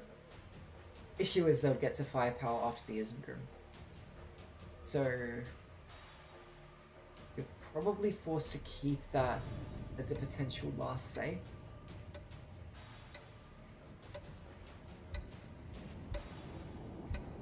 Or at least if we were to see the offering come out earlier on. I would assume that Clemenceau still pushes here due to the sheer amount of control Katagi has. I don't think you care about anything sticking at this point for Clemenceau. Like, you don't have any more cargoes.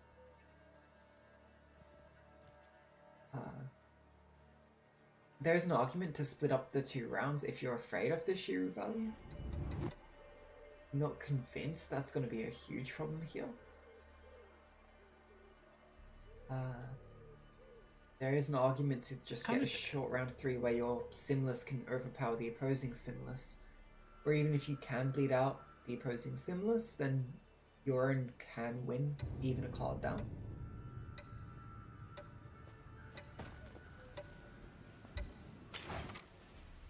What trap was that? Is that... That was an incinerating trap. Okay.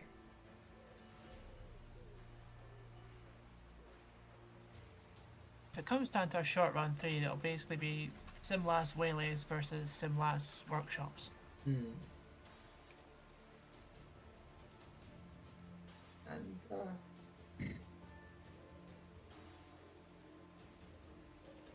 I feel like they kind of nullify each other, honestly. I don't expect there to be a huge point difference between the two.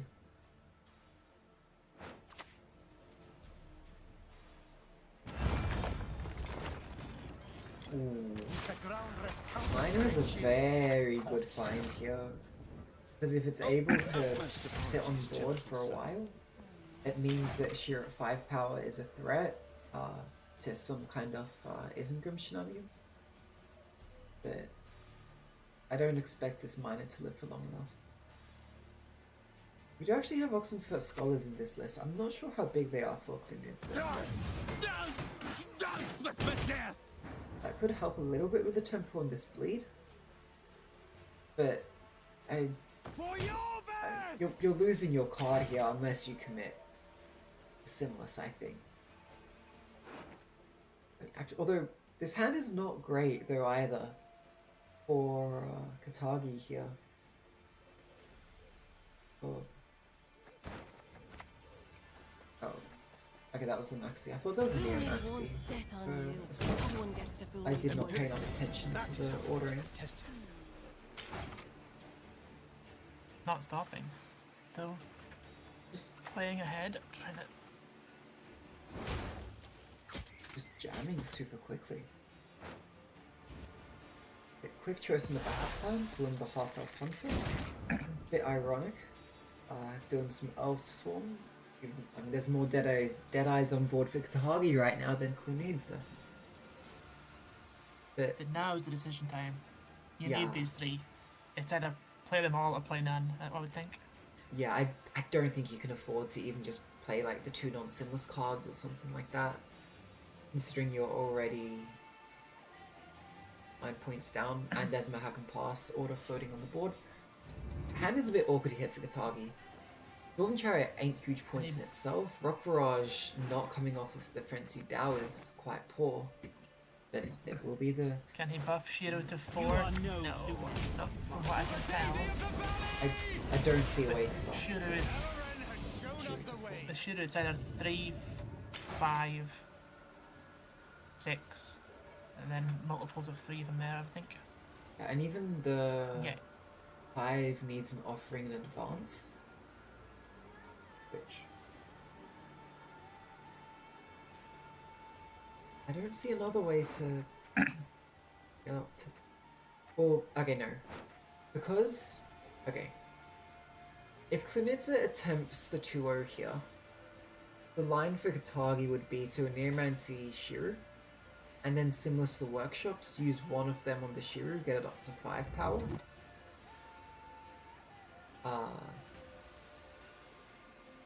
And then, yeah, that's an out. Then you're opening it to the Venusial machine gun. Yeah, well, you can do that after the pass because of the nature of the bleed here. Oh, if he passes, yeah, okay. Yeah. Like, if we see the 2-0 attempt, which I feel like you might need to see here because... Well, right now, Katagi's keeping up without needing to commit the Simless, right? You need to keep going here for Klunidza because...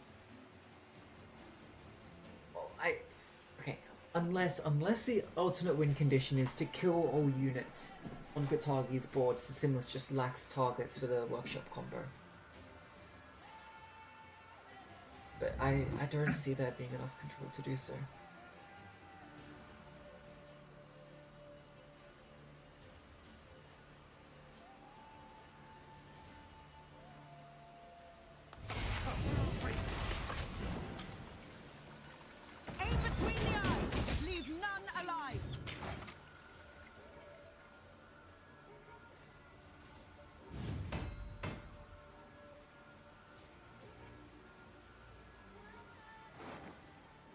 Hey, we just see the Sinless coming out here.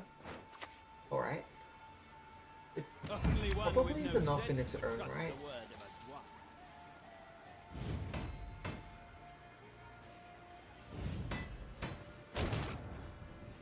Although I'm not sure about this. I guess the placement ends up being the same because the Berserker already had armor on it. Yeah, so you get the similar Dennis Kramer value anyways. Very unfortunate, but the Rock Barrage. Yeah. Like those sorts of bricks, they feel terrible when the bleed goes on as long as it is here. It will at least get the Milva out a couple of times with the leader, but yeah, still awkward. I think Clinique's just trying to wonder if possibility of a shoot is coming out if he plays the Inzagrim. Yeah, but with the workshop combos already out, I don't see a way to get the Shuru set up. Passes. But I think.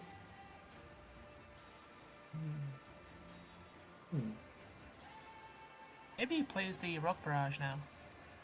Would that be enough with a leader? Well, the thing is, Dennis Kramer isn't doing anything in the round 3 at this point because all the armor's already out. I could see not wanting to use the Neomancy, but I actually think there's a bit of value in having the Frenzy Dao into Rock Barrage, because it's just a good tempo play which can trade up. And in a short round like this, especially with leader charges gone for the elves, those good trades can be quite important. Now, you need to not brick. Oh dear. Didn't try. Oh dear.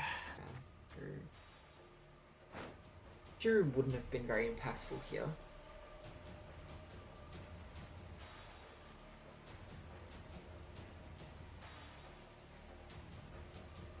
I mean, at the very least, he does still have 2 leader charges.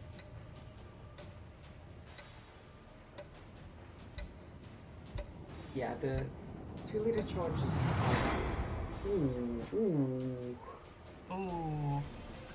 That spores. Dead card. Dead card.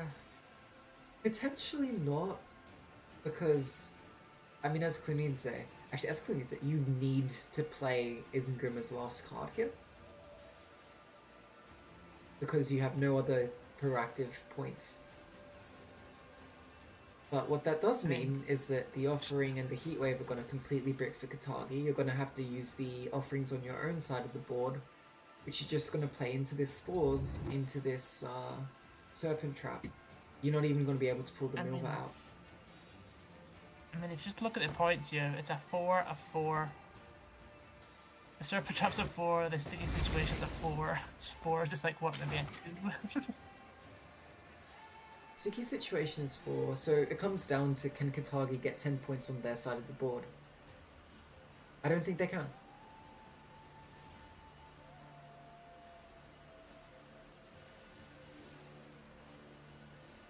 Kunitsu just wins.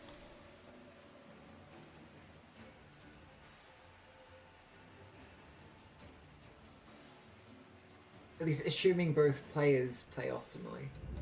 Now, I don't see a way for Katagi to get around it. You either discard a special here, or you play the Skirmisher.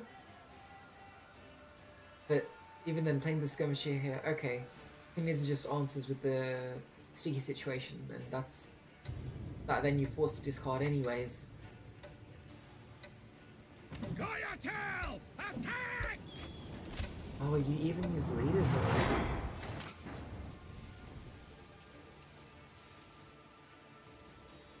Is there... At least make the Spores a 3. Yeah. Possibly a 6. I'm trying to think. Is there any reason in the situation as Kunidze you'd play the Isengrim before the Spores here? I don't think so. Very quick discard from Katagi. That could even give information depending how quickly Klinitza reads into it. They play correctly. They just hold until last card here. Playing uninteractive. I'm not sure if this was the plan, but it is the way to go. No mercy! Yeah, let's take it. A very awkward round 3, but Yeah, Klinitza takes it. I agree with Kareem there. Clowny gameplay. It's just not actually playing cards for the most part. Hey, are there traffickers in Katagi's list? Let me flick over real quick. No, they're not. Nope.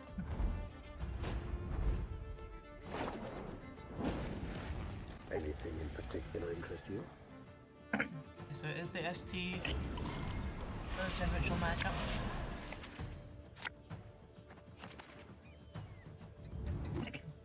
Those in this Urza Ritual list doesn't play Takusa either, so only the Sudrifa to bring any cards back. Yeah, I don't think most self-win lists play the Fukusha. It's just a bit expensive for most of them. I'd rather play another couple cheaper threats.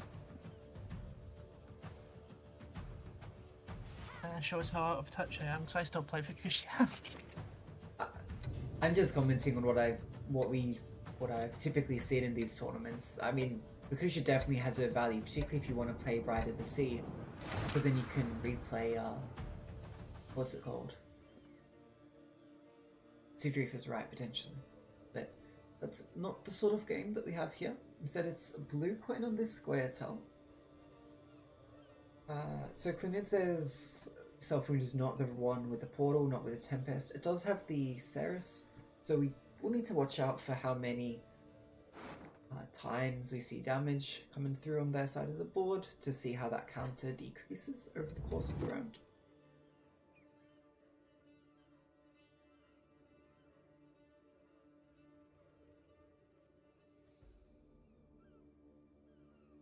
This is the maxi, it looks like. Rock Barrage and Frenzy Dow is the top two draws. Not usually what you want. You even Shiru both quite low in the deck. You do have the Neuromancy to find both of them, but then that means you're not playing the Squirrel. And now I shall break You really do want to play the Squirrel, so I wouldn't be surprised if we see a shuffle here.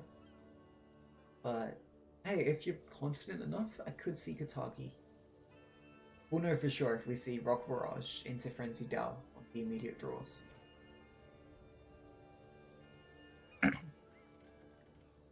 Well, this set is fearless as well.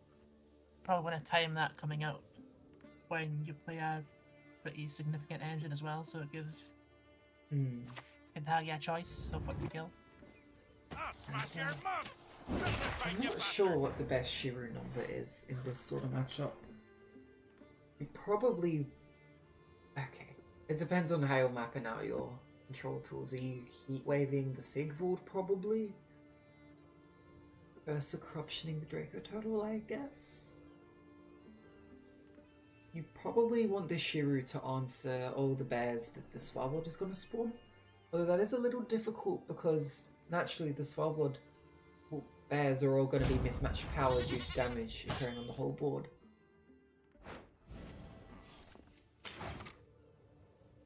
I definitely think the heat wave is on this Sigvald. Yeah, I would expect. Curse of Corruption could be either the Draco Turtle or possibly, if it comes down to it, it might hit the Vilcarl.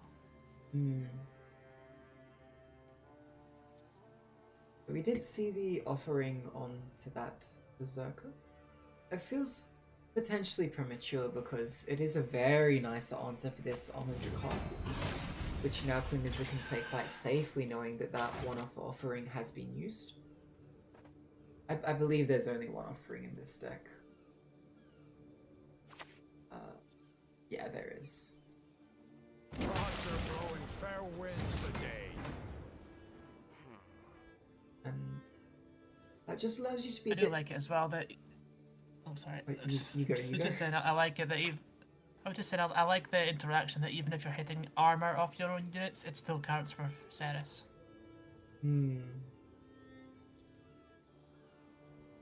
What is her counter right now? So it's 8, right? Yeah.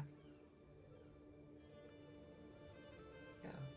And yeah, so now that the offering was gone, you can play the Drakkar first, then the Armor Eater up guy Corsair second. This means that nothing is going to be coming down at 5 power or less, so it's quite difficult for backup plans to get some easy trades here. And it's just going to be the pass. Early pass. So, in this sort of matchup, ground control isn't that important, I would say. The more important thing is just what threats come down and what answers you have for them and how you match those up. And potential long round 3, you think? I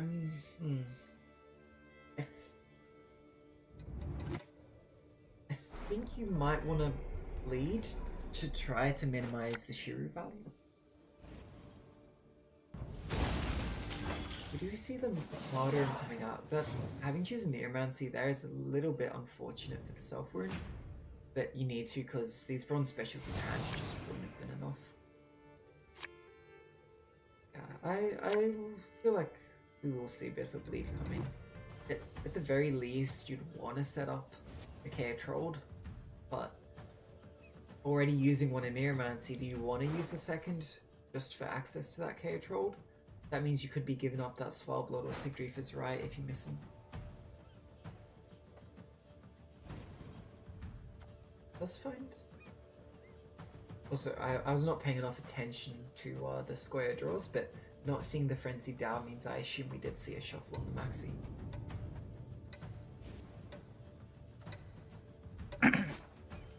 Okay, and with the Dwin draw, I feel like you need to get that KO Trolled from that Neomancy now, but... And it's without the Care Trolled and Katagi without the Mahagam Pass. Yeah. We were saying Heatwave just goes on Sigvald. There's also an argument to Heatwave the KO Trolled. Because if you Heatwave the KO Trolled and then you can control the Canute, it means that there's not really good ways to get damage through onto this Draco Turtle, onto this Sigvald, and they're not nearly as scary. But it does feel bad using Heatwave just on an artifact. I'm just currently waiting to see if we see a Curse of Corruption here. Yeah, I don't think there's a rush on it right now. But at the same time, other things don't feel great to play. Because everything else will do damage to it, and you don't want that.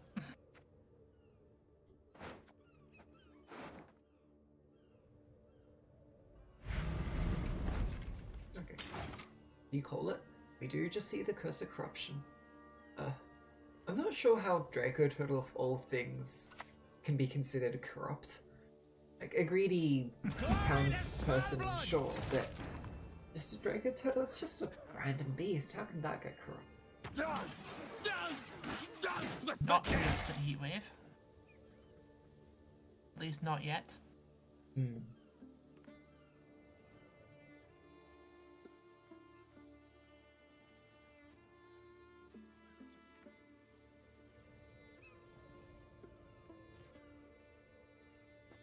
Ceres is at 7 counters still. It's quite a bit for it to come out so far. Notably, by including the Ceres here, Clunidza has cut the Olgid. That is one less target to use for the Canute for that KO Trolled. Now we see the Svalblood Totem. I think is fine for activity. It's a little rough for Clunidza so that he has to get the control with the Onero and then just hope that he gets the Svalblood by draws. Yeah, that's the thing, which maybe you hold off the KO Trolled until the round 3 to see if, okay, if you draw the Svalblood but not the KO Trolled, you get the other one with the Neomancy or vice versa. So, yeah, you see how awkward it is for all these damage. It cleans up that Skirmisher, and with that not here, it is a little bit safer at 5 power, but still a bit vulnerable to the backup plans. And I'm not a fan of playing the Canute on the back row here, simply because you're vulnerable to the Bowman. Yeah, to the double planet Bowman, yeah. Which, or even the Archer. Look, you're always vulnerable to the Archer. I wonder what's the better choice here. Yes, the Archer is one more point, but it's also one more body on your board, and it plays worse into the Sparblood. So with that, we actually see the Bowman chosen. Yeah, maybe that should have gone front row. It means there just to force more bodies onto the side of Katagi.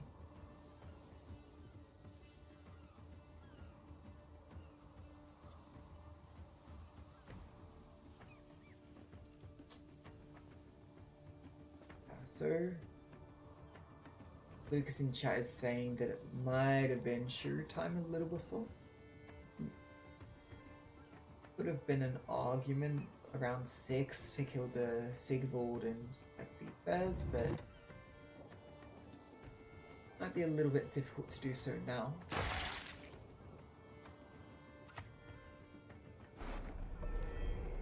Is the Neuromancy onto the K-Troll? Okay. You were saying you could heat waving the K-Troll as an option. Actually, yeah, the Shear is 5 power actually because of the offering, which we saw at the very start of the game. So, yeah, Shear at 5 is... And the thing is, Cleaners doesn't know if the Shear is at 3 base power or 5 power. They need to play around sort of both possibilities, which is quite difficult to do. Second backup plan coming out here. Not really doing much in the ways of control. It's bad just options. Points. I guess you can take the Dragoon or convert the Fanatic maybe? I don't know. Yeah.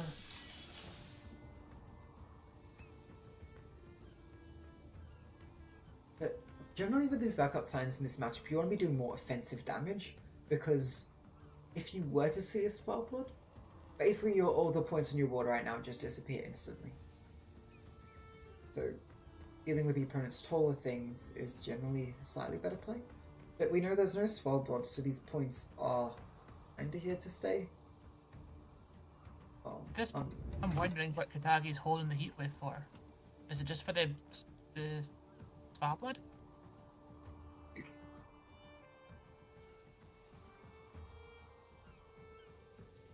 Yeah, it could be the K-Troll here. Especially because... Well, you didn't play at the turn the K-Troll cut down, so I don't feel like we'd do it now. And to make that definitely a bad play now, we do see the wind coming down already. Yeah, no, yeah, so you're not heat waving the K-Troll anymore, I think. Unless you have a change of heart.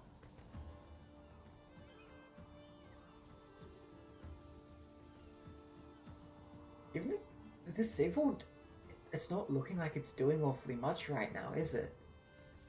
I don't even know what you need to hit at the moment.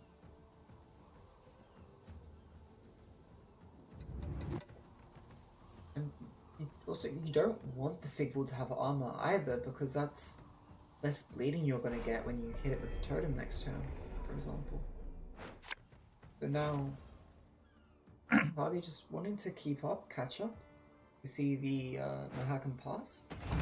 This is very good in this sort of matchup to just have a unit with lots of armor. It's difficult for the K-Troll to get value. Pyrotech against Sigvald is always... feels a bit awkward sometimes. Does Katagi know there is a squirrel in Klunitsa's hand?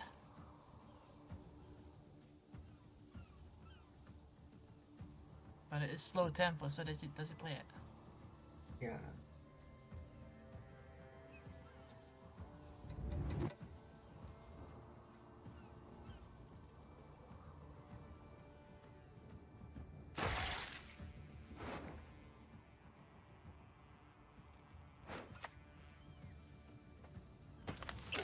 We do see Bro.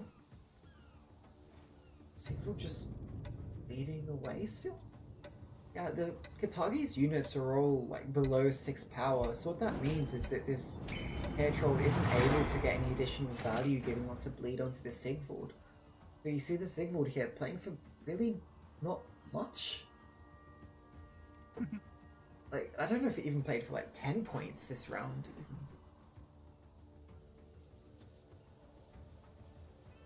But look, it's still a substantial point gap right now.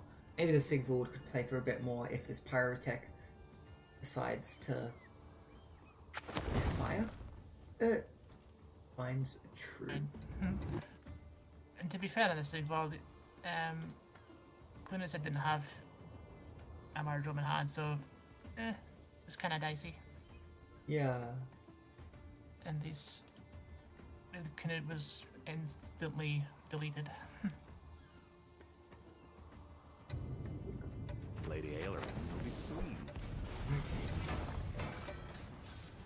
pleased. Ooh, no.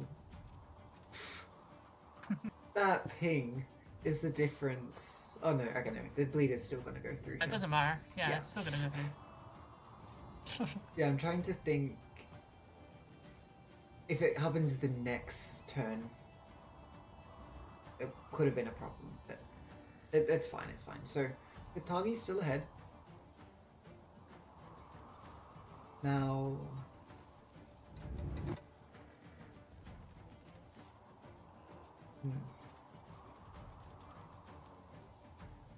The pink could still backfire if you are forced to use the heat wave this round. Let's see. Yeah, I think you have a card in hand like the Spores, which isn't going to do much in this matchup if you don't have the sort of last say, like the heat wave is already sufficient for that sort of situation. So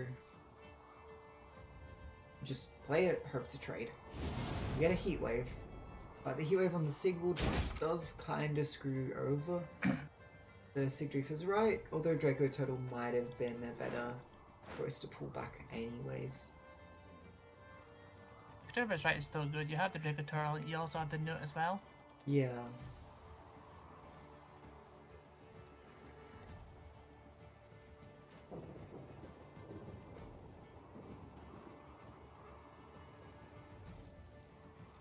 I think it is looking somewhat dicey here for Klemidze. I don't see a way to keep the card here. But at the same time, a short round here for Katagi.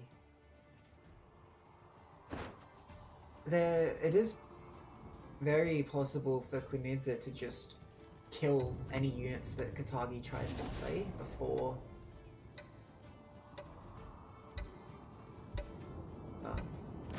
Sims and Interesting use of the totem. yeah, Probably to get the Ceres counter down. yeah, I guess that's the case because it's not going to make a difference here, basically, no matter what is in hand. You see the Dennis Crown being used, so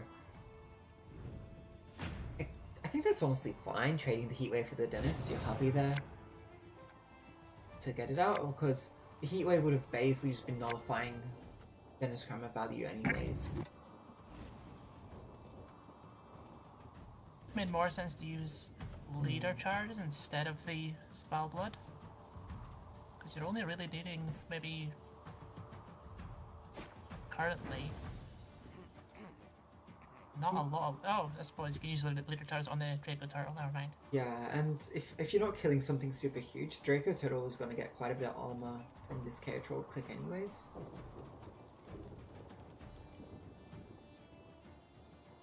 This is a potentially nice lead here for Katagi. You have the Chariot to get multiple units, but the issue is, if you play the Chariot front row, you're vulnerable to a potential Sigdrief's right into Draco Turtle combining with that KO Troll. Alternatively, if you play it back row, then you're vulnerable to this Spellblood. Although... In first play?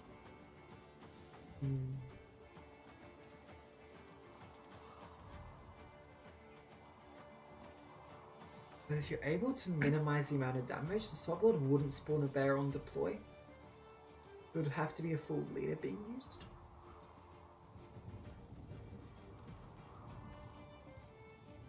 I think the Draco Turtle going unchecked for the whole round. Just that's it. Yeah. That's the win. Well, okay, there is the possibility of a Shiru, which protect you from all evil. Knidza has to respect. One leader charge. Bring it to 7.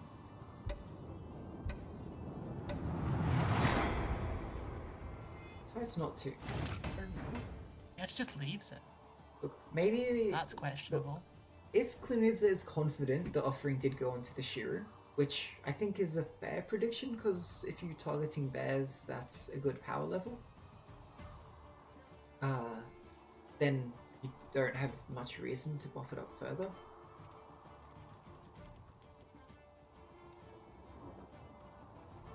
Because buffing it to 7.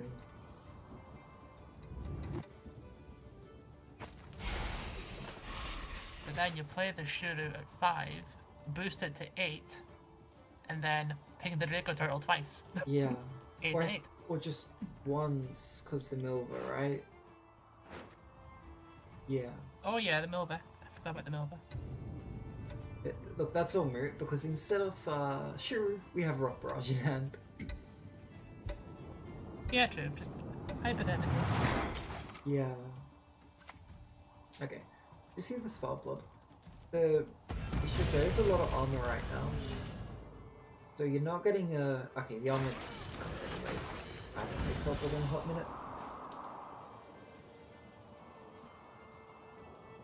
2 leader charges is enough to get the bear here. And then if you want to full leader, wipe out all the units.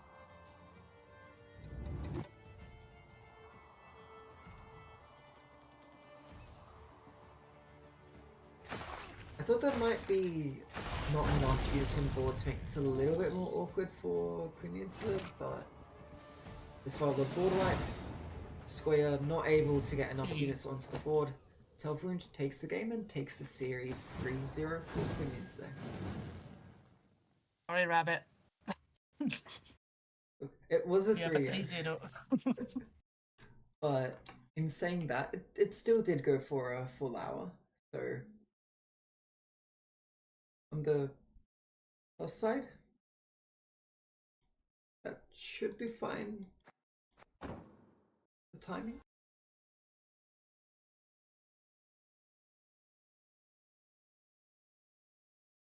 Targi's Monsters is banned. Oh, that's the series. Okay. I will handle the bans. Okay. Miner's Northern Realms is banned, so we're not going to see that Obelisk Engine Overload. And Bullet's Nature's Gift is banned. Ooh, okay.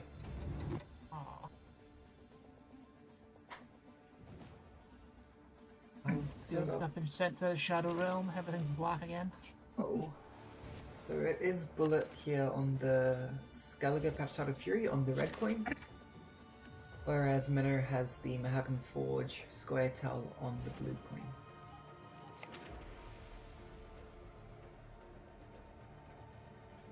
Set up the bans here real quick. Want to take us through the start of the game? That's the discard compass list. And I haven't actually seen the list in action before. I've seen I've just seen this fan list a couple of times. From what I've seen, I've actually played this list actually. Now that I think about it, but yeah, Minnow probably gonna try and get his Elven Seers on the board to get as much orbs out as possible. The Bountiful Harvest on the lead here is a bit interesting. That's probably not what you wanted to get from the Bountiful Harvest. Coral coming down straight away. No reason to delay. Roach comes flying out. Ooh, that is a nice draw when you already have that Coral set up. But in terms of discard targets, there's only going to be a single skirmisher in hand right now. As we see the Morkvarg and second skirmisher still sitting pretty in the deck.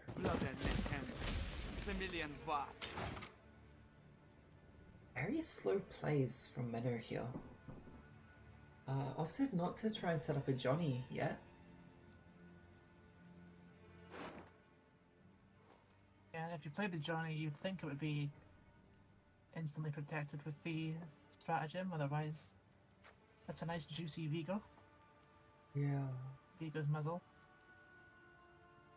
And like on the other side, there's Heatwave, there's Champion's Charge.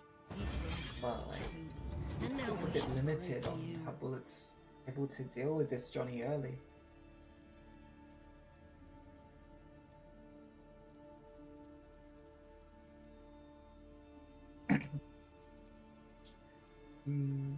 I guess maybe the reasoning was you're worried about coral pings coming down onto the Johnny, and if it already has the veil from the Crystal Skull, then it getting stolen from the muzzle is doubly bad.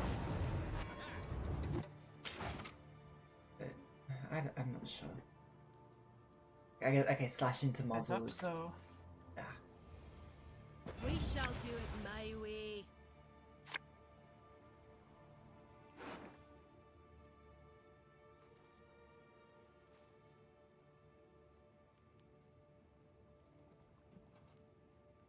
Not sure what the count on the thinning is for this Skellige deck, but playing it from red coin means you don't have access to Moskoff or Ouroboros. Might mean that you'd have to play out this MA Scald for an extra thing. In fact, you're actually getting a bit limited with 2 MA Scalds remaining and 2 discard targets remaining. Now this is, it feels so bad having to play the Orb of Insight onto the Veiled Elvenseer. But this portal coming down is extra brutal as well.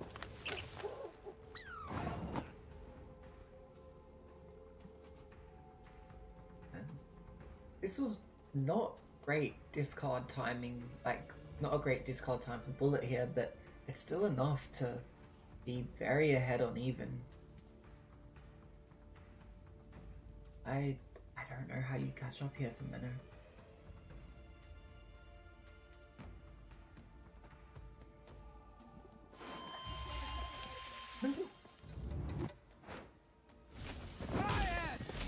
I'm a little surprised we didn't see an instant Eskel actually onto this coral. Possibly thinking that the Eskel could be for the Arnulf.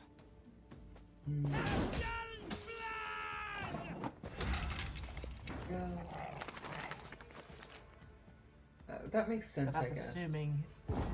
But that's assuming that he has last say, but he doesn't. yeah. So now if you want to, if Bullet stays for, if Bullet keeps a card up, then you can just play Arnulf last save. Yeah. Well, yeah, I mean, losing on even now, yeah, last is definitely in Bullet's hand. I was gonna say, like, if you want to play both the serve and the Champion's Charge with the Bloodthirst from the leader, then you're forced to use it a bit earlier. Can get a little awkward in that sense, but it's still just not great. I don't know if Menno just accepted almost straight away in the round 1. It seemed from the way that they played it out that they were just going to lose on even, and there's not much to do about that. You see Magic Compass going back into the deck. Don't you pester me. Is the Serve then necessary for Compass to get online? That's what I'm curious about. Looks like it shouldn't be because you do have a second Scald here. Does find first discard onto the Skirmisher, but Morkvarg is still conspicuously missing. We didn't comment before, but beast-wise, it's only a Savage Bear as target. Yeah, you really do not want to summon Morkvarg from the Serve for obvious reasons. Yeah, there were the little half-root and squirrel, but they've already been played.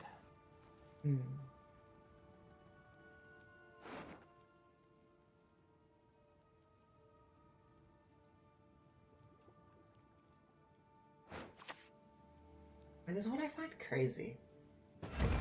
Bullet here is playing KO Trolled without any further synergies, just because the order is good control. Like, that's literally just it. Yep.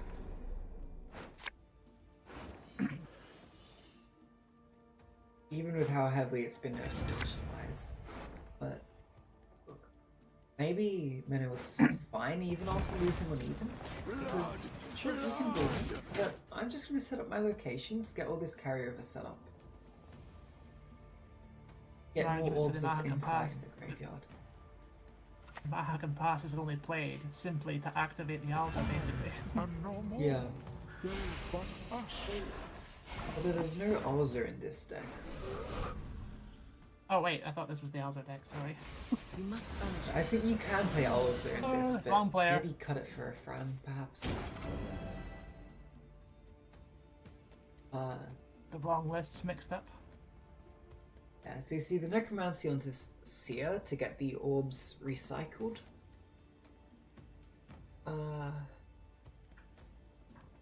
Now,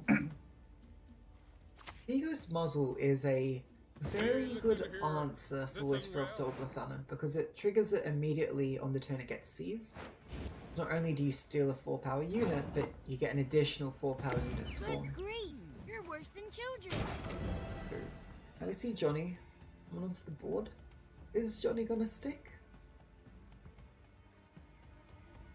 Oh, They're gonna be the muzzle or the lock. Okay, I am surprised we see the muzzle being used. Look, I understand there's double Mahak and Mail, but muzzle is such a good answer for the Whisperers that Very true, actually, yeah. It seizes and then it activates. I don't think it would have been like that detrimental, at least right now, to how the round is if you let the Johnny stick for now. But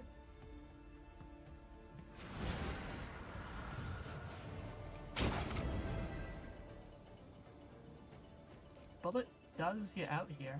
yeah, this is an opportunity for a pause.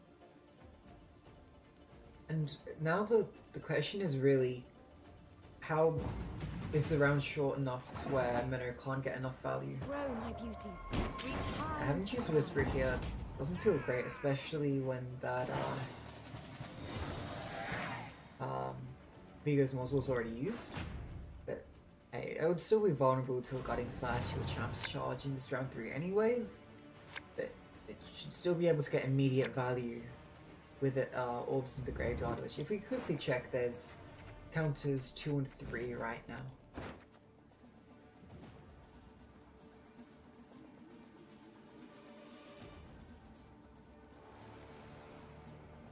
And Lyrio, thank you for the raid. Hope you had a great stream. And you're catching us right at the start of the second quarterfinal of the Winner Takes All tournament here. Just about to start round 3 of game 1. It is a Spelatom Forge list up against a discard package Compass patch titled Fury. Bullet was able to get win on even and managed to secure card advantage towards the tail end of that round 2 bleed. A lot of locations sitting on board right now. And we'll see who can make better use. I've got something potentially dangerous that could happen here. I could The drown Solve has the in a opportunity to single pull out the Morkfire. I don't know if he doesn't do that. Yeah, that would be very funny for us. Maybe not for Bullet. Hope he doesn't just think, oh, higher power.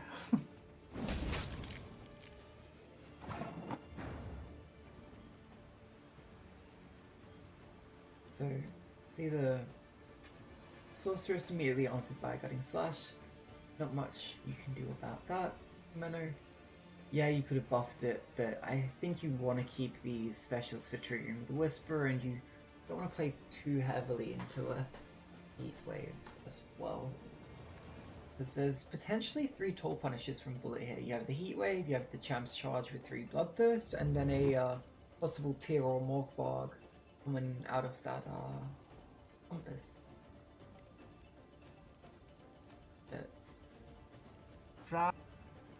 the Francesca from Neuromancy is looking in trouble, to say the least, unless you just deploy your scenarios instantly when you play her. Yeah. You might. But My folk have suffered much. yeah, you don't. Should be the heat wave then. Hey, it did good. Heatwave is 10 provisions, Fran is 9 provisions. It traded up provision wise. Fran did good.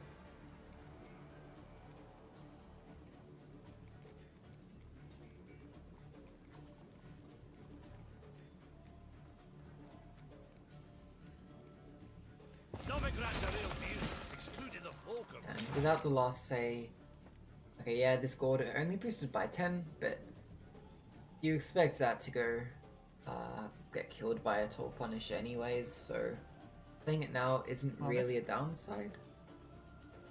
This Whisper is going to play for a lot with the two scenarios.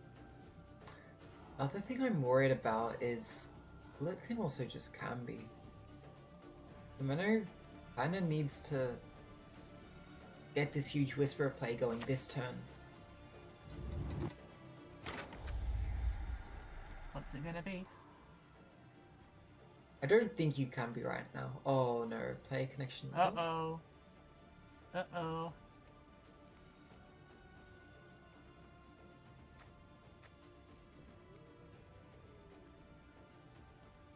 Oh, say it ain't so.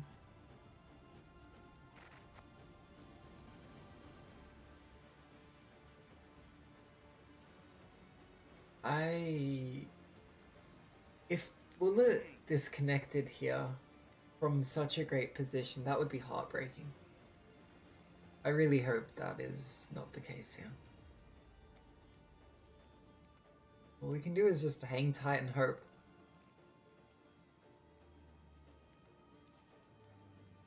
Yeah, I realize that my face cam is mainly covering it on the stream, but...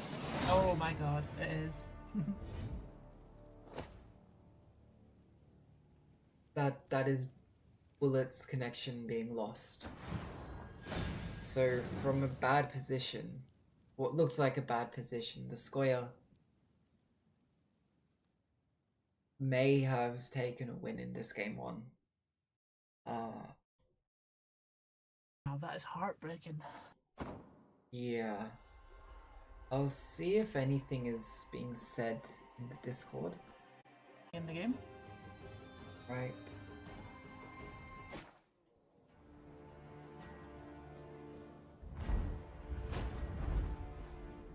So, Menno will be on red coin now. I think this is the actual Ulza list. Though I do kind of agree with you that the other list very well could have been Ulza as well. It looks like it won. I'm just so used to seeing Alzar in Squirtle. To me, that's where Alzar belongs. Yeah. But maybe this game will be able to change your mind. It will be Bullet on the blue coin with this shoot pincer maneuver. Now, yes, you can find a temple with the leader.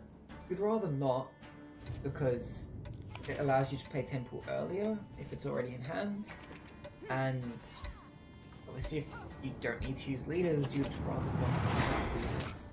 I am sadness. I'm a little surprised that not only have you just played Iris from hand, but also the tactical advantage is here instead of the cursed scroll, which I would think would have been ideal for this deck, because you could also fix your hand, but you can also draw your neutral cards. Yeah, having a Shoop and Rodea, which no. Or okay, no Rodea in this one, just Shoop. But yeah, so Shoop Room Mage that can't be drawn with the Pincer Maneuver leader. Yeah, Curse Scroll is quite good for getting those into hand. Early Playing spawn. the Muta first instead of the temple. Yeah. Notice! All rogues lead to Nilfgaard! We're just foregoing the temple altogether.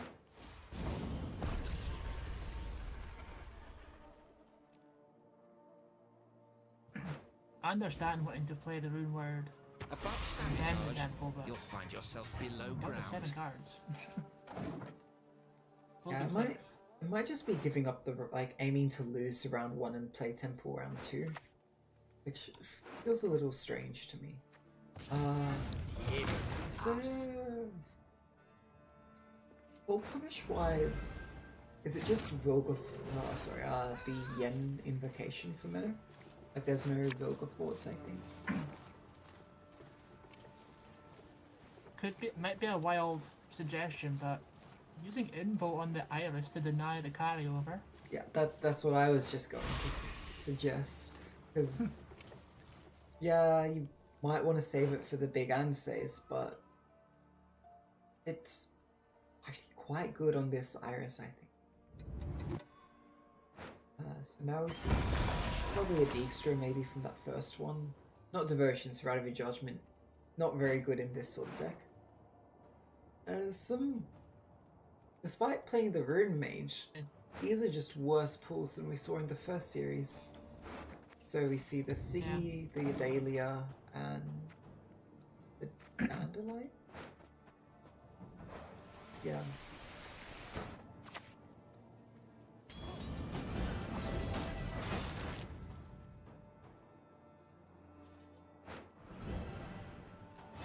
Actually see the Invo here, and boosting up the Iris.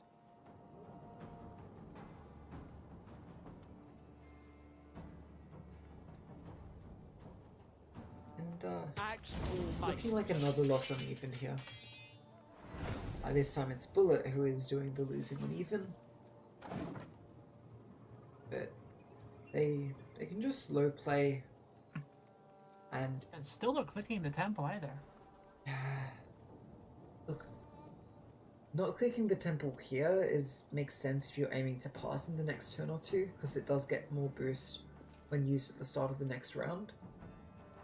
But like, at some point you do need to click it, otherwise you're just losing way too much value. And there is the Emperor.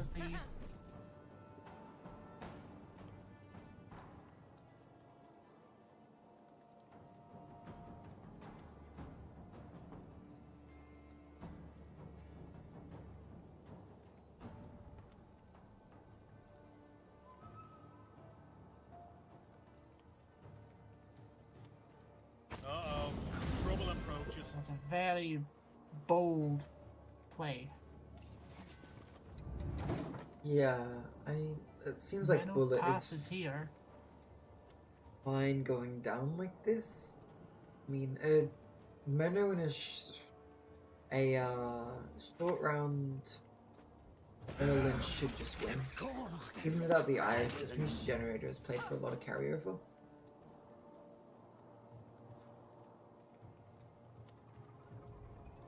She was actually, you know, not losing by like 3 cards at this point if a pass were to happen.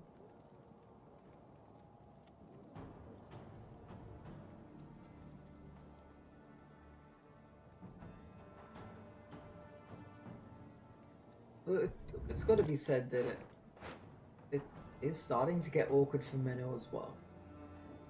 Because I don't think you'd want to play the Golden Echo here. You don't want to play the Elsa here. You don't want to play you can't play the Necromancy. Onward!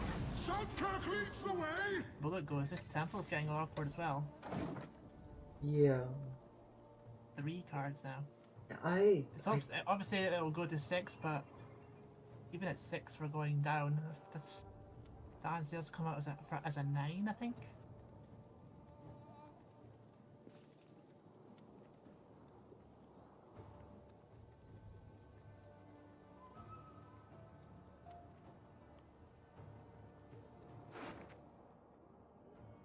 It's the Lydia. Oh.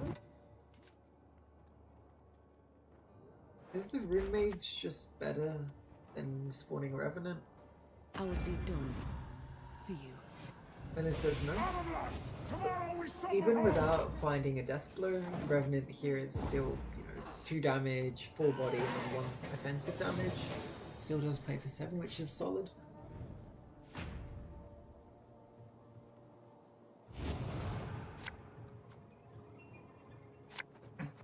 So now we just play the game of draw shoot.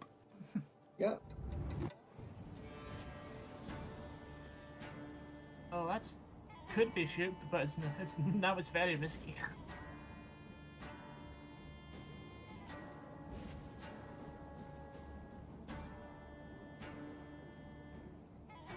So now we see the iris. It's an extremely dangerous way of drawing shoot if he goes for it.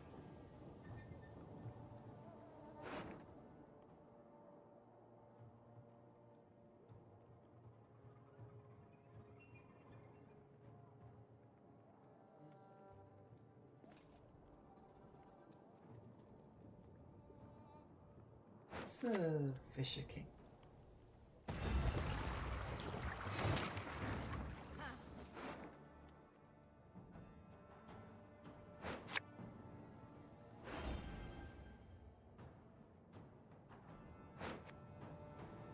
It doesn't go for the gamble.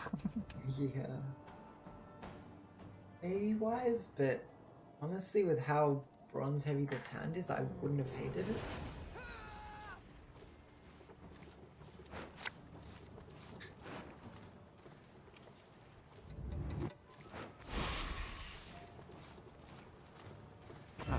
Kill for less.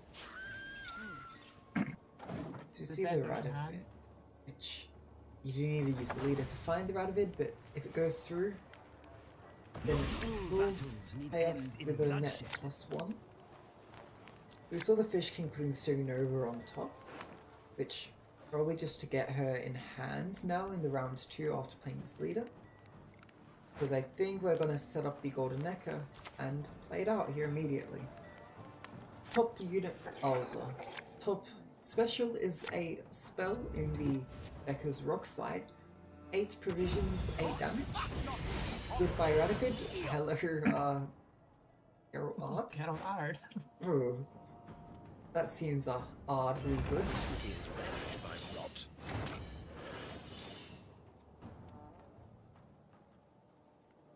Okay.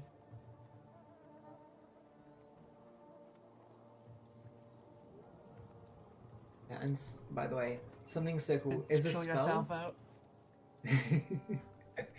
Despite being an artifact. So it does spawn another 8 provision unit, in this case the Hubert. I demand satisfaction! Now! Bullet respects the Alza potential. Besides, you need to go.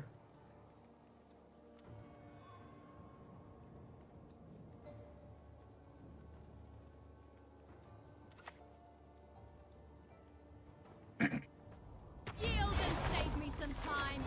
You just need to survive, I think, as well, you need to survive without committing the Erland.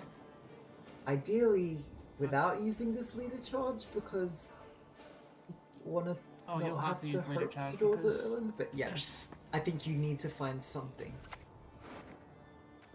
Still the 9-point Nilfgaardian Knight coming up from the scenario as well. Well, the other thing you can do is just accept you're going to have to use the Erland here. Which, looking at this point, Golem. Yeah, the Golem comes out, so might need to use the Erland. It seems like, well, it is thinking that. We'll uphold the knightly values that define us. That is our quest.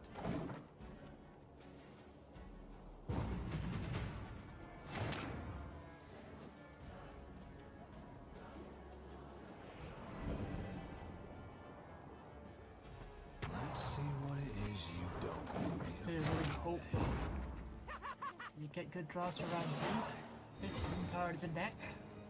Yeah. So the short round for this Nilfgaard now basically consists of this Milton and the Falseri with the Bruhut. I think the leader still hasn't been Does used. get the shoot. Oh no, sorry, the leader was the Morvran. Yeah, it has been. As you say, Shub is drawn, so the Iris's companions again.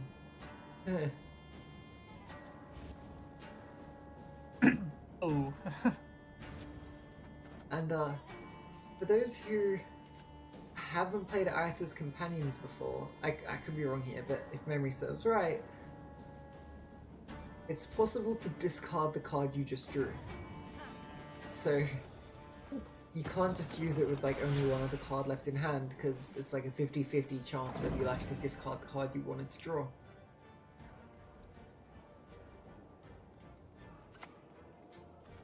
Is Ship Knight? It's not a unit. So there is an answer to this false theory.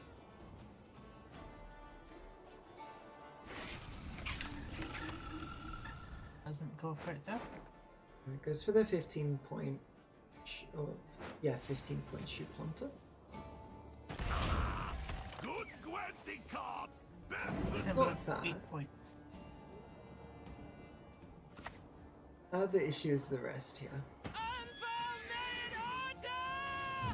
The Menno now just wants a unit on board to be able to play out this full series. What without pleasures is life? Guess the Iris The back. Iris back.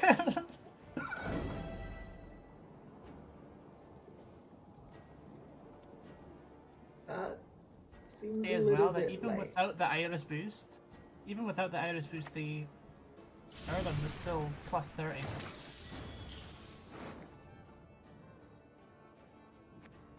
Fighting spirit, what needs ye to flee this world ever free?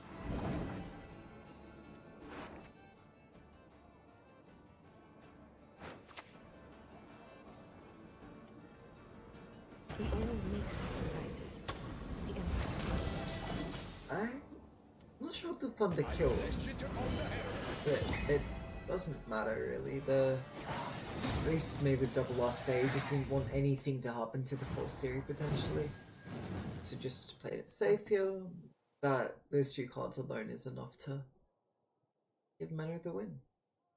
Yeah, that too. A few things. But that's the downside when you play a deck like that. The draws aren't entirely consistent despite playing Pincer Maneuver. But now, I just need a single win with this interesting Araka Swarm list. On the other hand, you see Bullet here with the mid-range Devotion Syndicate.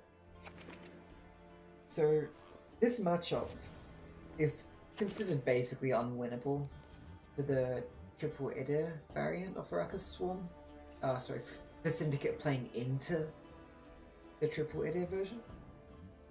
It might be more winnable simply because you don't have to contend with Triple Idir, which Devotion Syndicate like this just struggles to answer properly. But I see Glusty still getting a lot of potential value here. Yeah, it's less focused on the triple leader, more focused on control, I would say. Yeah. We have the double kicking more stalkers, we've got the Sarquan, we have the Pred Dive. And of course the Heat Wave as well.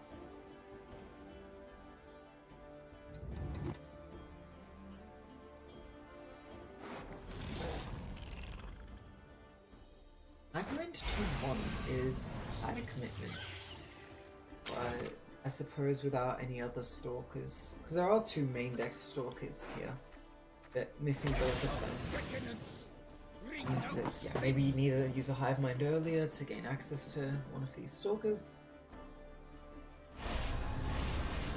Okay, and now we're just going to commit the Crimson Curse. Pretty aggressive.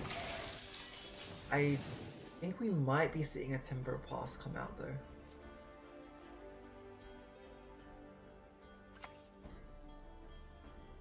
Test out the godless non-humans!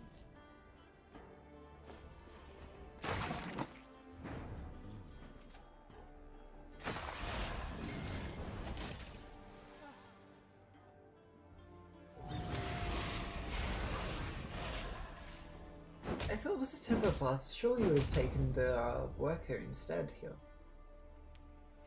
We see the back row spender being dealt with.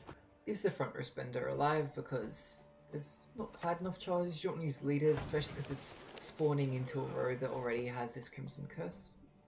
The Blood Moon effect running along it. These Eventide plunder options are there.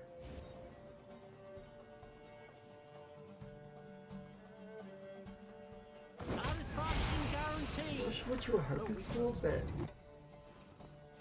I guess every Huxley doesn't seem that crazy.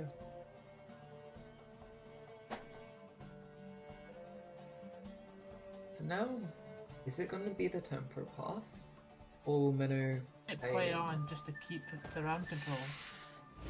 Yeah. Actually, I think you need the last say here for the Glusty, so you at least play one more. Doesn't use up the last of the Hive Mind though.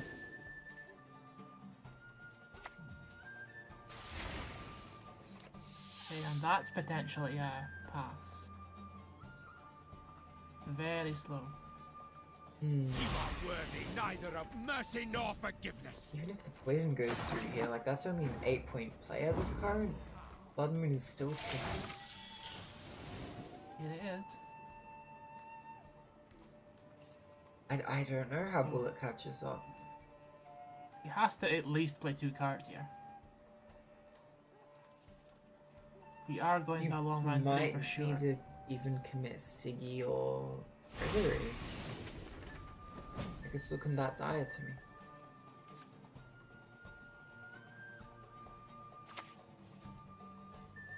Nose, mouth, any hole. First card.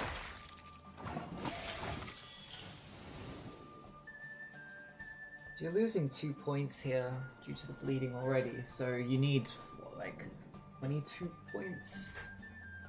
Catch up? Oh, sorry, to get ahead. This is the Siggy, I would think. Yeah, it is the Siggy.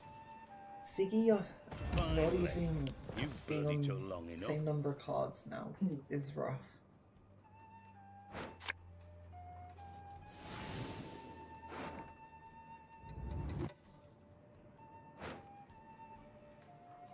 Can he cut cleanly when you squirming about like that?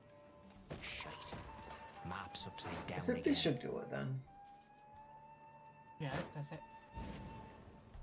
We are going to go to a long round, but it looks a bit. Wait, where are my gloves?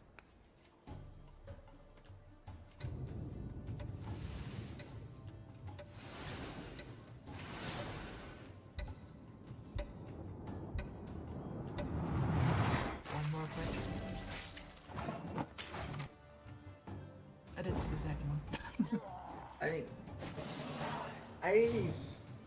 Look, technically I know you should maximize the carryover on your coins, but are you really bleeding 2 cards down here? I don't think it makes a difference if you had just spent it all. Oh no. I'd be surprised if we don't see a long round 3 here. But the issue is, a long round 3 I think just gives Glusty so much leeway to just bubble It up all definitely these does, zealots. but... Oh, especially when you bricked your King of Beggars. Yeah, that's not great. But hey, at least King of Beggars bricked now means it won't be bricked in round 3.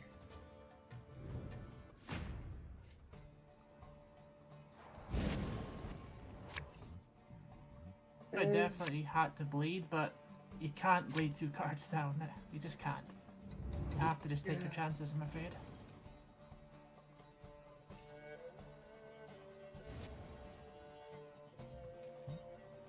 Yeah, like Glusty's gonna be scary, Acid Spit to set up the Glusty is gonna be so scary.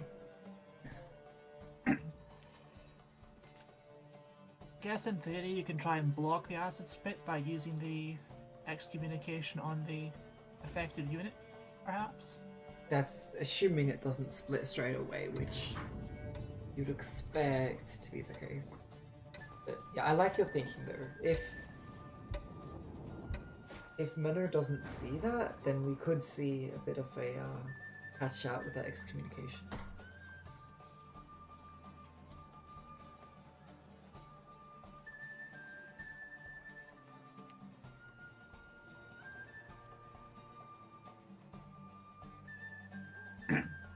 would be a nice little bit of storytelling as well.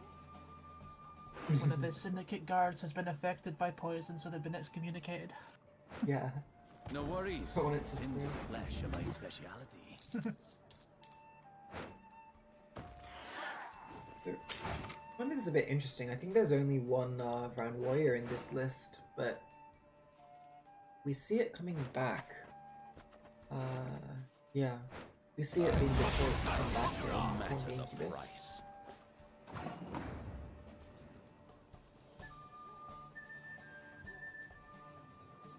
Fuck. Riptide looks very juicy.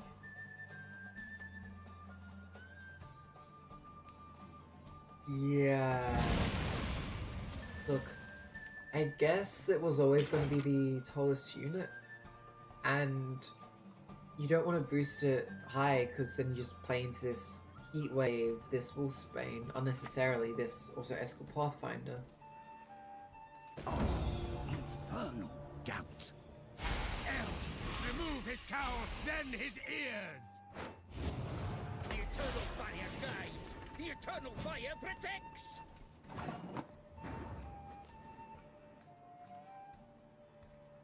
So at this point, do you even care about killing off this Minnow? Sort of Minnow. Minnow as a name is confusing me so much here. I was looking at the Syndicate graveyard. The only other fire spawn right now is the Eternal Fire Disciple. Oh. Yes, I forgot to change the scores on this screen. Yeah, Minnow is 2-0. Thank you for that. Okay.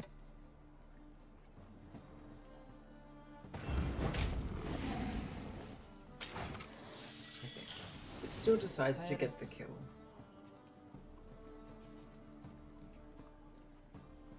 Yeah, this acid spit is going to be quite infectious as it isn't cold. How does it not just spread to this entire front row? Does it not trigger when a unit reaches 1? So if a unit's already at 1, it won't spread. Is that not how it works? Hmm? If it was already 1 power? So if there is a unit with more than 1 power that has the infection, use the excommunication on that one. Yeah.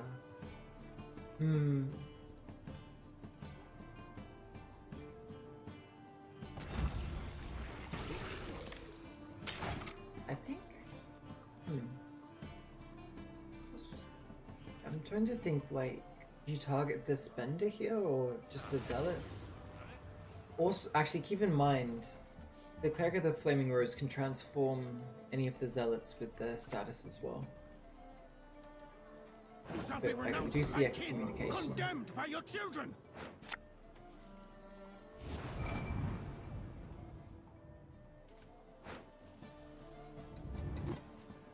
It could very well be the deal of a lifetime. Ooh, nice They're little nicely cleaned up.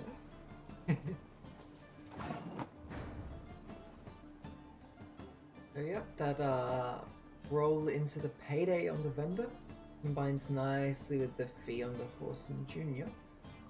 That it is not long for this world.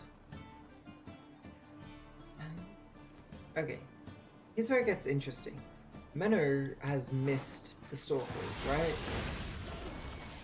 There is no way for Menno to actually, you know, nicely set a lot of these units to 1 power. It's really just the acid spit here. Then you have 3 Toll Punishers, which are not going to get good value here. Spontaneous Evolution, which is actually going to trade really badly into the St. Gregory because it's going to damage all enemy units by 1 when it gets to its Berserk. Unless they use the evolution on the Sarquan. Yeah. I feel like you still want to spawn the drones simply because that spreads this acid spit more. So...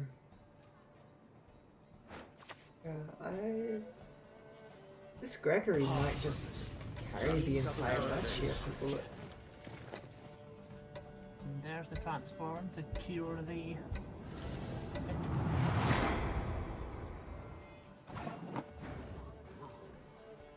Now we'll know that if a unit's at 1, does it still spread? Because I don't think it does. Yeah, I don't believe it does. Alright. But yeah, we'll keep an eye on it. But yeah, it does seem like the essence bit might be stuck only spreading towards the left. And there's only so many ways for Menno to spread that infusion right now, because there's not that many more drone spawns remaining. My Salamander Mage, setting this armor to 1 power now means that St. Gregory dealing 1 damage to the Holomy board will end up killing off that unit, triggering the exposed.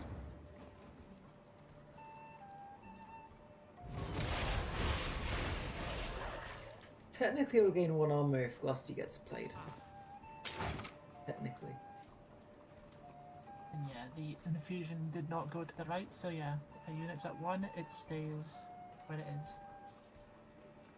Yeah, the Glusty needs to come down before St. Gregory, I think, for Menno to have a chance here.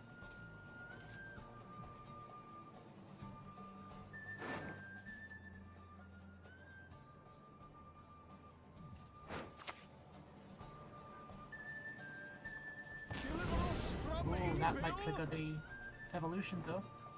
Yeah, that's... That might cause the acid to spread. That is the downside here.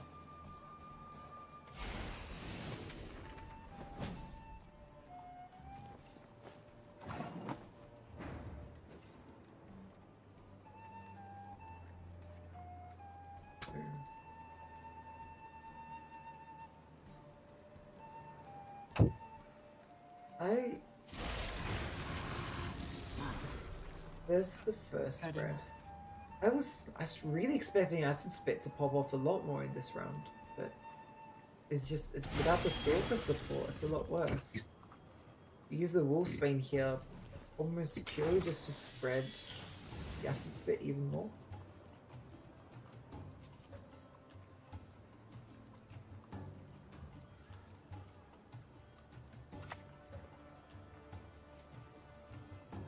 Consume me if I am unworthy!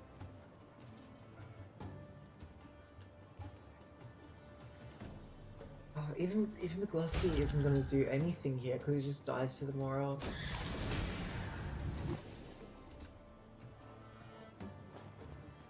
It doesn't look close at all. No. Okay, you can counter the St. Gregory a little bit by reactivating the Acid Spit here.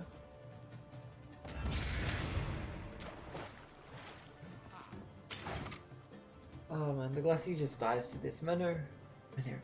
Why do I keep doing that? The Morels. I don't see why it doesn't. And yeah, this final Keeper of the Flame might be a bit not great. I don't think there's nearly enough clerics for that to do anything, but yeah, Menno just Good news at least. It's not a big deal. Able to clean it up here. So it is not We have a series. a 3-0. Bullet is on the scoreboard. Could be a reverse sweep. That is now a win for Bullet. The Syndicate goes through. Indeed, the Skellige.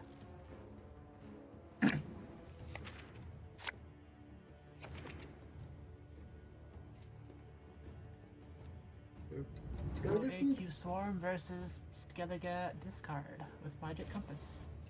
In the blue coin this time, so you have an extra discard on that Mask of Rubros. We see Mogfog in hand round 1, but no skirmishes. I was about to say the double skull, the burner, and the coral, but yeah, one of the skulls is thrown away. This is a lot of discard with not that many great targets for it. Squirrel is not a card you want to discard in this matchup for obvious reasons. Namely being Hive Mind is very good food for a squirrel. Your magic can't Skirmishers at the bottom of the deck, No pretty magic much. can. Yeah. We could see shuffle. I mean, with this many draws, surely you can draw into a skirmisher, right? Right?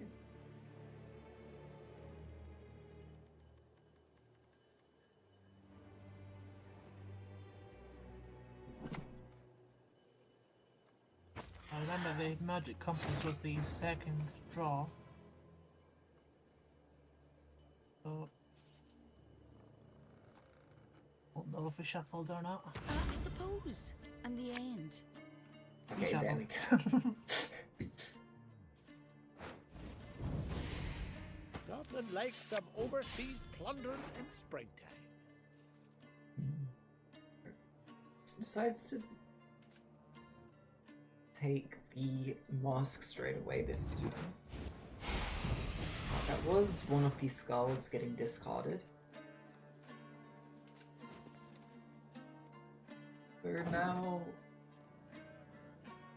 the Grand Warrior is potentially vulnerable to a Rockfire Warrior. Pull it off, and then you can save the Gutting Slash now for something a bit different.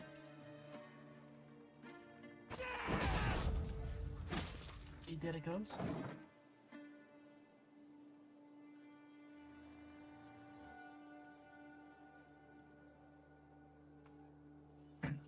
I do think it's good that the coral is dead this time, because the last round when we saw the coral stuck the whole time, it got some pretty good value. Even in here it got pretty good value, I'd say, already in just a single turn it was alive. 4 damage onto the opposing Grand Warrior, and then you set it up to die nicely to a Rockfire Warrior.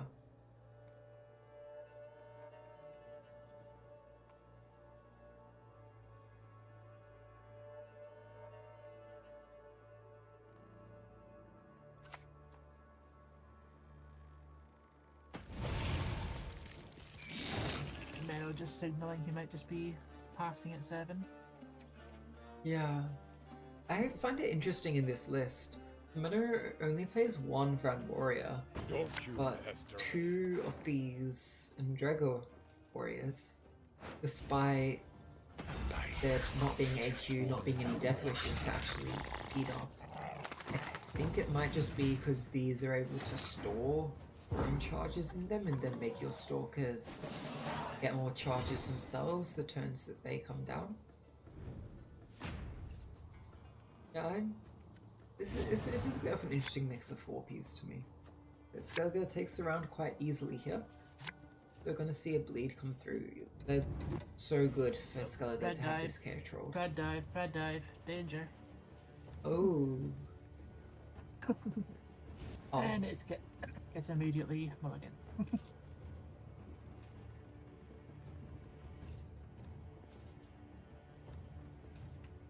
Yeah, exactly, Kung Fu. We're doing a good job, what do you, like, keeping the players on task, no 2 quick series is...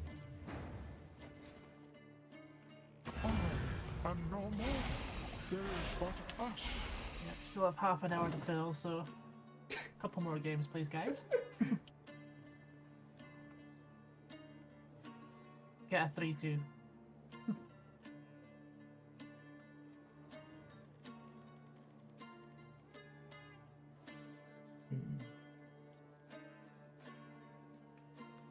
Lusty is... I mean, it's always the case in these matchups. Or this sort of monsters deck. Lusty is a big game changer. And there are Toll Punishers for it, but if the Glusty is able to eat a whole bunch of the enemy 1 power units, it gets quite good value straight away. You see very quick Slash taking out that Stalker on Monsters side now, the Riptide came out. There's, especially with the Coral Gorn, you don't care about killing anything at this point. You may as well just play the Riptide for the full 12 points. In saying that though, we see this the character roll there. Yeah, Bert is a pretty good roll here for Bullet. A beautiful pair of legs. Yeah, it's going to be quite a menace as well. There's no real efficient way to kill it. I mean, you could use the Eskel. Yes.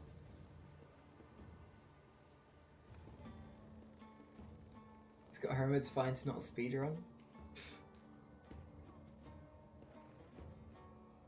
Yeah, I need to become like my emo and unbedge.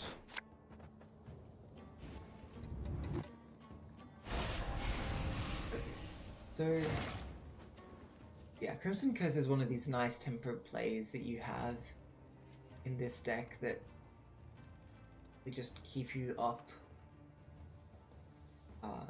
You're in it in this sort of situation when you're being pushed. By the way, did you know that the Blood Moon effect on each of the rows has the moon in like a different position in the lunar cycle? Or like, it's either in like the lunar cycle or it's just like different in like its rising or setting. So if you have all the rows with the Blood Moon effect, it's really pretty and like some kind of change over time type thing. Oh, it is gorgeous. Okay, spit time. Yay! They're able to proc itself immediately on one of these crows. Get some... I was gonna say some spit on burner, but that feels wrong. I think it's from an adult site. Okay, a lot of bloodthirst Leave on it the there. board right now. This means the serve can go through. And that's a huge swing, and it's immune, so Wolfsbane, the Pathfinder, they're all useless at dealing with the serve. It can get damage through the Blood Moon at least, but that's it. And these stalkers look so... It did something. Yeah, look, it killed the boat finally. But like coming down at 2 power, it's such a low tempo plane itself, and it's not what you want when you're already trailing by almost 20 points. Yeah, this Blood Moon is helping, I guess. Now we just see a scroll onto this Neuromancy. We haven't seen Hive Mind this game, and as you pointed out in the deck discussion, there's no organic tutor. We're not playing the Weavers here. If you don't find the Hive Mind, and you don't have the Neuromancy for the Hive Mind, well, good luck. Wolfsbane, it's just played here to spread the Acid Spit. Burner. Set her down to 1 Imagine power. that Mendo will play the Glusty Yeah. before Bullet passes. That would be problematic.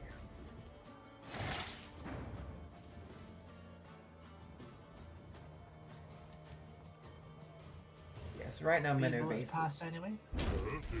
Or Okay, not. there's the chance. Still So going. I know. Okay, there's still a heat wave in deck for Bullet. I know has to respect that. They can't just play the Glusty now. It would be a huge play. I think would even get ahead. But Mendo either just takes the risk and goes ahead, but risks the heat wave, or plays slowly and lets Bullet get out. it's easy for us to say because we can see both hands that you just play the Glusty. That's the choices. It's just very unfortunate that he said it's a gamble. It is a gamble. Yeah, I think the correct play is to gamble here, no matter what. Because I don't see how you can win this without the last say. Because you're gonna have to commit the Glusty anyways.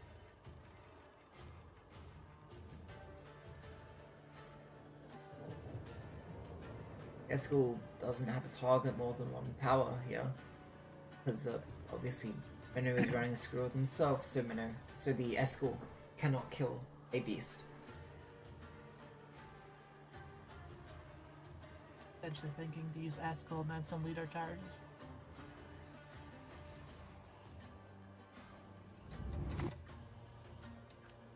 Oh, it's not.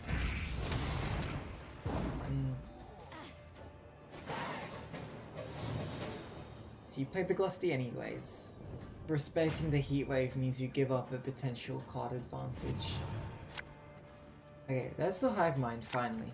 Skrull is gone, so Hive Mind will get full value over this 4 card round 3.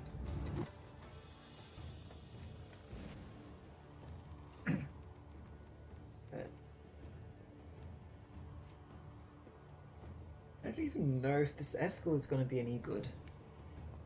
It does feel a little bit unfortunate that this monsters deck with 3 Tall Punishers seems to just be playing against these decks that don't have units that go above 10 that aren't immune. It's not Muzzle, not even thinking about it.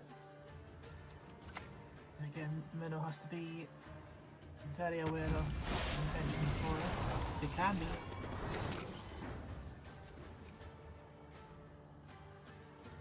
Yeah, AQ is looking, it's struggling a little here for Minnow. There's the Heat Wave.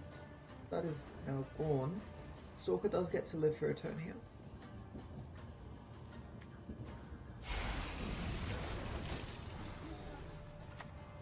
I mean, something is going to die to this Brockvar Warrior this turn.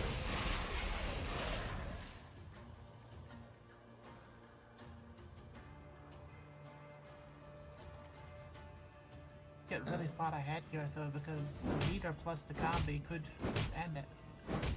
Yeah. Have to use all charges as well. I mean, that's game. But doesn't take the guaranteed kill here.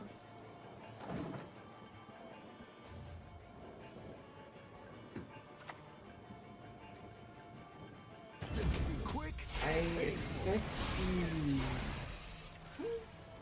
Actually, is this enough? Look, my gut instinct would be the best play would be leader into Svalbard.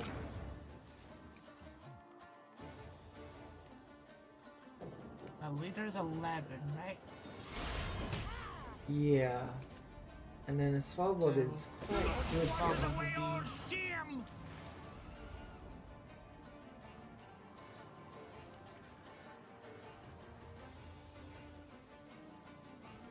Even tier is enough.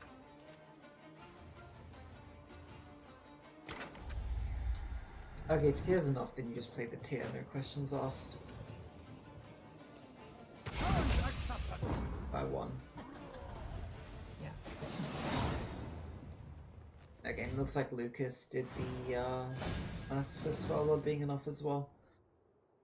So, okay, Bullet does take it. I think that ended up way closer than it had any right to be, especially when, like, yeah, the Kambi play would have secured the win.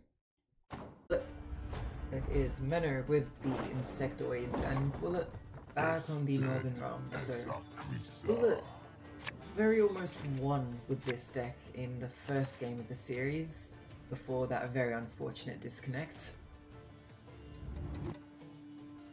But we'll see if they're able to get a win against Insectoids here. So I think Insectoids just want a long round and NR wants a short round.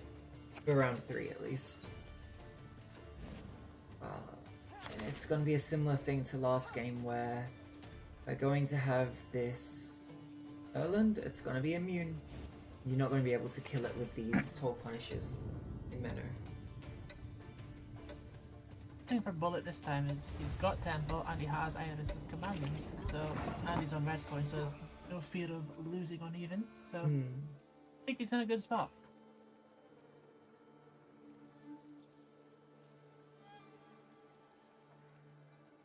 Wait, what was the deck that he I didn't. Was it? It was this one in the game one, right? Oh no! Oh, it was the Skellige in the game one that was just about to probably win. You know. Okay, Yeah. I mixed that up. Skellige was a way to play the compass and then it crashed. Yeah, right. Okay, so no, this one had some bad temple pulls when we saw it in the game too. Let's see if this is better here. So playing it without the Rune Mage coming down first. Draug is very good in this matchup, I think, but maybe decided to go for the Demavend. Oh yeah, he did go for the Draug. Has Vandergrift, if you draw it's nice, it's resilience, it's not bad. And then you have the Queen of Dahlia, which was not the craziest, it has some nice synergy with Moose Generator.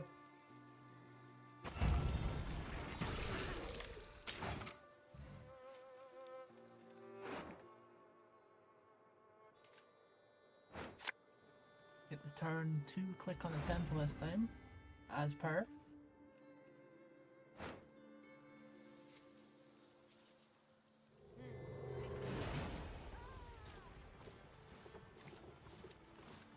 Yeah, Shupenar, I have not seen much since, you know, Temple got heavily provision nerfed, Nisha got provision nerfed. All those little bits and pieces. And Iris's companions and Iris herself getting nerfed. Yeah. But hey, getting a big Erland is still a very valid strategy and be quite scary.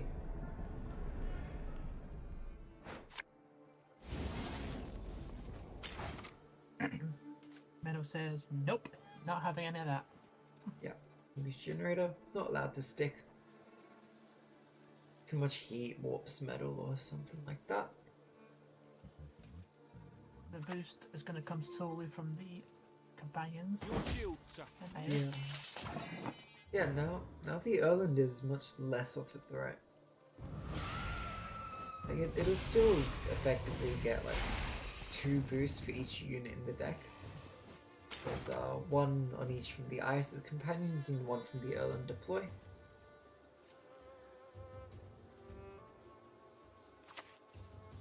A bit of a delayed heat wave onto that Ida. Maybe.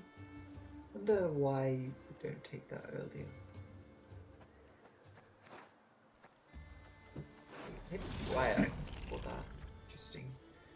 So this will be the Hive Mind. Takes the Kikimore Worker first. What is this sequencing? A Hatchling, then Warrior, then Stalker. Okay. Just be trying to get out at this point, maybe? And the squirrel. No hive mind. So, doing this one first, in theory, maximizes tempo against a squirrel coming out straight away onto the hive mind. But usually I feel like if you're against a squirrel like this and expecting it, you just play the Stalker as the first card. Because then you have the Stalker on board. If they squirrel, then your Stalker's stuck. But maybe with the rest of this hand, Stalker just wouldn't find enough value. Menno might temple pass here just to get the Anseasa.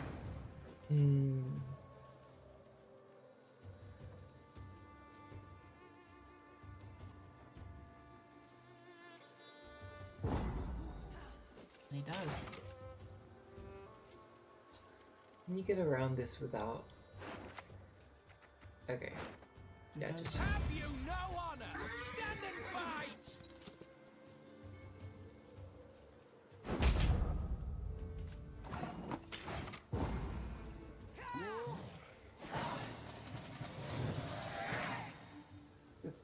There's the round win, Northern Realms. They're in control of the game now.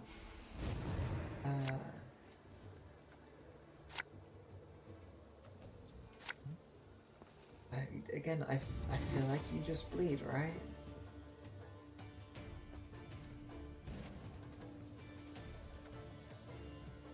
Yeah, I can definitely see him bleeding since he got the Vandal Griffin Temple as well. He might consider that worthwhile. Although, yeah, okay, if the Erland was set up with the neuter actually sticking, I think then there'd be a larger argument to bleed to get a shorter round 3. Yeah. Oh, it is already out. What's left for engines? The Stalkers? The Acid Spit? You just want to minimize gusty value. By bleeding...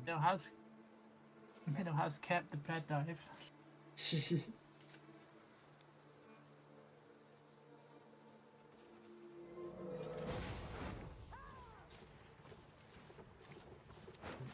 Okay, Adalia is very good at eating up a pred dive, I guess. For Adalia. So is the soldier. Yeah. The little volunteer that could.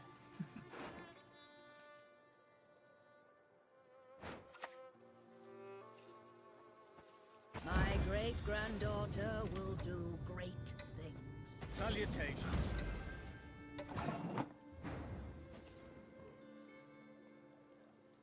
Yeah. I do like the spacing as well, fully aware of the acid spit. Yeah. And yeah, this is why having artifacts staying on board is so good against acid spit, because it can't jump over. And we see a very bad little pred dive.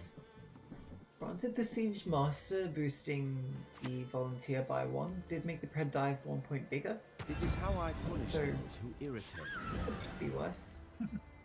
Immediate Zeal coming onto the Radvid here, not going to be vulnerable to this Parasite. Okay.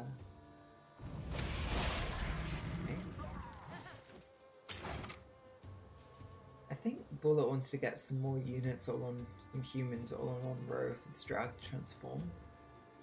Because if you can do that, then all these are poison insects. Here comes the Vandergrift.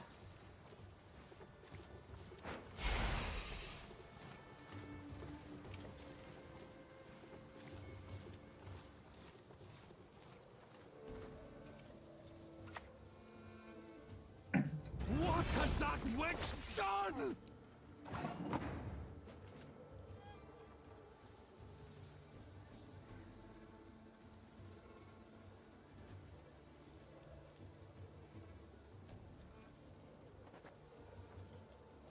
Put it in Nero for the Escol.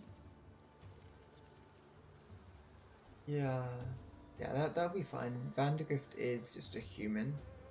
Is cursed, but still a human.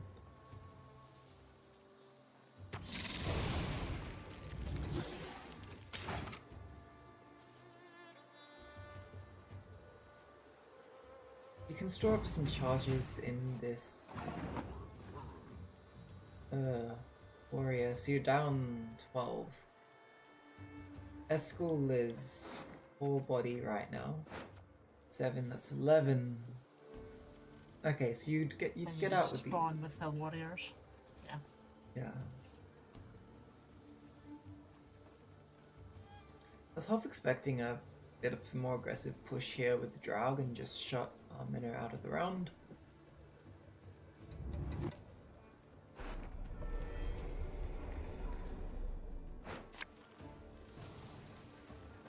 Sure. Not wanting to face that 6 carryover in the resilience.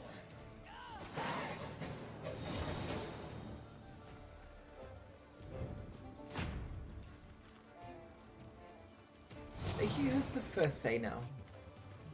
I shouldn't call it AQ because technically the leader is AS and Arrakis Queen isn't even in this deck. But nonetheless, the AQ deck will get to go first. They can set up a Stalker off of this Incubus? No, there's no 5 provision unit in Graveyard. So yeah, the Incubus is limited to only bringing back 4 provision.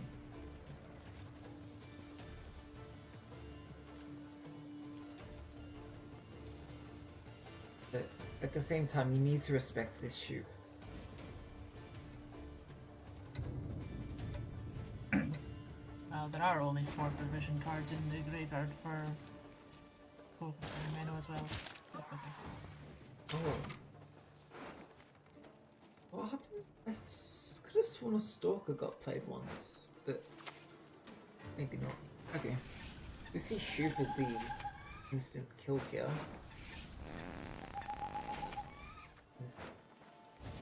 Not a guarantee because Mage was not found this game, but whether through damage 4 or luck was very likely to find the required answer. Yeah, missing both would have been hell unlucky.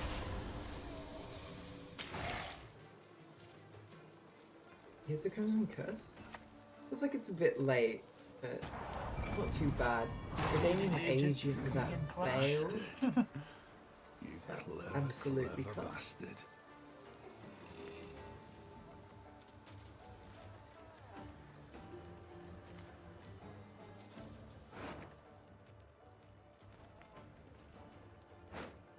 No worries. Sins of the flesh are my speciality. The Incubus is nice here. It gets another unit on the Blood Moon row, so it's a bit less likely to hit that Redanian agent, I say.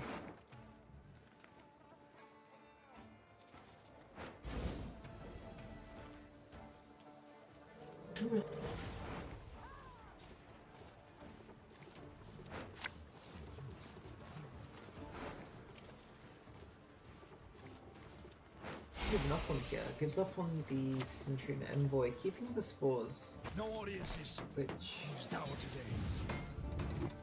With Last Say, that is an answer for the Glusty. It's not the best answer, but it'll do the trick probably. Actually, what is this Glusty even gonna eat? It needs 1 power unit. As soon as this acid spit gets played, the Drow is immediately going to come down. Nullify the injection.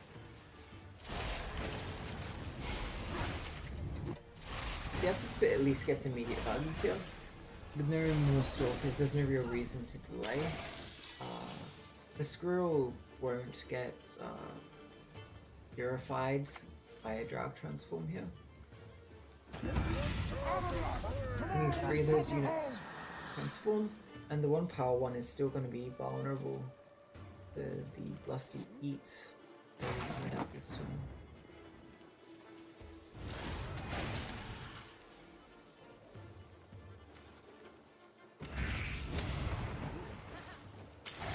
Pretty good Glusty, decent lead. But yeah, but you don't have Last Say. Which they know they don't have Last Say, that's why they didn't save the Glusty until the very last turn. Maybe if the Riptide somehow snipes the Erland and this wasn't a Spores or something, then it would have been a lot better, but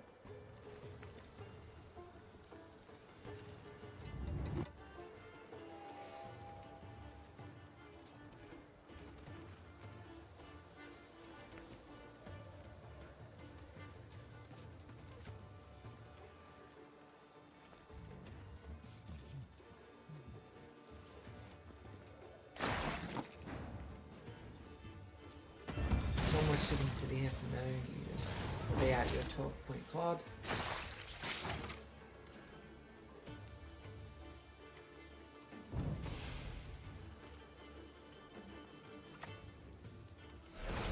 Big Spores, big Erland, and it is enough. Bullet. Despite a very unfortunate beginning to the series, is able to pick up a win in the game 5 with the Northern Realms, and just to take a win in the series as a whole. That was a reverse sweep against the AQ, right? Yeah. It was indeed. 3-2. Targies, Monsters is banned. Oh, that's the series.